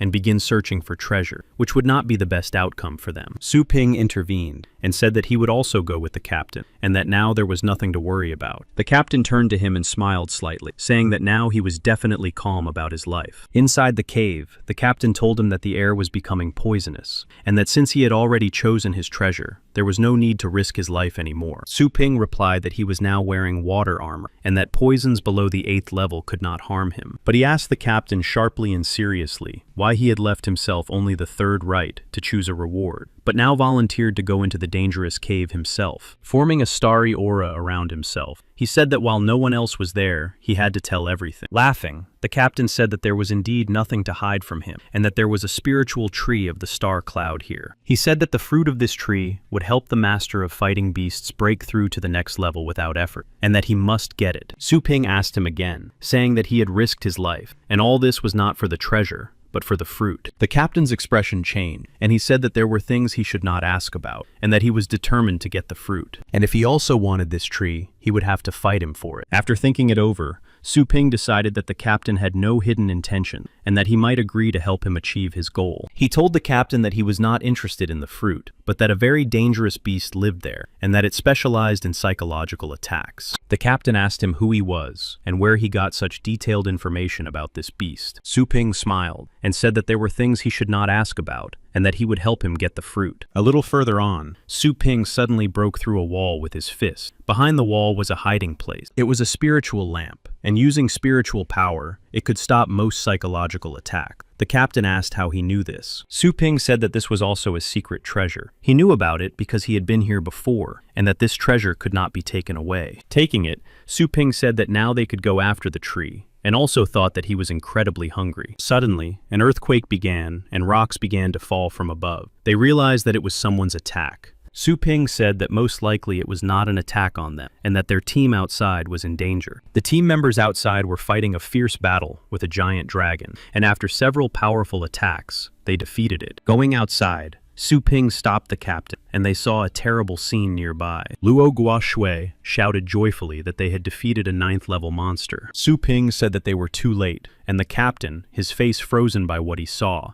asked what they had done. But behind them was a terrible scene, as their own beasts defeated each other, and some were already irretrievably lost. Chen Long asked what he was talking about, and whether they had not defeated the beast. But they were already under the dome, and under the influence of the 9th-level beast. However, the huge dragon did not stop its attack, and continued to influence their consciousness. The others stood joyfully and greeted the captain, but behind them, one of the pets raised its scythe to attack them. Su Ping told the captain not to leave the protective dome, and to summon his demonic stingray for battle. Captain Nia listened to him, and said that if they didn't hurry, the guys would hurt themselves. And so the demonic stingray stopped the skeleton's scythe with its staff. Su Ping and Captain Ye were on the shoulders of this stingray in a safe place. Su Ping threw the lamp up and told the captain to pour star power into it. After doing so, the lamp's range expanded, and now the dome covered not only them, but everyone around them. When they came to, everyone had a headache and couldn't understand when they had come under attack by the beast. Climbing down from the demonic skate,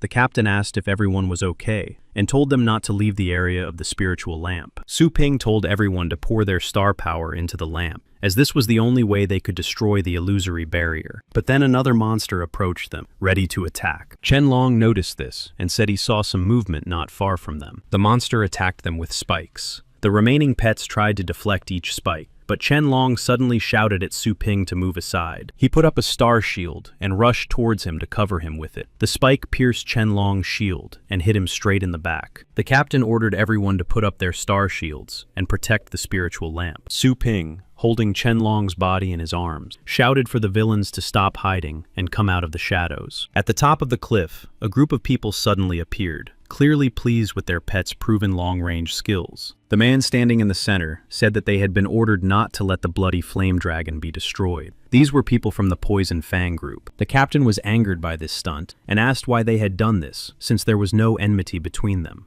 Laughing, the deputy of Poison Fang told the captain to think about how he had gotten the treasure map so easily. The captain realized with horror that they had given him the map on purpose, so that they could lure the dragon out and use him as bait. The deputy said that it was too late for him to realize such important information. An angry Su Ping summoned the little skeleton and took something resembling a crown out of his storage. The deputy said that if he dared to attack him, the fiery dragon would instantly attack his crew members. But he didn't even listen to him and threw something at the dragon, shouting that the ring trap would be enough to catch the dragon. And instantly, many golden chains came out of this object and pounced on the dragon, restraining its movements. The deputy of Poison Fang asked what kind of thing it was that even a 9th level fire dragon was so easily caught. After the dragon was completely immobilized, it began to be pulled into a separate space of this object. After that, it disappeared completely. This greatly surprised Poison Fang, but Su Ping's group was very happy about it, as many of them were seriously injured. Finding himself behind the enemies, Su Ping, floating in the air with his skeleton, asked them if they had time to be surprised about anything. People began to ask how an ordinary group had a 9th rank person in their team, and why intelligence had not reported this to them. They were frightened because they had attacked a very strong enemy. Deputy Captain Fong told them to stop panicking, and that even though he was a titled rank, he had only summoned a small skeleton. He ordered all long-range scorpions to attack Su Ping in the air. But before he could finish his last sentence, the small skeleton used its sword to strike him and their beasts. That was the last thing he could say. Meanwhile, down below, Luo Guoshui was helping Captain Ye with his injury. He asked her what had happened to the rest of their group. In a depressed voice, Ye Chen Shan replied that Mo Lao and Chen Long had not survived. The captain himself was on his last breath and only managed to call out to Su Ping as he unexpectedly landed right next to him. He turned to him and reminded him again of the request he had made in the cave while they were trying to return to the group as quickly as possible. He asked Su Ping to obtain the fruit of the tree in case something unexpected happened to him. Su Ping then asked him why he needed the fruit to strengthen his cultivation if something had already happened to him. But the captain asked him to obtain it not for himself, but for his daughter, to replenish her potential and thus revive him. And perhaps this fruit would help her immunity defeat an incurable disease. He said that this was the only thing he could do for her, as he had spent half his life in the desert lands for this purpose. And then the captain breathed his last breath, after which Su Ping got up and headed back to the cave, promising the captain that he would fulfill his request. At that time, the remaining gang of poisonous fangs was rampaging in the depths of the cave, collecting all the treasures found there. When they found the tree, they first wanted to cut it down and take all the fruit from it. The captain said that it would be better to just pick all the fruit and destroy the tree so that others couldn't get it. Obeying the order, the guy who was closest to the tree swung his axe to start cutting down all the fruit on it. But suddenly, an arrow from the star power hit him in the neck, and he fell to the ground. The rest of his group panicked, and began searching for survivors from Captain Nia's team, thinking that it was them. The captain of the Poison Fang replied that this was impossible, as they had been fighting against the dragon beast and its deputy. But to himself, the captain noted from the wound that it was most likely the work of a 9th-level master. He appealed to the attacker to negotiate peacefully, but his words were ignored, and one by one, the members of his group began to fall dead. The rest grouped together and began to provoke him to show himself and fight fairly. The attacker was Su Ping. He used his spirit control skill to strike the others. Noticing this, the captain called on his 2 pets to attack Su Ping. But before they could even fully leave his space, the pets were struck down by a small skeleton. Falling to his knees, the captain could not believe that 2 beasts of the lowest 9th level had been defeated so easily. He began to beg Su Ping, calling him master, to take all the treasures but spare his life. Looking into Su Ping's eyes, the captain understood and said that he had not come for the treasures, but to avenge his comrades. Finally, he simply asked for his name, so that he would know at whose hands he would fall. But without even answering this question, Su Ping used his spirit control and struck the captain directly in the head. Only then did he say that his fate had already been decided, and that he would leave this world with fear and doubt. Having finished with all the remaining enemies, Su Ping gathered all the bodies of the Poison Fang into one pile, and ordered his dragon to burn them, so that nothing remained. After that, he placed the tree with the fruit in his storage room, where it could remain alive and unharmed. He couldn't understand why another group had attacked them so unexpectedly, and that thanks to the sacrifice of his comrades, he had survived and needed to become even stronger. Later, at the Pioneer's base in the Dimension, Su Ping asked what their future plans were. Luo Gua Shui replied that first they needed to bury the rest. Yi Chen Shan thanked Su Ping for saving them, and said that with such heavy losses, they would not be able to continue the mission. Su Ping said that he would then go on, as he still had unfinished business in that dimension, and that they should take the fruit and give it to the captain's daughter. Yi Chen Shan said that it was a very legendary tree, and asked why he was giving it to them, and how he knew about the captain's daughter. Su Ping said that he couldn't explain, but that it was the captain's last request. He asked if they could do it, and the guys agreed. He also took out all the treasures he had taken from the cave, and told them to distribute them to the families of the deceased. Luo Guoshui burst into tears, and asked if he was really giving up all the treasures. Su Ping confirmed this, and thought that it would be the right decision, because he had already kept what he needed for himself. An announcement was made over the loudspeaker, that everyone returning from the dimension must bring their treasures for inspection. Yi Chen Shan felt ill, as he had also been injured in the last battle. Seeing this, Su Ping said that he would undergo the inspection with them. And so began the inspection of all the treasures brought by Su Ping's team and the survivors. 3 people whom Su Ping asked about watched the whole process lazily. Ye Chen Shan replied that they were important officials sent by the government to check all the treasures for safety, and that they were no lower than the 8th level. Hearing that the spiritual tree of the star cloud was being inspected, one of the inspectors was delighted with such a find. He turned to Yi Chen Shan and asked how much he would be willing to sell the fruits of this tree for. Ye Chen Shan apologized and said that they were not for sale, and that he could discuss the price of other treasures, but not this one. Approaching him, 2 of the inspectors rudely pushed Yi Chen Shan aside, and decided for themselves that they would buy the fruits at the set prices. Reaching for the fruit, they thought only of how eating it would raise their ranks to the title. Su Ping stopped them by grabbing their hands. One of the inspectors asked who he was to dare stop the inspectors. Su Ping replied that he had done nothing wrong, and that the inspection was over. He noted to himself that the inspectors themselves were doing dirty deeds. Laughing, the inspectors asked who had released them, and when the inspection had been completed. Using force, they simultaneously struck Su Ping, who flew backward and broke through the wall, adding that the inspection would end when they decided it would. Yi Chen Shan and Luo Gu Shui were frightened for Su Ping and ran after him to check if he was okay. Behind the wall were other people waiting for their inspection. Su Ping got up, dusted himself off, and said he was fine. The examiners explained the Federation's law that allowed them to use force to suppress a riot during the examination. They thought they couldn't miss such an opportunity. The people around laughed at this, saying that he deserved it. Someone recognized him from the scandal with the Tang family and decided to take him to them for a reward. Out of nowhere, a voice began to say that Su Ping should show his claws if he wanted to achieve anything here. Then someone noticed Dao Zun upstairs, who was calmly relaxing and drinking a bottle of alcohol. He said that the road would open up for him after that. He just needed to prove himself. Su Ping listened to his advice to finally go out into the wide world, and then thanked him. Suddenly, 2 inspectors jumped on him, shouting at Su Ping not to get cocky and not to open his mouth to them. Suddenly,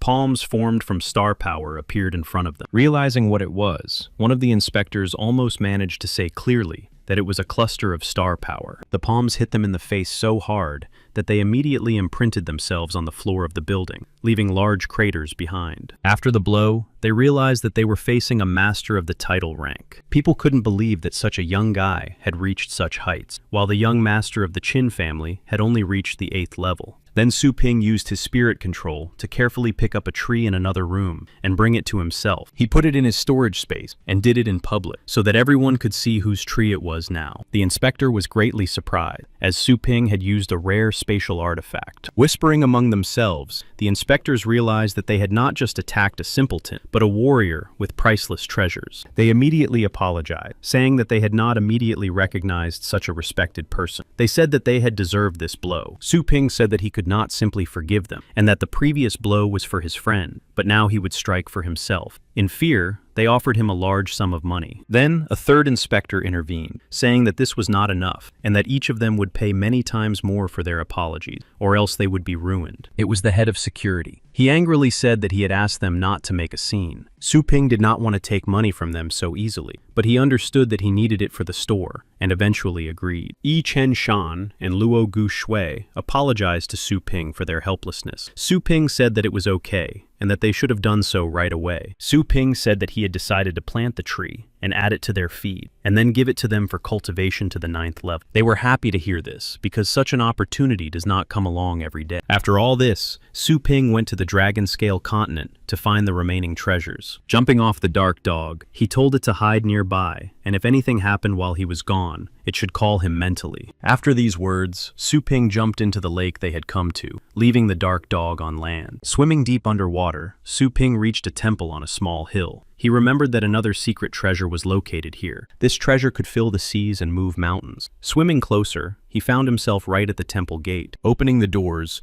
he noted that this treasure was very well hidden, and that he had found it by accident last time, only thanks to a chance rebirth. Swimming inside, he found a skeleton holding a chest on its lap. From it, he took out a scroll for creating a small world similar to the system's repository. Although it was not as powerful, it could accommodate living beings, and its power grew as its owner did. It was the perfect place for the spiritual tree. Here he received a call from the Dark PK, who reported that something was happening upstairs. Su Ping hurried to him. Without leaving the water, Su Ping realized that this was not a simple bird, but a beast scouting the situation. He realized that there were other passers-by somewhere nearby. He also remembered that somewhere nearby, a demonic undead fruit was hidden. This fruit allows undead and demonic pets to revive once after fatal damage, and it would be perfect for his skeleton. Su Ping ordered the dark dog to track down this bird, to see if they had found the undead fruit. Later, in the forest of dead trees, two passers-by were moving around in search of something. Noticing that they were being followed by an unknown bird, they realized that someone was targeting them. They had something large and treasure-like in their hands. They jumped onto a branch to escape further, but something cut the branch sharply, and they landed on the ground, telling the attacker to show themselves. Before them stood Zhao Fengchun from the Tang family, who asked why they were in such a hurry,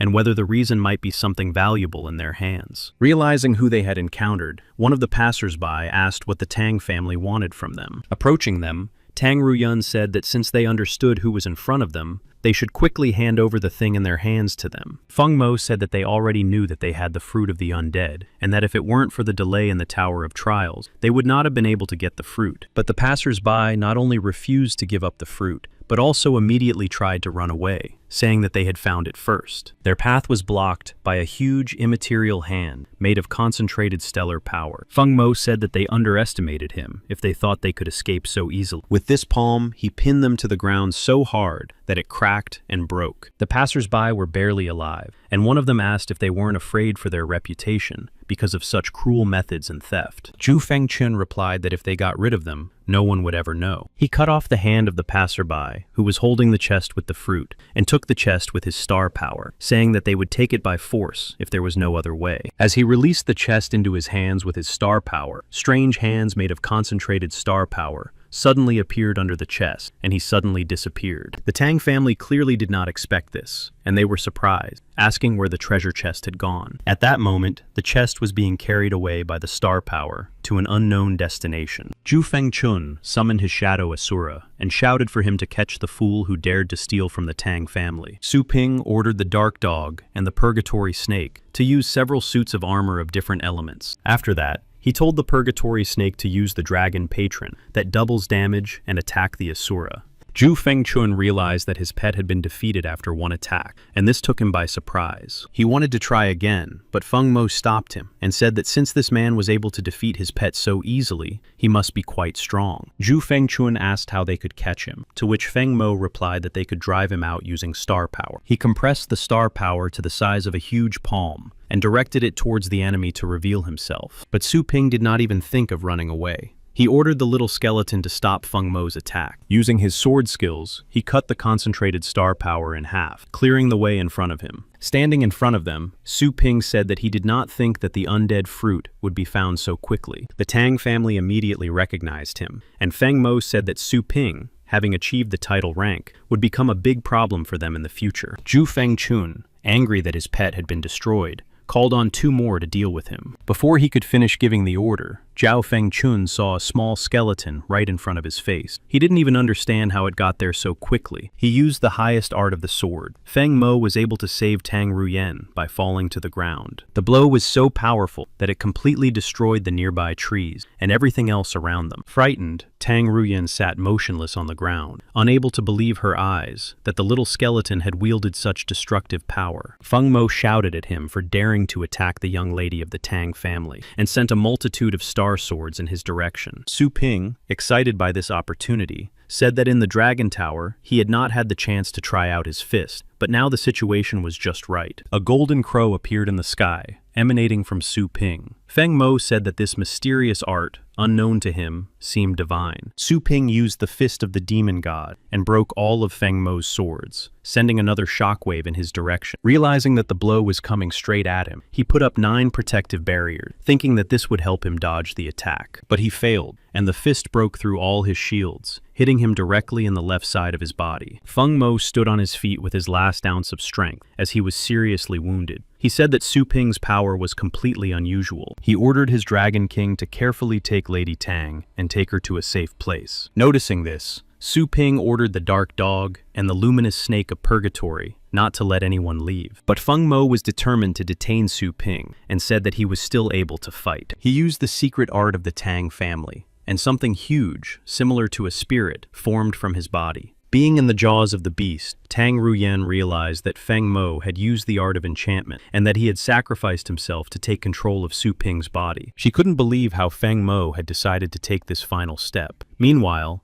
he attacked Su Ping and shouted for him to give him his life. The little dragon, dog, and snake pounced on Feng Mo's spirit in hopes of stopping him, but they simply passed right through him. Feng Mo said that physical attacks no longer scared him, and that now Su Ping would regret attacking the Tang family. Seconds before the spirit attacked, Su Ping took out a torch from the storage space that he had obtained from the cave where he had found the tree with fruit. He was completely calm and did not even think of moving. At that moment, Feng Mo's spirit crashed into an invisible barrier. Feng Mo was thrown back and asked why he couldn't touch him. Looking at the item Su Ping had taken out, he asked, could it be a secret treasure of spiritual protection? This angered Feng Mo even more. After Feng Mo's fall, his Dragon King was left without a master and began to act arbitrarily. Apparently, the Dragon King decided to eat Tang Ruyen, who was in his mouth at the time. Realizing this, Tang Ruyen decided to summon her fallen winged king and ordered him to pull her out. At that moment, a pillar of light appeared in front of Su Ping, and something flew out from under the ground. Su Ping already understood that it was Tang Ruyen, whom Feng Mo was trying to save. He said that she had finally decided to appear. Tang Ruyen sat on the shoulder of the heavenly winged king, who held the head of the Dragon King in his hand. She said that Su Ping did not deserve to call her by name, but in a moment, she realized that she could not sense the auras of Feng Mo and Zhao Fengyun. Realizing that they were already dead, she prepared for battle and asked Su Ping why he was exterminating her family members. Su Ping asked her why they were taking the lives of innocent passers-by. She was surprised by his simple question and said that was the law of the jungle. She asked if it could be that in his eyes, they were as weak as passers-by. Her words angered Su Ping, and he confirmed her suspicion. He decided to show her the difference in strength and that she was completely worthless. Using his terrifying aura, he added that to him, they were nothing more than a piece of meat on a cutting board. The fallen winged dragon, Tan Ruyan,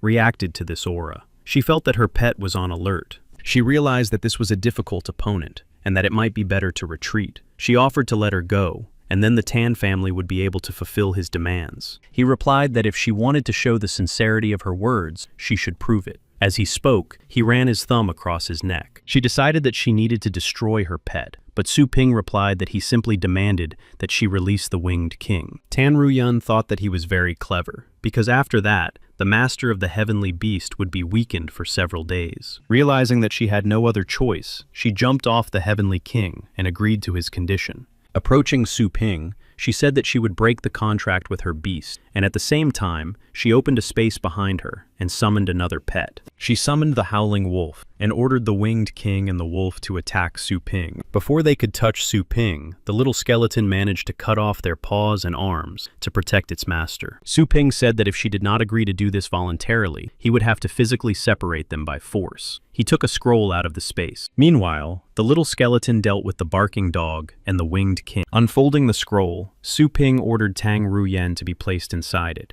and she was sucked into it in the same second. After that, she was thrown out into an unknown space in the middle of a field, where there was nothing but mountains. Turning around, she realized that this was a hidden treasure space. Su Ping could watch everything without being physically present in the scroll, but only in the form of an aura. Tang Ruyun asked him why he didn't get rid of her right away, but instead put her in the treasure. Su Ping replied that if she so desired to go to the other world, he would help her right now, but only after he had drained all her power. Noticing the dragon-shaped mark on Su Ping's forehead, she realized that it was the mark of an heir. It only appears on those who pass the tower trial. She began to laugh loudly at this thought. Su Ping rubbed his forehead and asked her what made her laugh so hard. Stopping her laughter, Tang Ruyen said that the legendary master of the region would soon bring about his end. Su Ping asked her to explain in more detail. She said that there was no point in doing so, since she was going to die anyway. Su Ping replied that he would send her photos of her last moments online. This clearly frightened her, and she said that he wouldn't dare do that because it was too despicable. Su Ping calmly suggested that she explain everything to him. She said that Yuan Tianchen would come after him because his granddaughter was supposed to be the heir. He asked why the 4 great families had undergone the trial in the tower. She replied that they had all promised to renounce their inheritance in his favor. Su Ping realized that the secret kingdom was in the hands of this master, and that the Federation had deliberately blocked these areas because they were already monopolized. After gathering all the bodies into one pile, Su Ping ordered the Snake of Purgatory to burn everything to the ground. Su Ping realized that he had previously been able to defeat strong opponents thanks to resurrection, but now he was about to face such an opponent in real life. He knew that they would find him very quickly, even though no one had seen him in the tower. He needed to improve the store as quickly as possible and move his mother and sister there. After returning to the real world, Su Ping came to his store, where a huge crowd of customers had already gathered. Everyone was happy to see him and said they were glad to see him again. They had several pets for him to improve. Su Ping realized that everything was still fine and that those people had not found him yet. He asked everyone to line up. According to his calculation, he needed to earn at least 10,000 energy points within 10 days and find an intermediary to buy land during that time. He decided to find a broker on the network of passers-by, because this network was specially designed so that passers-by could. A virtual assistant appeared in front of Su Ping and asked him what he wanted. He replied that he needed land to expand his store. The assistant asked how much space he needed, to which Su Ping replied that he needed 3,000 square meters. He was told that such an area would cost 300 million. Su Ping asked when the price had risen so much. The assistant replied that a global elite league for animal breeding services had just started, so the price in this area of sales had risen. Su Ping remembered his new pet, a wild, blood-flaming dragon of the highest 9th level, and asked how much it would cost to sell. She said that it was very rare, and such a beast could cost 400 million. Already, there were people willing to buy it for 250 million. Su Ping agreed to sell it now. With 60 million in his hands, he should have just enough to buy the land. He decided to go to the new zone. He asked the system if there was a cultivation zone similar to the Dragon King's heritage land. She replied that there were 2 suitable zones. The divine zone and the semi-divine zone required 10,000 energy points. He understood that thanks to the system's discount, he was paying 10% of the cost for each resurrection. Therefore, he couldn't just die. To master the second Crow Fist, he needed the heart of a fiery Shinya. So he entered the semi-divine zone to find it there. If he could improve the Golden Crow's body with it, his physical body would be more resilient in life. After entering the semi-divine border zone, he found himself at a temple on a lake. He noticed that the style of this zone was very different from all the previous one. It was more civilized. The system offered him to purchase a divine language translator for 500 energy points. He would be using the translator service for the first time, and gladly bought it, because thanks to this, he might not have to fight. After installing the divine language translator, Su Ping noticed someone above the lake. It was a divine being who sang a beautiful song and used the power of water. Seeing such a beautiful picture, Su Ping thought that he definitely had to get to know her. Suddenly, the girl sensed the fluctuation of energy nearby and decided it was an annoying insect. She quickly used her star power to cover herself and simultaneously launched a striking blade at Su Ping.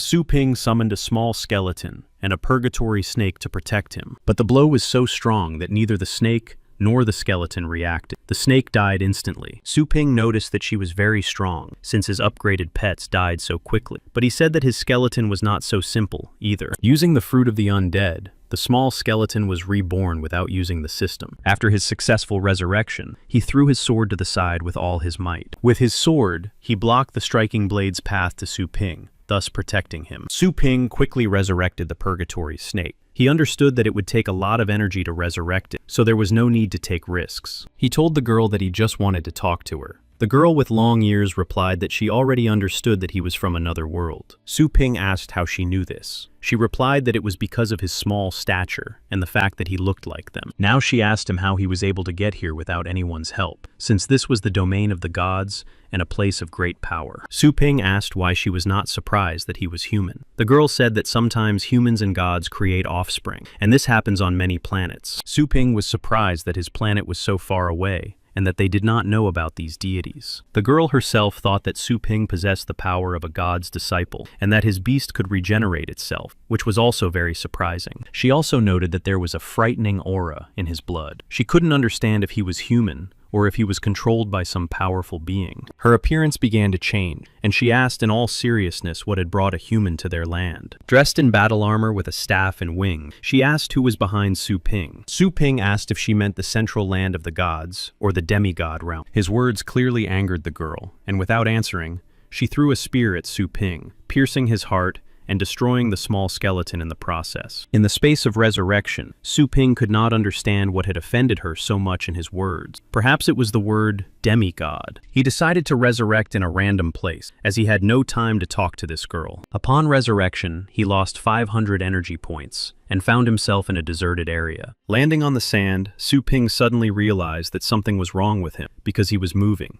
Suddenly, sharp fangs appeared from the sand, followed shortly thereafter by the monster's enormous mouth. Su Ping was standing right in the center of its mouth. Using his star power, Su Ping managed to jump into the air and dodge the monster's attack. Using the divine fist of the crow, he struck the monster's fang. Although he damaged it, he was only able to break a few of its fangs. He decided to check the monster's identification to understand its strength. The beast was of the highest 9th level. Su Ping decided to summon the dark dog, the snake of purgatory, and the little skeleton, and said that this was truly divine land, judging by the strength of its inhabitants. He used his killing intent on everyone and ordered the dog to protect the snake, who in turn, together with the skeleton, would strike the monster together. The snake and the skeleton struck the monster head on, and Su Ping shouted at the little skeleton to strike quickly. The little skeleton struck, using the power of the snake of purgatory, and the result was a fiery strike from the dragon of purgatory. But that wasn't enough, and Su Ping ordered the dog and skeleton to attack the monster's eyes. But as soon as they got closer to the monster, it used its petrifying gaze, and the pets immediately turned to stone. After that, it was easy for it to completely destroy them by biting their bodies with its jaws. The dog went to the resurrection zone, and the little skeleton was immediately revived, thanks to the fruit of the undead. Su Ping really liked this cheat ability of the little skeleton, which works automatically in cultivation zone. He resurrected the dark dog in the same place, and ordered the little skeleton to immediately attack the monster's eyes. He ordered everyone to strike the monster at the same time, while it was wounded, and flew into the air himself. He asked the snake of purgatory to envelop him in dragon's flame, and concentrated this power in his fist. He used the Taomo of purgatory, the fist of the golden crow, and struck the monster straight in the face. After this blow,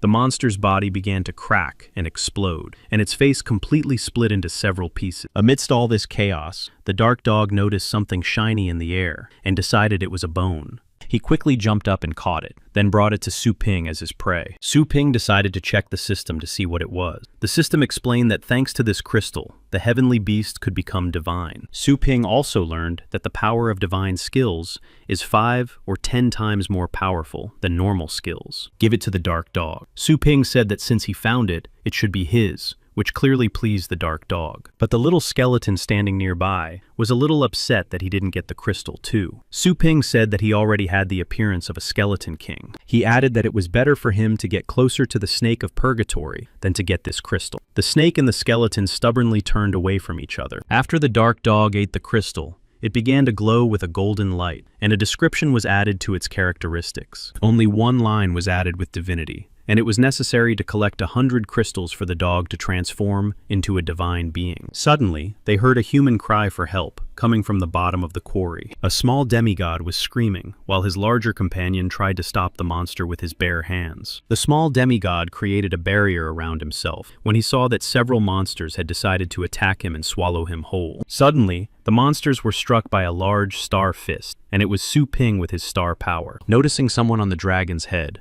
the creatures of the divine race immediately realized that it was a human warrior. He flew up to the victims and shouted for them to grab hold of his dragon's paws, while several monsters were already targeting them. Managing to dodge their attack in time, they flew high into the sky and quickly left the place. The young demigod thanked Su Ping for his help. Su Ping said that he was just flying by and decided to help. He asked them how they ended up here. The stronger demigod replied that these monsters called Zerg constantly invade their lands, and they are the ones responsible for clearing the nests of these monsters. Su Ping pointed to the craters on the ground and asked if those were the Zerg nests. The stronger demigod nodded affirmatively and asked what a human was doing there. Su Ping said he just happened to be there. He thought that it wasn't just his planet that had rifts, and that these demigods were the unluckiest of all. He asked the demigods why they didn't use their wings to fly. The strong demigod replied that it would be an honor for them to die in battle against the Zerg. But the weaker demigod awkwardly said that only true gods had wings, and they couldn't even fly whenever they wanted like ordinary people. Su Ping remembered that girl and realized that she was a true, rare, pure-blooded god. Now he understood the huge difference in power, and then he thought it would be nice to have her as his heavenly beast. Su Ping asked the demigods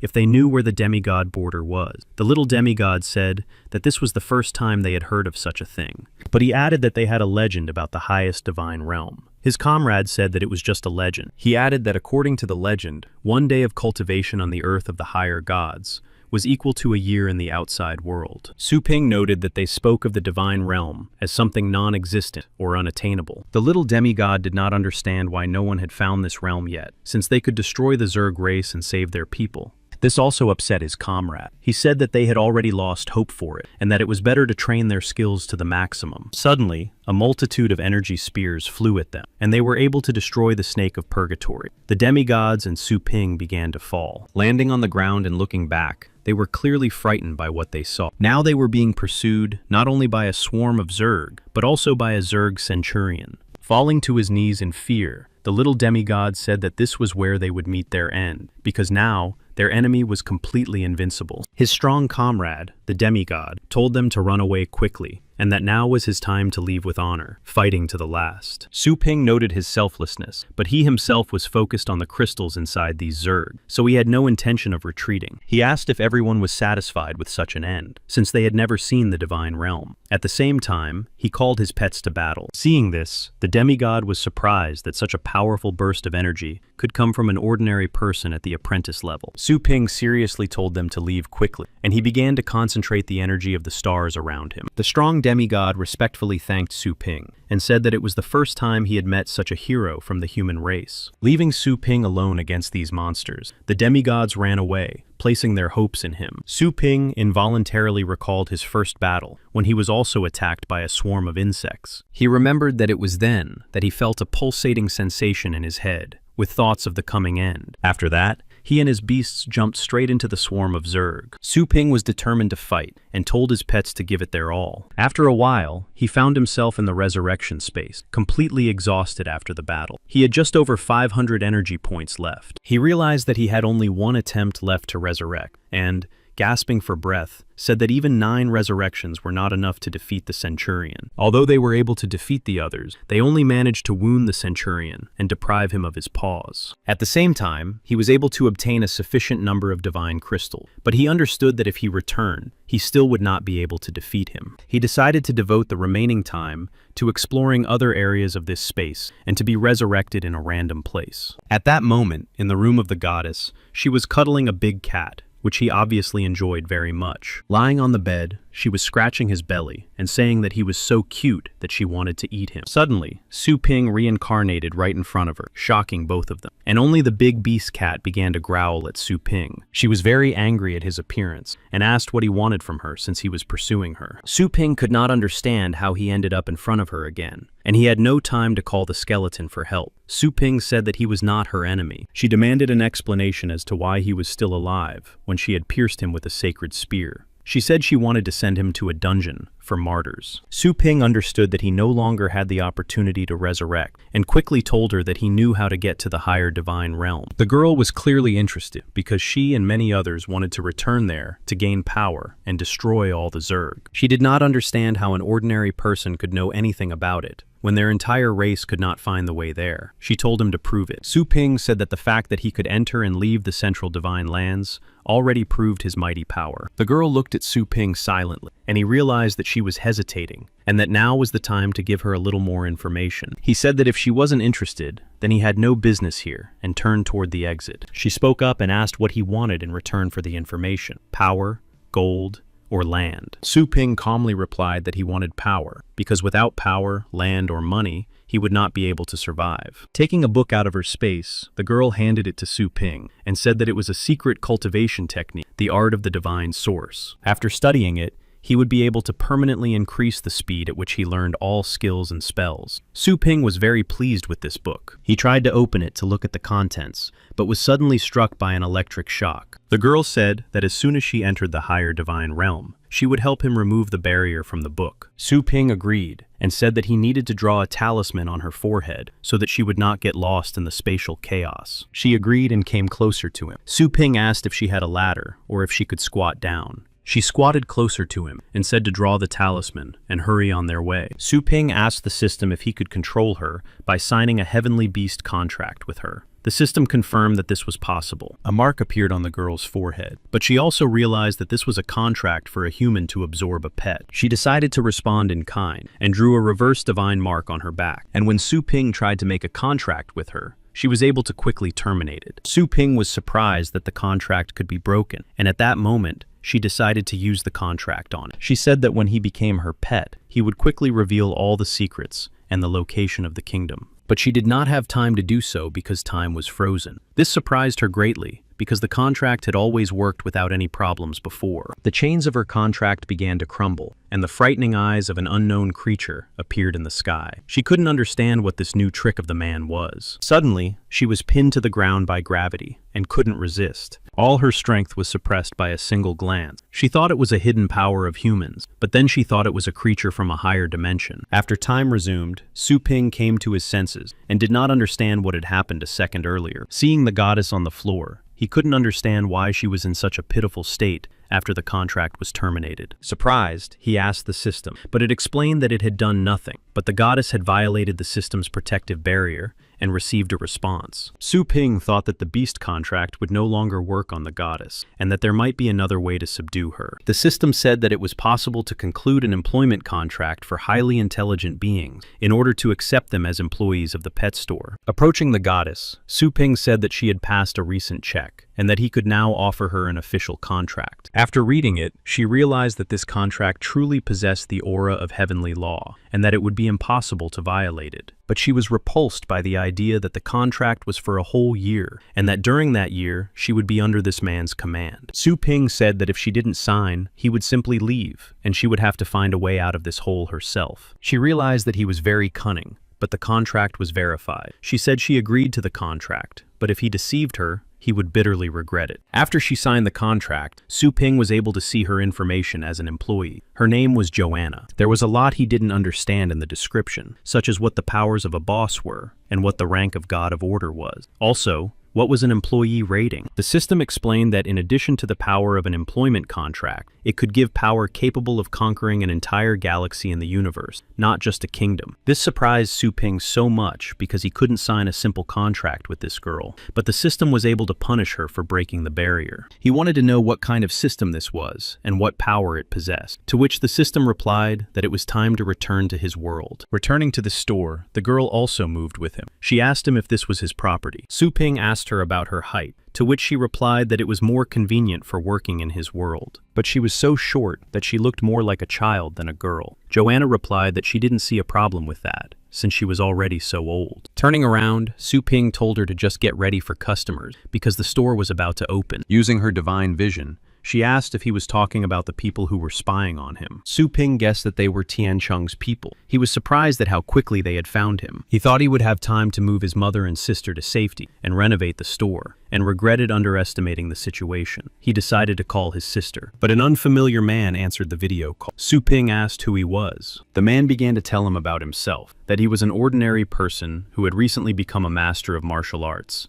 and that he was also a teacher. Seeing the background behind the stranger, he realized that it was his apartment and began to worry about his mother and sister. He asked where his family was, showing his mother and sister lying unconscious on the floor. The man continued to tell him about his entire family. Su Ping became angry and asked what the man wanted from him. The man said that his master wanted to see him and that he had to obey. He reassured himself that everything would be fine. He replied that he was currently in the store and that the master should come to him himself and demand that his family be released. The man agreed and turned off the video. Then he laughed and said that Su Ping couldn't go anywhere, even if his family was released. He then called his master and said that he had sent him the location of Su Ping. Master Yuan replied slowly that it was time to finally meet the man who dared to steal the legacy of the Dragon's Ledge. After a while, a group of people flew over the city using star power. The people below realized that these were the legendary title masters. Then they landed right in front of Su Ping's store. People couldn't understand what such legends were doing in the lower districts of the city. The red-haired servant of the Mu family asked if they had come to the right place, because this place looked more like a garbage dump. The other men from the Qin Tang and Lu families replied that it didn't matter, because anyone who crossed Mr. Yuan's path would die. There was also a familiar face among them. It was Dao Zong, and he said he wanted to get this over with as quickly as possible. At the head of all these strong men stood Yuan Tianchen himself, the legendary master of martial arts of the vast Sea Kingdom. People trembled with fear because they were facing very powerful legends. They immediately understood who was standing before them, because there were very few such people in the world. The man from the Mu family told the young people at the store to leave because it had nothing to do with them. He decided to use his star power to destroy Su Ping's store, and told him to come out and greet them. But surprisingly, nothing happened. He just stood there in bewilderment, unable to even open the store's gate. The other legends also couldn't understand why the door wouldn't open, so they decided that a high-level protective formation had been placed on it. Then the door began to open by itself, and a young man stood before them. It was Su Ping. He told them not to involve his family in this, and asked what they wanted from him. Dao Zun immediately recognized Su Ping. He felt sorry for him, even though he was very strong and talented, because today he would fall at the hands of Mr. Yuan. The man of the Tang family said that he was in no position to set conditions, and,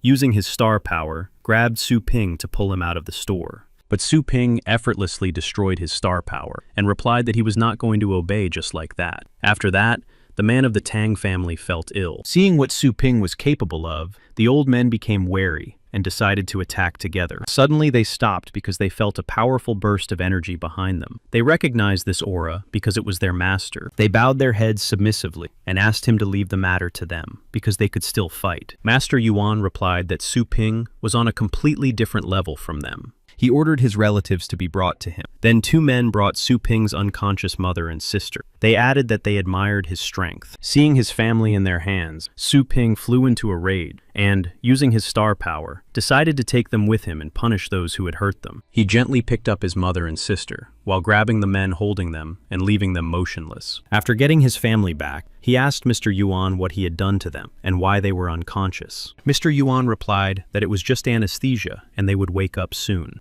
Then he asked what it was like when strangers took something away from him. Su Ping replied very sharply that he was wrong, because the inheritance did not belong to him in the first place, since he did not create it or come up with its name. The man from the Mu family objected and said that he did not dare to answer Mr. Yuan so rudely. But Mr. Yuan paid no attention to this and said that if Su Ping had such power, then he thought he had nothing to fear in that case. The man from the Mu family said that their minds could not penetrate the store, so they needed to determine Su Ping's power and be more careful. Mr. Yuan replied that he was not afraid of such tricks because he was a legendary master and headed straight for him. Approaching Su Ping closely, he asked ironically how two legends could be in his shop at the same time. Mr. Yuan told him that if he obeyed him, as well as the four great families, he would not interfere with him and would also train him. The men from other families were surprised by his proposal, but thought that he had achieved such power at his age, and that was not so bad. However, only Dao Zong noted that Mr. Yuan was using the carrot and stick approach,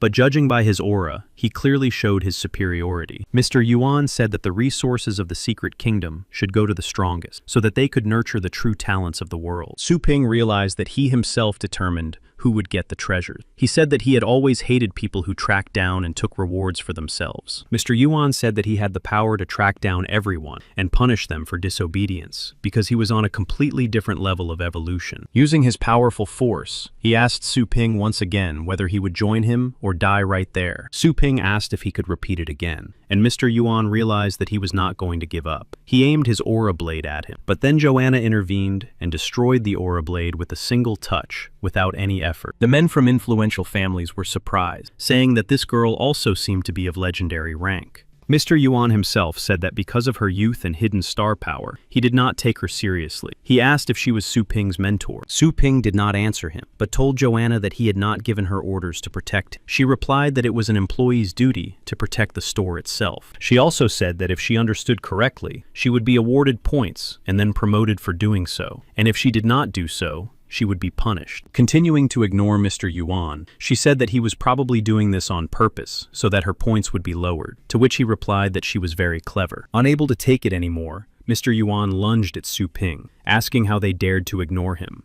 But before he could harm him, he was instantly knocked out of the store by a powerful blow and crashed into the building opposite. No one had time to react, and even Dao Zong did not immediately understand what had happened. Joanna had hit him. She asked if they could get rid of him because he was very noisy. Su Ping forbade her to do so because there were too many prying eyes around. He also said to take everyone captive except Dao Zong. She said that nothing terrible would happen if they lost a couple of legs and arms. Su Ping said that this was only possible if they controlled their strength. The men from influential families were frightened because the power of the shop worker was so great, and they had not even seen the power of the owner yet. Mr. Yuan came to his senses and decided to summon his most loyal pet for battle. He summoned the Shadow Knight of Beasts, whose rank was King of Beasts. It was a four-armed beast without a head. He used the combination skill that allowed him to merge with his pet into one whole. Since Su Ping had never seen such a skill before, he was very interested in it, and he thought it looked cool. Mr. Yuan looked as if he were wearing battle armor. He said that now he would teach Su Ping a lesson for his rudeness and disrespect. Even members of other families saw this skill for the first time. They quickly decided to get away from there so that they would not be swallowed up.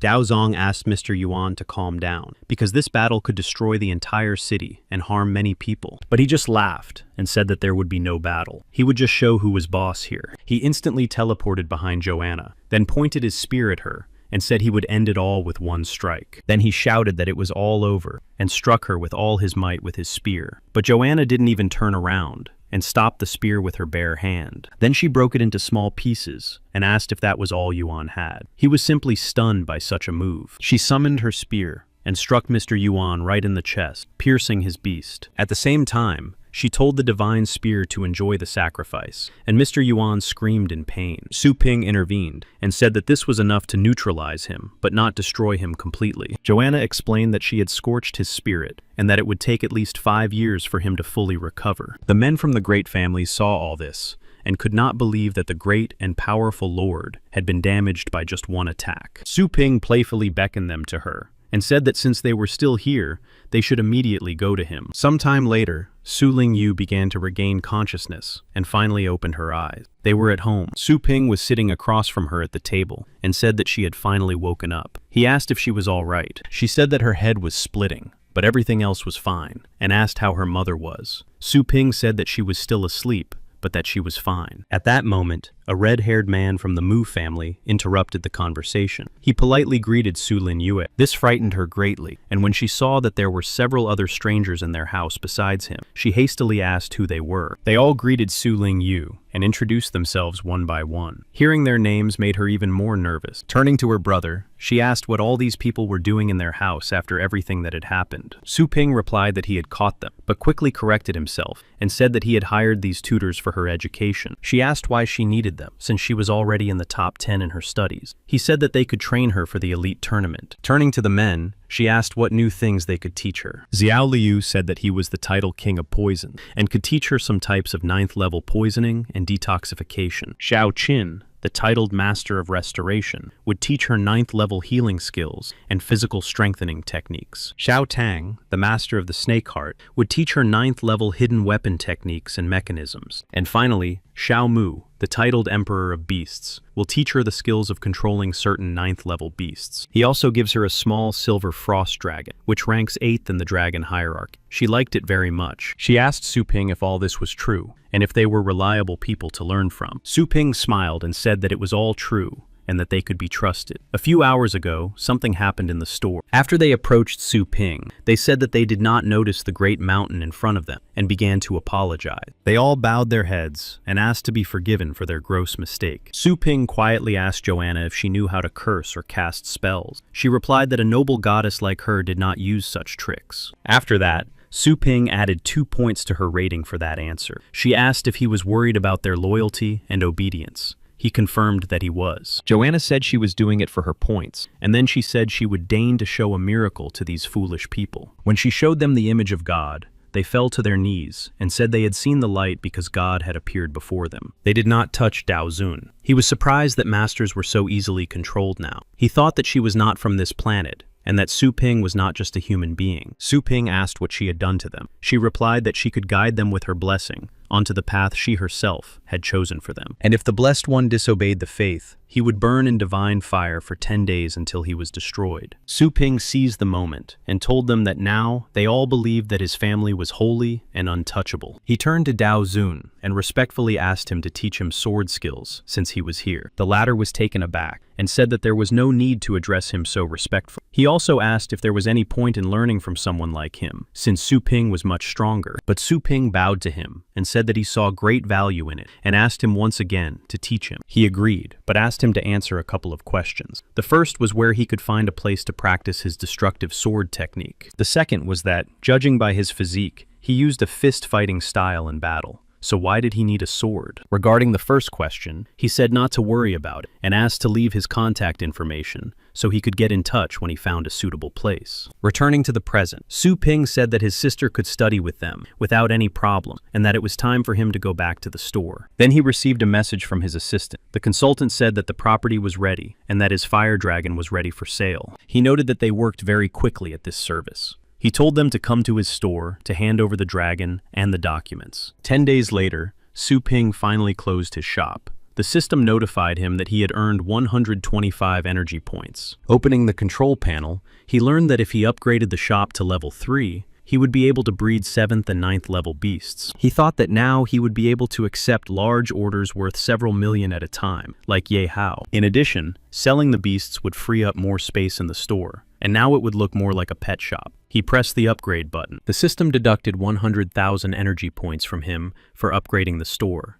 The total area of the store was more than 3,000 square meters. The system suggested that he use the store's partitioning device to create separate zones. Su Ping decided to first determine where he and his family would live. He chose 300 square meters for the living area. Thanks to the smart system, all the things and furniture began to appear in this place automatically. Joanna noticed that these things, unlike ordinary creations that require energy to maintain, could exist forever without support. She noted that even their supreme god could not do such a thing, and was amazed at Su Ping's true power. He designated 1/10 for offices. He designated 1/5 for the feed and ingredient sales area. The system arranged the furniture itself. The rest would be set aside for breeding sections and testing areas for pets. Although the number of sections had been increased by 25, Su Ping raised them to the second level. He asked the system what rights his employees had. The system explained that they had access to all work areas and could go outside with the store owner. Su Ping decided to grant this permission to all employees, as it would be sufficient to maintain the store's operations. After that, he invited his sister and mother to their new home. They could not believe their eyes and asked if they had come to the right place. Before them was a huge high-rise building that looked very expensive. The store doors opened, and Su Ping came out. He asked if they had taken all their belongings from the old house. He was greeted by craftsmen from 2 legendary houses, who said that they had completed the work of packing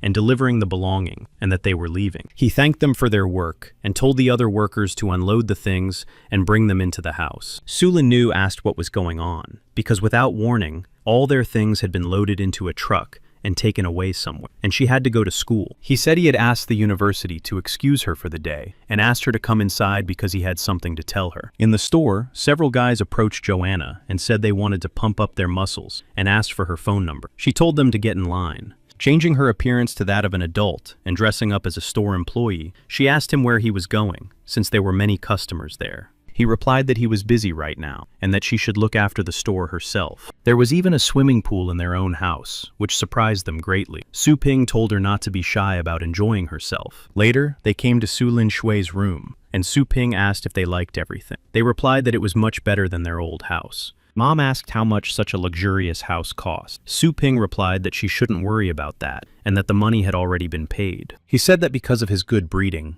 wealthy customers had bought this house in gratitude. He also added that he could hire domestic workers. Mom refused and said that she would have something to do in her retirement. My sister asked who the sweet and gentle girl from the store who worked with him was. That description clearly didn't suit her, Su Ping thought. He said that she was his new employee. Mom smiled slyly and said that she understood what he meant and asked him to invite her to lunch to have a bite to eat together. So there they were, sitting at the dinner table with Joanne, who politely greeted them, calling them aunt and sister. His mother also greeted her, and his sister asked if she could touch her beautiful blonde hair. Su Ping wanted to stop her because she didn't really like people, but to his surprise, she obediently allowed it. Mom continued to bombard her with questions about how old she was and where she was from. She also asked if she had a boyfriend. Joanne smiled and replied that she was from a foreign country and was 18. She hadn't thought about finding a boyfriend yet. Su Ping asked her why she was acting this way in front of them. She replied that if he didn't add points to her rating, she would start talking like she used to. He agreed and asked her to behave politely with his family, not like she did with everyone else. His mother asked who else worked in the store and if they could manage to do everything themselves. Joanna said that the 2 of them were enough for now, but one person couldn't handle everything. Su Ping thought that if another employee with abilities similar to Joanna's appeared, he wouldn't have to work in the store at all. He remembered that he still had the young mistress of the Tang family, and that she would help him plant the spiritual tree. The system provided Su Ping with a contract for a temporary employee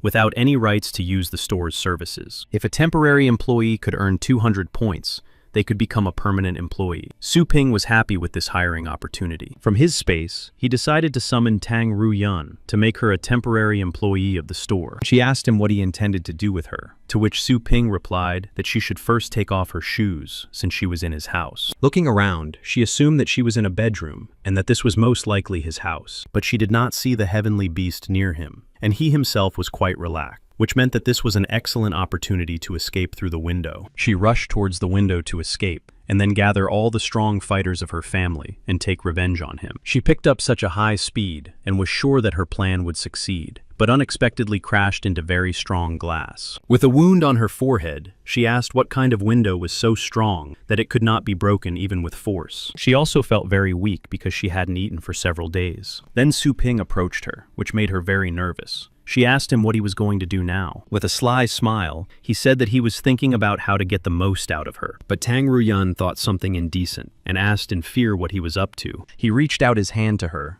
and she decided to block him to protect herself, adding that she would not allow him to do whatever he wanted with her. But he just sat down next to her and handed her a fresh bun to eat. She said that this food only humiliated her, and that in her family it was customary to fight to the end. So she decided to end it all with a hunger strike. But when she saw how delicious the buns looked, she took one and began to eat it with tears in her eyes, saying that he would pay for such humiliation. Su Ping showed her a temporary employment contract and said with a sly look on his face that now she had to pay him back. The next day, a crowd of customers saw the new store employee and couldn't take their eyes off her because she was also very beautiful. Joanna greeted all the customers and asked them to line up in 2 lines. Tang Ruyen asked why she had to put up with all this. Joanna said that they had to serve these ants. Tan Ruyen saw the store door and decided that she could escape now. But Su Ping realized what she was about to do and said that she couldn't leave for a year. She said that he had forced her to sign the contract. She shouted that this piece of paper would not stop her from escaping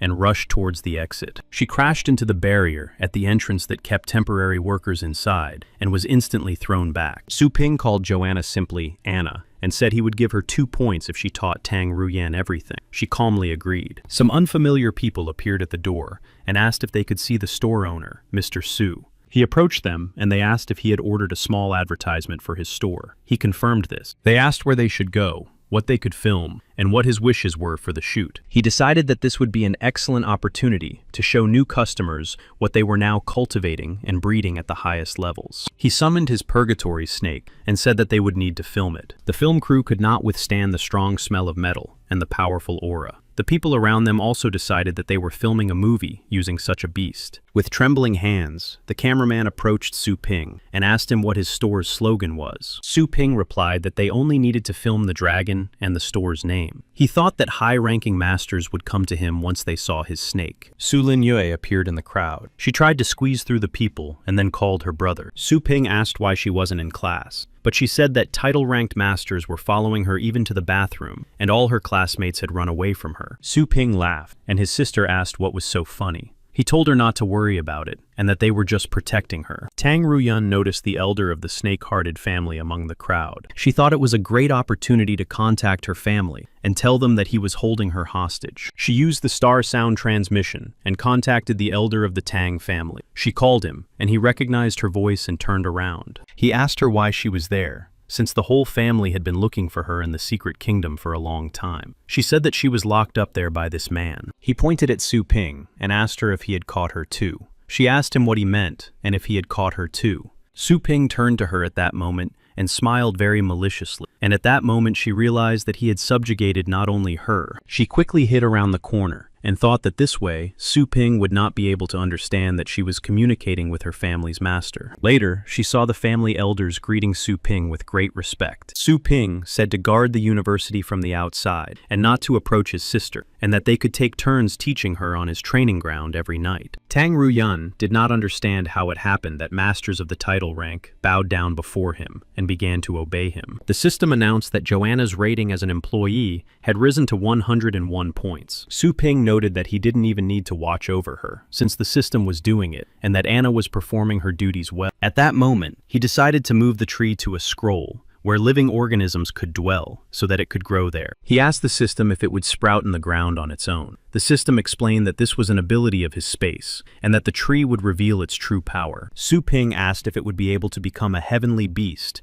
when it fully revealed itself. The system answered in the affirmative. He was delighted with this answer, because if it could bear fruit more often, it would be possible to establish large-scale production. However, the system added that in order for the tree to fully reveal itself, Su Ping needed to become a cultivator. He was currently a master of combat beasts, and now he needed to become a cultivator, but he had too little information about this. He concluded that the most important thing now was to increase his power and prestige, as cases like Mr. Yuan's could happen again in the future. He decided that for the sake of his family, he would gain so much power that no one in the city would dare to mess with him. Therefore, he went further into the cultivation zone. At that moment, Joanna, who was in the store, sensed that Su Ping had used that terrifying power again. Returning home, he fell onto the bed, exhausted after numerous battles. After 100 rebirths, he finally defeated that centurion. But he was pleased with the result, because now the battles had become much more interesting than before. After everything, he decided to take a shower. At the threshold of his room, he met Joanna, who was carrying food for him on a tray. Putting everything on the table, she said that his mother had made soup for him. He looked at her suspiciously and wondered when she had become so caring. But even if she had poisoned the food, it wouldn't work. She asked him if he had used the power of space to reach the divine border. He realized that she had understood all this from a great distance and even knew where he had gone. He asked her what she wanted. She asked him to take her with him next time, to help him improve faster. He realized that she was plotting something beyond just helping him. She said that she wasn't asking for rating points in return, only for the opportunity to do something. He decided that she was testing the limits of what was allowed in the store, and that there was nothing she could do here, but it would clearly be beneficial to him. He approached her and asked how she could leave one inexperienced employee in charge of the entire store, to which she replied that she had already taken care of everything. Due to extreme fatigue, she fell asleep at the end of the workday, and on top of that, the goddess cast a sleeping spell on her, and she would not wake up even if the apocalypse came. Su Ping put on clean clothes and said that she had thought of everything. Taking her by the hand, he said that he agreed to let her go with him and opened a passageway. She clearly did not expect them to leave right away, and so Su Ping led Joanna to the world tree on the semi-divine border. She was surprised that they had gotten there so easily. She realized that Su Ping had really strong spatial skills, and for a moment thought that her dream of finding the divine realm would come true. Su Ping told her to get over her shock and show him the place she had mentioned about cultivation. Her expression changed abruptly, and she told him that he didn't even realize how powerful he was. She said that she had told the chief god to meet them. Su Ping asked how the realms of the higher gods were divided. Joanna replied that they also grew and developed in much the same way as their high-ranking masters. Su Ping concluded that pure-blooded gods were equal to the 10th level in power. Joanna said that they only had 6 levels of realms, but it had been a long time since they lost the highest divine realm, and therefore none of them could reach the realm of the supreme god. Now Su Ping understood why she had agreed to his employment contract and risked everything. Immediately, a huge man with wings appeared before them. He addressed her as Your Highness and said that he had come for her. He asked who was with her, and she said that it was her dear guest. He calmly agreed and asked to take him by the hands to carry him to the temple of the goddess. This world was unlike anything Su Ping had ever seen before. It consisted of many floating islands with temples and cities on them.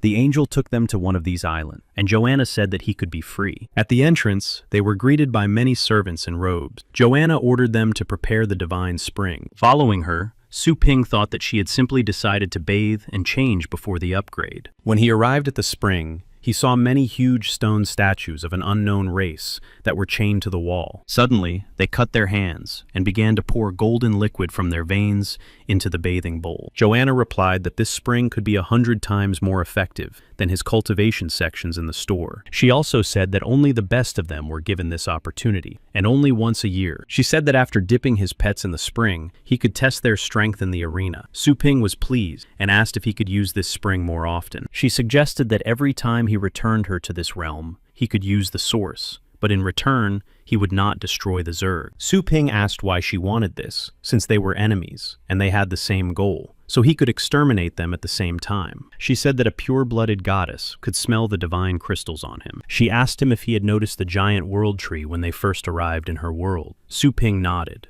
Joanna said that it was not just a tree, but their mother, and that when gods die, they turn into divine energy and return to her. After that, their mother mixes them together and makes them stronger, and then gives birth to each of them separately. She then said that Su Ping, with his intelligence, should understand what she was trying to tell him. He said that after the Zerg devours a god, the divine power passes to it and turns it into a crystal, and therefore, it can no longer return. She confirmed this, and added that the stronger the god was before his death, the more divine power he would receive in his next birth. But because of the Zerg, they lost an incredible amount of divine power, and there were many casualties. And after the loss of the highest divine realm, no god can enter it, which is why their people are now in such a deplorable state. He took her by the hands and pulled her forward, then gave her a huge pile of these crystals, saying that he had collected them today. He said that he accepted her condition and understood that by absorbing these crystals, he would be no different from these Zerg. He said that his goal was to increase his power, and that the source would be enough for him. He said to quickly train his pets and squeeze everything out of them. Descending into the source, he began to feel a piercing pain in his bones. She thanked him for his understanding and told him to call her when he was done. Su Ping asked if she knew where the flaming Xinyang was. Joanna replied that it was the core of the divine flame, and that she could send people to get it. Su Ping said he needed it to break through to the second level. He enjoyed the source like a pleasant bath, and cultivated himself at the same time. Joanna said nothing more, but while Su Ping couldn't see her, she bowed in gratitude to him. Taking all his pets with her, she led them to the training arena. The little skeleton held her hand sweetly and never took his eyes off her. She was pleasantly surprised that Su Ping had given her all the crystals without hesitation, and such a large amount at that. She decided to establish good contact with him. When everyone left, Su Ping opened the storage room and said that these crystals probably needed to be hidden even deeper. He kept a huge amount of crystals for himself. After finishing their cultivation and training their pets, they returned to their home on the blue planet. Su Ping successfully raised the golden crow's body to the second level, and now its power was almost at the highest 9th level. Since Mr. Yuan had been severely wounded by Joanna, he had only one opponent left, and that was another legendary class. He told Jana to wake up Tang Ruyen,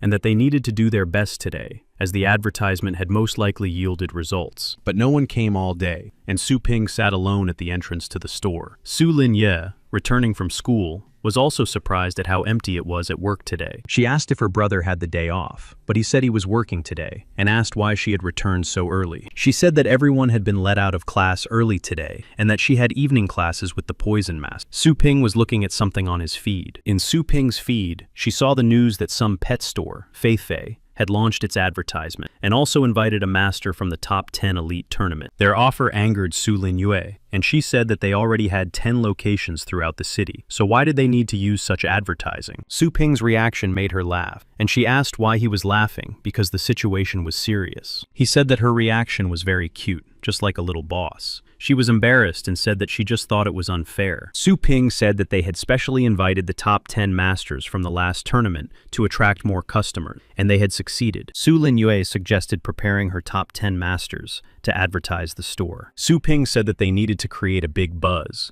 so they would prepare the champion for this year's tournament. After launching an advertisement that his store guaranteed victory in the tournament, crowds of customers began to flock to him again. Since not everyone could get into Feifei's store at once, many customers decided to try their luck at Su Ping's store. Meanwhile, at a meeting at Feifei's store, the employees were outraged by Su Ping's proposal and began looking for ways to retain their customers. The owner of this pet store, Liu Yuan, said that all they needed to do was find compromising information on the owner of that store and make it public. He said that this would ruin his life, so they needed to publicly condemn them, and then the problem would solve itself. His employees were delighted with his idea and began to applaud and praise their president. After Su Ping's statement, the elders discussed him and the store at the Zhou family residence, noting that he was becoming stronger every day. Although they condemned the unknown owner of the store, they were happy to have the opportunity to destroy the Liu family and remove them from their position as a great clan. At the Liu family residence, they also began to search for information about the owner of the Ozone store and wanted to deal with him for his arbitrariness. The informant said that his surname was Su and that he was a high-ranking teacher, but he found nothing more significant about him. The assistant chief said that he had been informed that Mr. Yuan had been defeated by this Mr. Su, but the news had been hushed up and the witnesses quickly hidden. If the poison master had not secretly told him about it, no one would have known about the incident. The head of the family said that Master Su should not be touched for the time being, nor should his shop, until they had obtained all the information about him. A few days later, Su Ping discussed his plan with Soi Quan and his sister. Su Ping said he would choose one of his customers and make him the champion of this elite tournament. Soi Quan and his sister asked who he would choose and whether he could really promote one of his customers to champion. Su Ping denied this and said it was necessary to attract customers. He thought that an outsider would not be suitable for this. Sui Quan asked if such false advertising would cause a negative reaction from customers. He said that if he recommended him as the one who had invested the most in his store for breeding pets, the plan would be successfully implemented. Su Linyue intervened and said with determination that she wanted to take first place. She said she could withstand any training. Su Ping told her that winning the championship itself would cause problems in the future,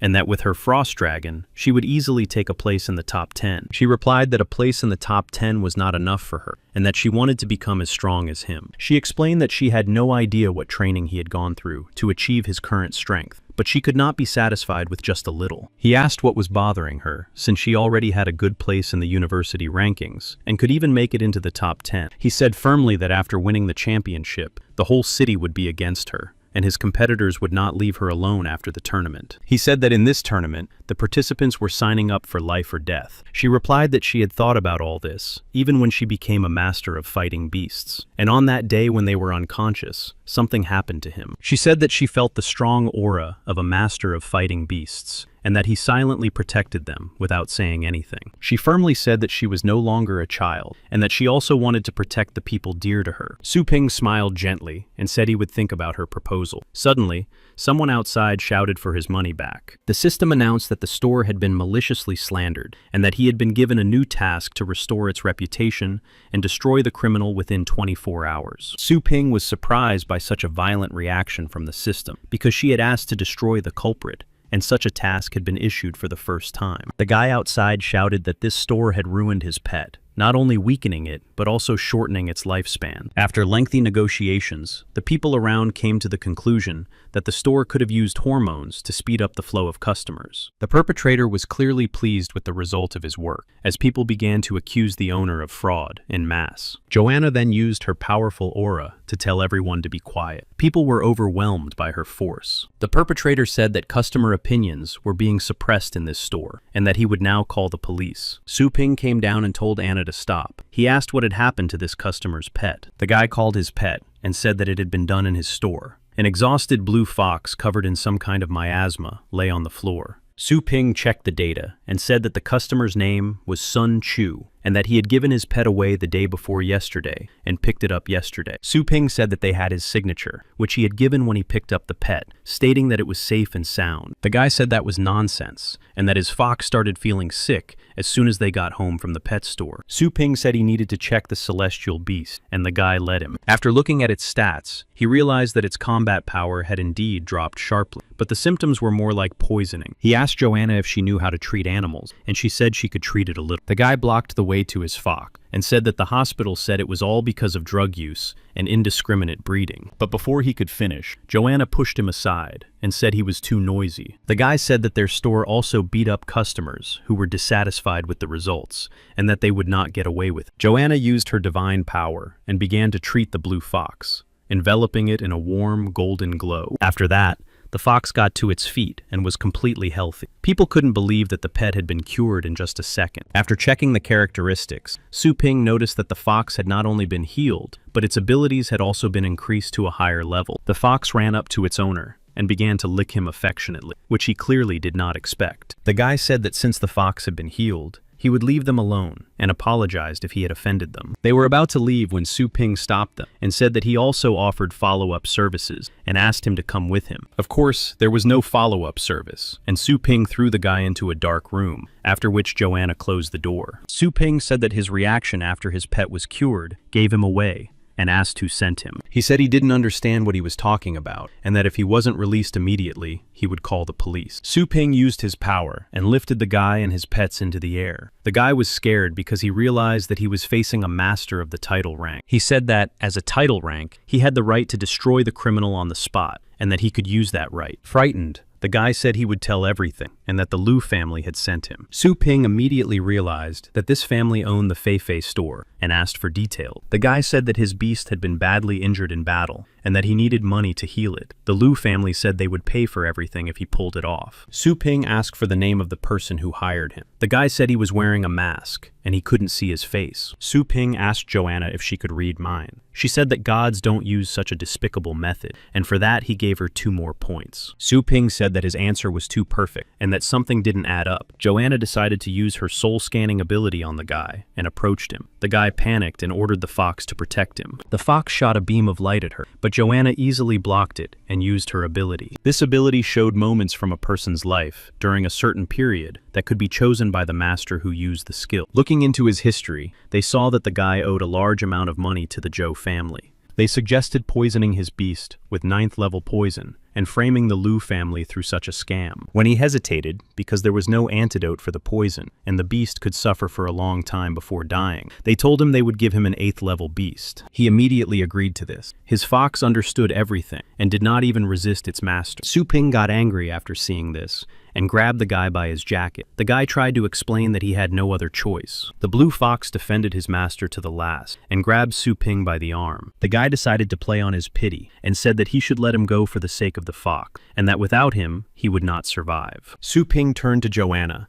and said he would give her 2 more points if she forcibly terminated the contract between the guy and the fox. Using her divine power, she forcibly severed the contractual bond between them. After that, the blue fox seemed to see the light, and lost interest in fighting for the man, then let go of Su Ping's arm. The guy got angry and started yelling at his pet to come back and protect him. Su Ping said that he was unworthy of being his master. The guy realized that he couldn't escape from there and began tearfully begging Su Ping to spare his life. He grabbed him by the scruff of his neck and jumped out of the window. Using his power, he flew high into the sky and said that he didn't like to get his hands dirty there. Together with all his pets, he flew straight to the Zhou family residence. The family's employees realized that this was a master of the title rank and respectfully asked why such a guest had come to them. He ordered them to call the head of the family and said that the owner of the mischievous shop had come to visit him. The workers asked Su Ping to stay where he was and said that they had already notified the head of the family of his arrival. He said that he did not have much free time and ordered the snake of purgatory to fly up. After overcoming the barrier at the front entrance, he went straight inside their house. He stopped the star barrier that covered the entire estate. Many of the family's disciples joined forces and held this barrier, which could block all attacks of the 9th level and below. Su Ping said that they had hearing problems since they did not call the head of their house. The commander of the Zhou family's elite army laughed at him and said that he was not allowed to enter, even if he had a title rank. Su Ping said that since the master of the house did not want to come out, he needed to knock a little harder so that he could hear. He used the overwhelming fist of the demon god of the second force and struck the barrier. An image of a golden crow appeared in the sky,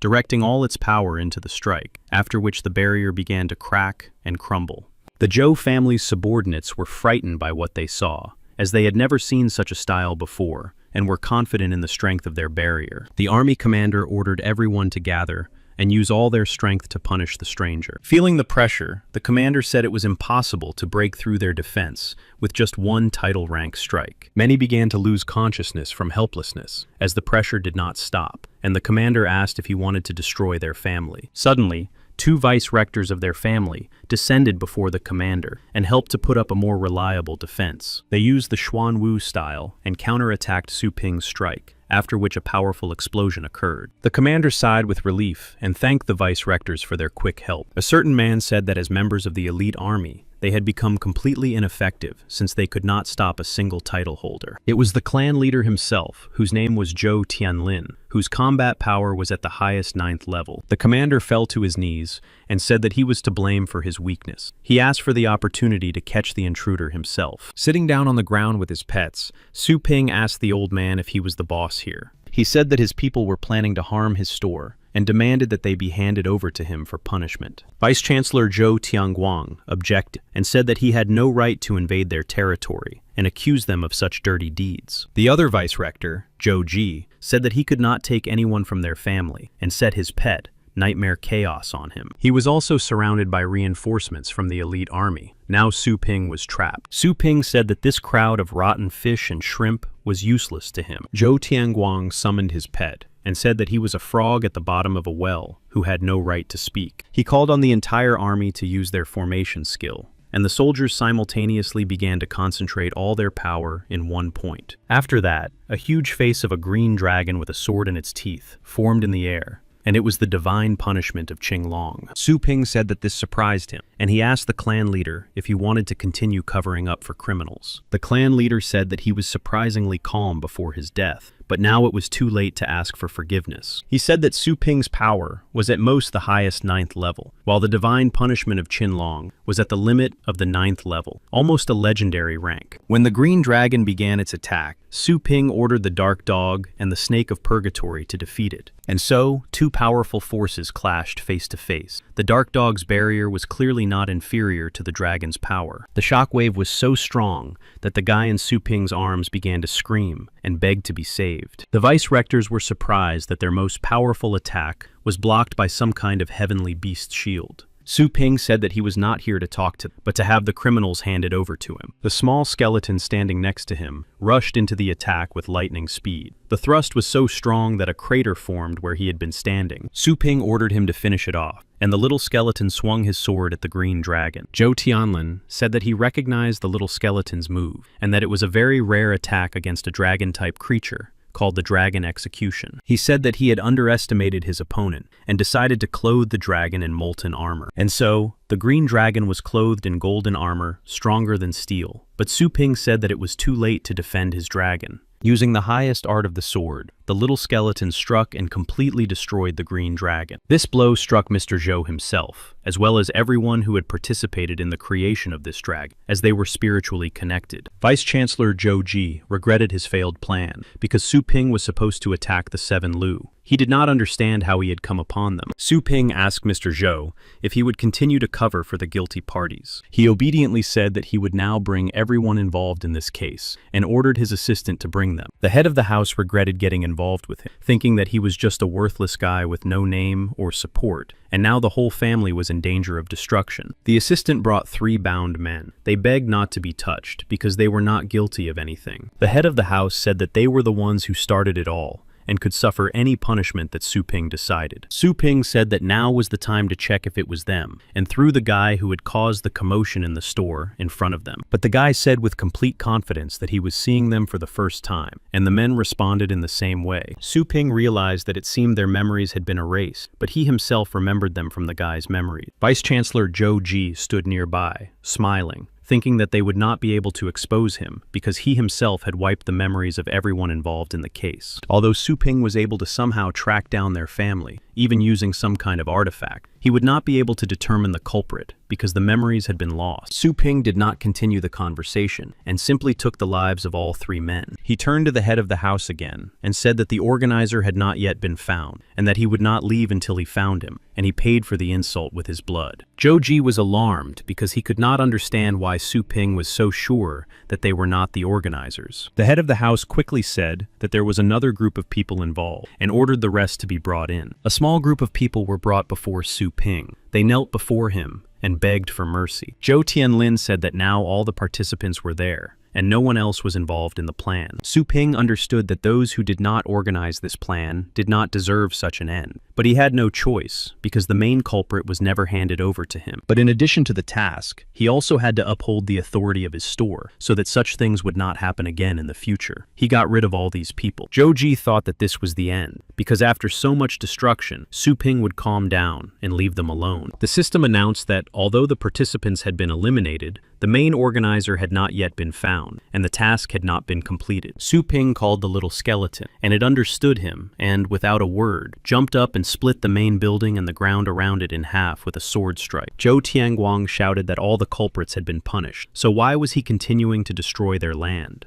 Su Ping turned to him and said that they still had not revealed the main instigator, and that he would take his time to find out who it was by process of elimination. He said that they should start with the head of the house, and approached him to attack. This frightened him. The head thought that if they lost one of the vice-rectors, they would lose a strong hand, but at the same time, they would remain alive. He ordered Zhou Ji to come out. The latter clearly did not expect such a turn of events, because the head could not just hand him over as the organizer. Su Ping turned to him and asked if he was the organizer of this plan. Then he asked if he had anything to say before the end. He laughed and said that because of some worthless store, their whole family was now on the verge of extinction, and that this was simply impossible. He shouted that his plan was perfect until that worthless guy failed so stupidly. He rushed at him and said that if his end had come, he would take him with him, and hit him so hard that he immediately left this world. After that, the little skeleton, without waiting for his master's order, struck Zhou Ji in the back with his sword and took his life. Su Ping ordered the snake of purgatory to clean up the place and burn all the culprits, and he quickly carried out the order. Everyone was frightened by what they saw,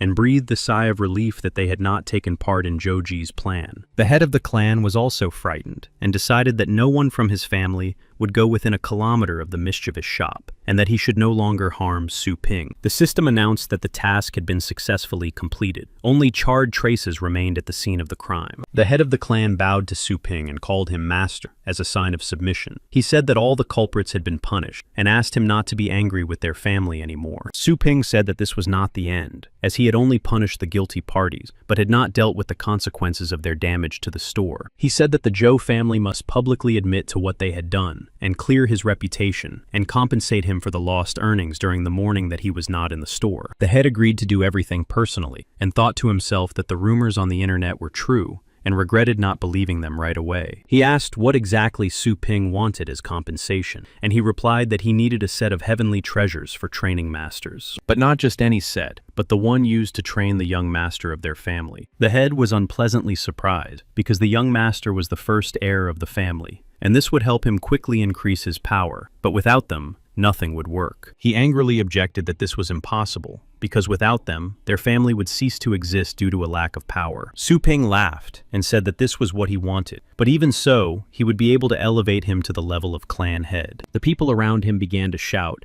that this would be a great humiliation for their family, and that they were now ready to fight him again. The clan leader quickly silenced them, and they immediately stopped their rebellion and tried to explain to them why he wanted to accept his offer. He said that even though Su Ping's skeleton was an ordinary heavenly beast with a low pedigree, it now had such power and appearance for a reason. Based on its aura, this skeleton could even be the king of beasts, and his words that he could lift a pig to the 9th level were not a metaphor at all. Su Ping admired his quick wit and said that if they cooperated with him, he could strengthen their pets and sell feed a little cheaper. He said that he knew about their desire to take their place among the 4 powerful families of this country, and that with his abilities, he could make it happen. The head of the clan was surprised and asked if it could be that their goals for overthrowing the 4 families were similar. Su Ping told him to look at the situation more broadly and simply flew back home. The next day, people whispered that the Zhou family had arranged all this, and that the shop owner was not to blame. After that, even more customers came to Su Ping's shop and said they were sure of his innocence. The system announced that the store's reputation had been restored, and that he would receive a book of legendary heavenly beast skills as a reward. Su Ping read that this ability allowed his pet to merge with its owner for a short time and use the beast's skills. He was very surprised, because only legendary masters can master this ability. But now, even a heavenly beast can master it. He understood that this was truly a terrifying power, and wondered which of their pets to give this power to. If he gave it to the snake of purgatory, it would become a dragon warrior, because then it would be able to breathe fire and fly without using star power. But since he was used to using spirit control on the dragon, choosing this ability for it would be too mundane. And if he gave it to the dark dog, it would be cool to see souls 100 miles away, but there was a big problem with that. He didn't want to be called a dog warrior and look like a dog himself. After thinking it over, he made the final decision that only he and no one else should possess this book. He summoned his little skeleton, and it appeared from Su Ping's space. It was clearly ready for a new battle and was looking for its prey around, but Su Ping said that he had not summoned it for that this time. He handed it the book and said that it was a gift it deserved. The skeleton, not expecting this, dropped its sword. The skeleton's gaze asked if it was really for him, and Su Ping confirmed his thoughts and told him to eat it quickly. He began to devour the skill book, and after reviewing the characteristics, Su Ping saw that his combat power had increased by half, which pleased him. He patted him on the head, which confused the skeleton. Su Ping thought that after absorbing the bloodstone, he had changed in appearance and strength, but now he had grown even more. Before that, the little skeleton had no way to increase his strength in battle, and constantly won only thanks to rebirths. He was really glad that his strength had increased so much now, because it used to be very difficult to do. Relaxing a little, he wrote to a friend that he wanted to bring new 5th-level masters to train in the desert areas. When they arrived at the store, Soi Quan and his sister were surprised that Su Ping was talking to a man who destroyed beasts using only his own strength, without pets. This was the first person after the legendary rank, almost the title rank of Dao Zong. Su Ping greeted him and asked him to follow him. Dao Zong said that his shop had changed a little over the past few days and asked if he was ready to learn the art of the sword. Su Ping agreed and asked which training ground he wanted to choose. Dao Zong said that he just needed mountains and seas, and before them, the ground turned into a wide plain with small rocks and the sea. He asked how a hologram could be so real. Su Ping said that there was a little trick to it, and added that even if the arena was destroyed, it would immediately be restored. Daozong said that in the past, many had wanted to master his skills, but they always lacked something, but perhaps he would succeed. He asked Su Ping to draw his sword, and Su Ping decided to summon a small skeleton. Daozong was surprised that he would not be teaching Su Ping. He said that while he was away, Daozong could continue to train him. He added that in gratitude, he would give him something valuable that would definitely be useful to him. Daozong immediately realized that it was the fruit of the spiritual tree, and said that thanks to it, a person could increase their power by 1 level. Daozong understood that this fruit could reduce his cultivation time by 1 or even 2 years, and that it was too valuable and rare a gift. Daozong suddenly told Su Ping that it was not a question of money, because if the skeleton did not have sufficient skills, he would not be able to master his sword skills. Su Ping told the little skeleton to demonstrate its abilities, and it jumped into the air, used the art of the sword, and cut the sea in half. Covering Daozun from sudden rainfall, Su Ping asked if this was enough to teach the skeleton. He was greatly surprised by its power. Even now, he could cut through seas and oceans, and with the study of his technique, his strength would increase 1.5 times, and how strong he would become in the end. He was excited by this idea, having found such a wonderful student, and said he was ready to teach him everything he knew. And if he didn't learn it today,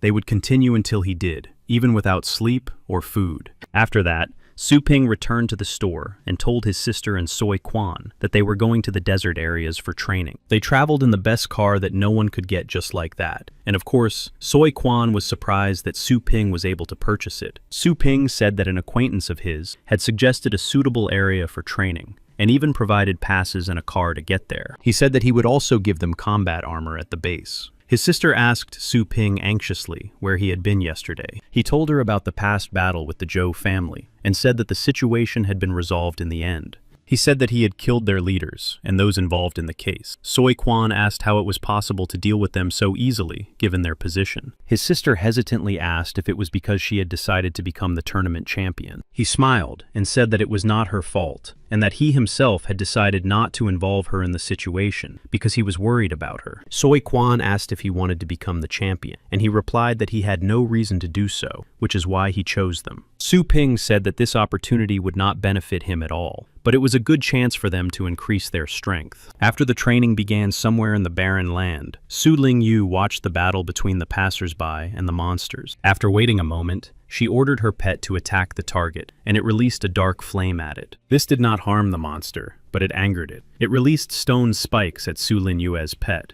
but when it hit, it turned out to be just an illusion, which even the monster itself did not expect. At that moment, her pet and Soi Quan attacked the monster from behind. Soi Quan's pet immobilized the monster with its vine. Su Linyue ordered her fire beast to use the fire whirlwind skill. The wounded monster decided to attack the owners of these pets and jumped towards them. Soi Quan said that the monster was going after Su Linyue and told her to be careful. She replied that it was almost defeated and asked him to block its attack. Soi Quan's second pet stood between Su Linyue and the monster and stopped it. She decided that it was time to summon the moon dragon. When it emerged from space, she used her 4th level power boost and ordered it to use its moon claws. Together, they were able to defeat the monster and were happy that their efforts had finally paid off. But suddenly, something bigger appeared behind them. Su Linyue noticed it first, and putting up a star barrier, pushed Soi Quan away, and was able to save them from the attack of the hammerhead python. Sui Kwang noticed that Su Linyue was injured because she had covered him, and he called on the Soul Eater for help. The Soul Eater used covering miasmas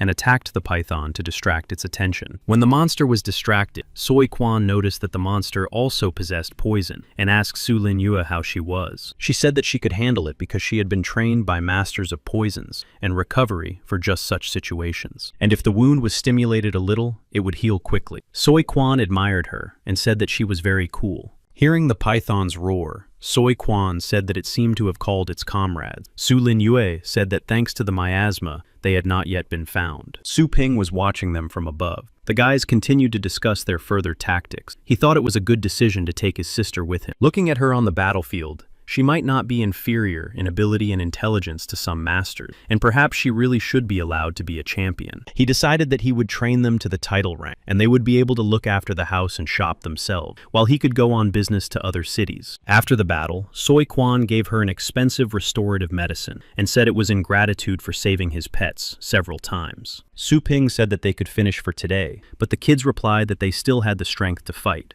Su Lin Yue said that she had greatly enjoyed the battle and wanted to continue in order to save money to strengthen the dragon, and he allowed them to continue. Later, at the scoring station, they calculated all the merits of passage number 90 and asked him to come forward. They told him that he had earned a total of 1,280 points, to which he asked why so few. The workers explained to him that all the beasts he had caught were of low rank and did not earn many points. They also said that the highest score for his strongest monster was only 1,000, and it was a 4th-rank beast. Then they laughed at him. After that, they counted the points for the Night Wolves group, and they had more than 1.5 million, and there were 64 people on the team. When they were asked how to distribute the points among all the team members, the commander quickly told everyone how many they would get. The previous passer was angry that he had worked all day and received such a small number of points, while some interns who were dumber than him received 5,000. The inspectors called the next 3 passers, who, according to their calculations, received 2,256,000 points. It was Su Ping and his team who had defeated a whole bunch of monsters and returned unharmed. Everyone was surprised that they would receive 700,000 points per person. When asked how to distribute the points, Su Ping replied that they should be divided between Su Lin Yue and Soi Quan. Soi Quan said that Su Lin Yue should take a little more, because she had saved his life several times, to which she replied that she was just doing her job. Suddenly, the crowd began to shout that it was unfair that they had been given so many points. They shouted that they did not agree that these people had been given millions, while they had only received a few thousand for their monsters. Su Yanning was also in the crowd, but she remained silent and did not speak up like everyone else. Her friend asked her why she was silent, saying that it was not fair. The commander of the Night Wolves ordered everyone in his group to be quiet to stop the commotion. A member of his team said that the newcomers did not understand how the points for their work were distributed. The newbies said that even though they hadn't been very helpful to their team, Su Yanning had helped them a lot and deserved more. They kept insisting that the points should be distributed according to merit. Su Lin Yue wanted to get involved in their conversation, but Su Ping stopped her and told her not to jump to conclusions. The group leader told the newbies not to think that because they defeated the ferocious beasts together, they could claim something more.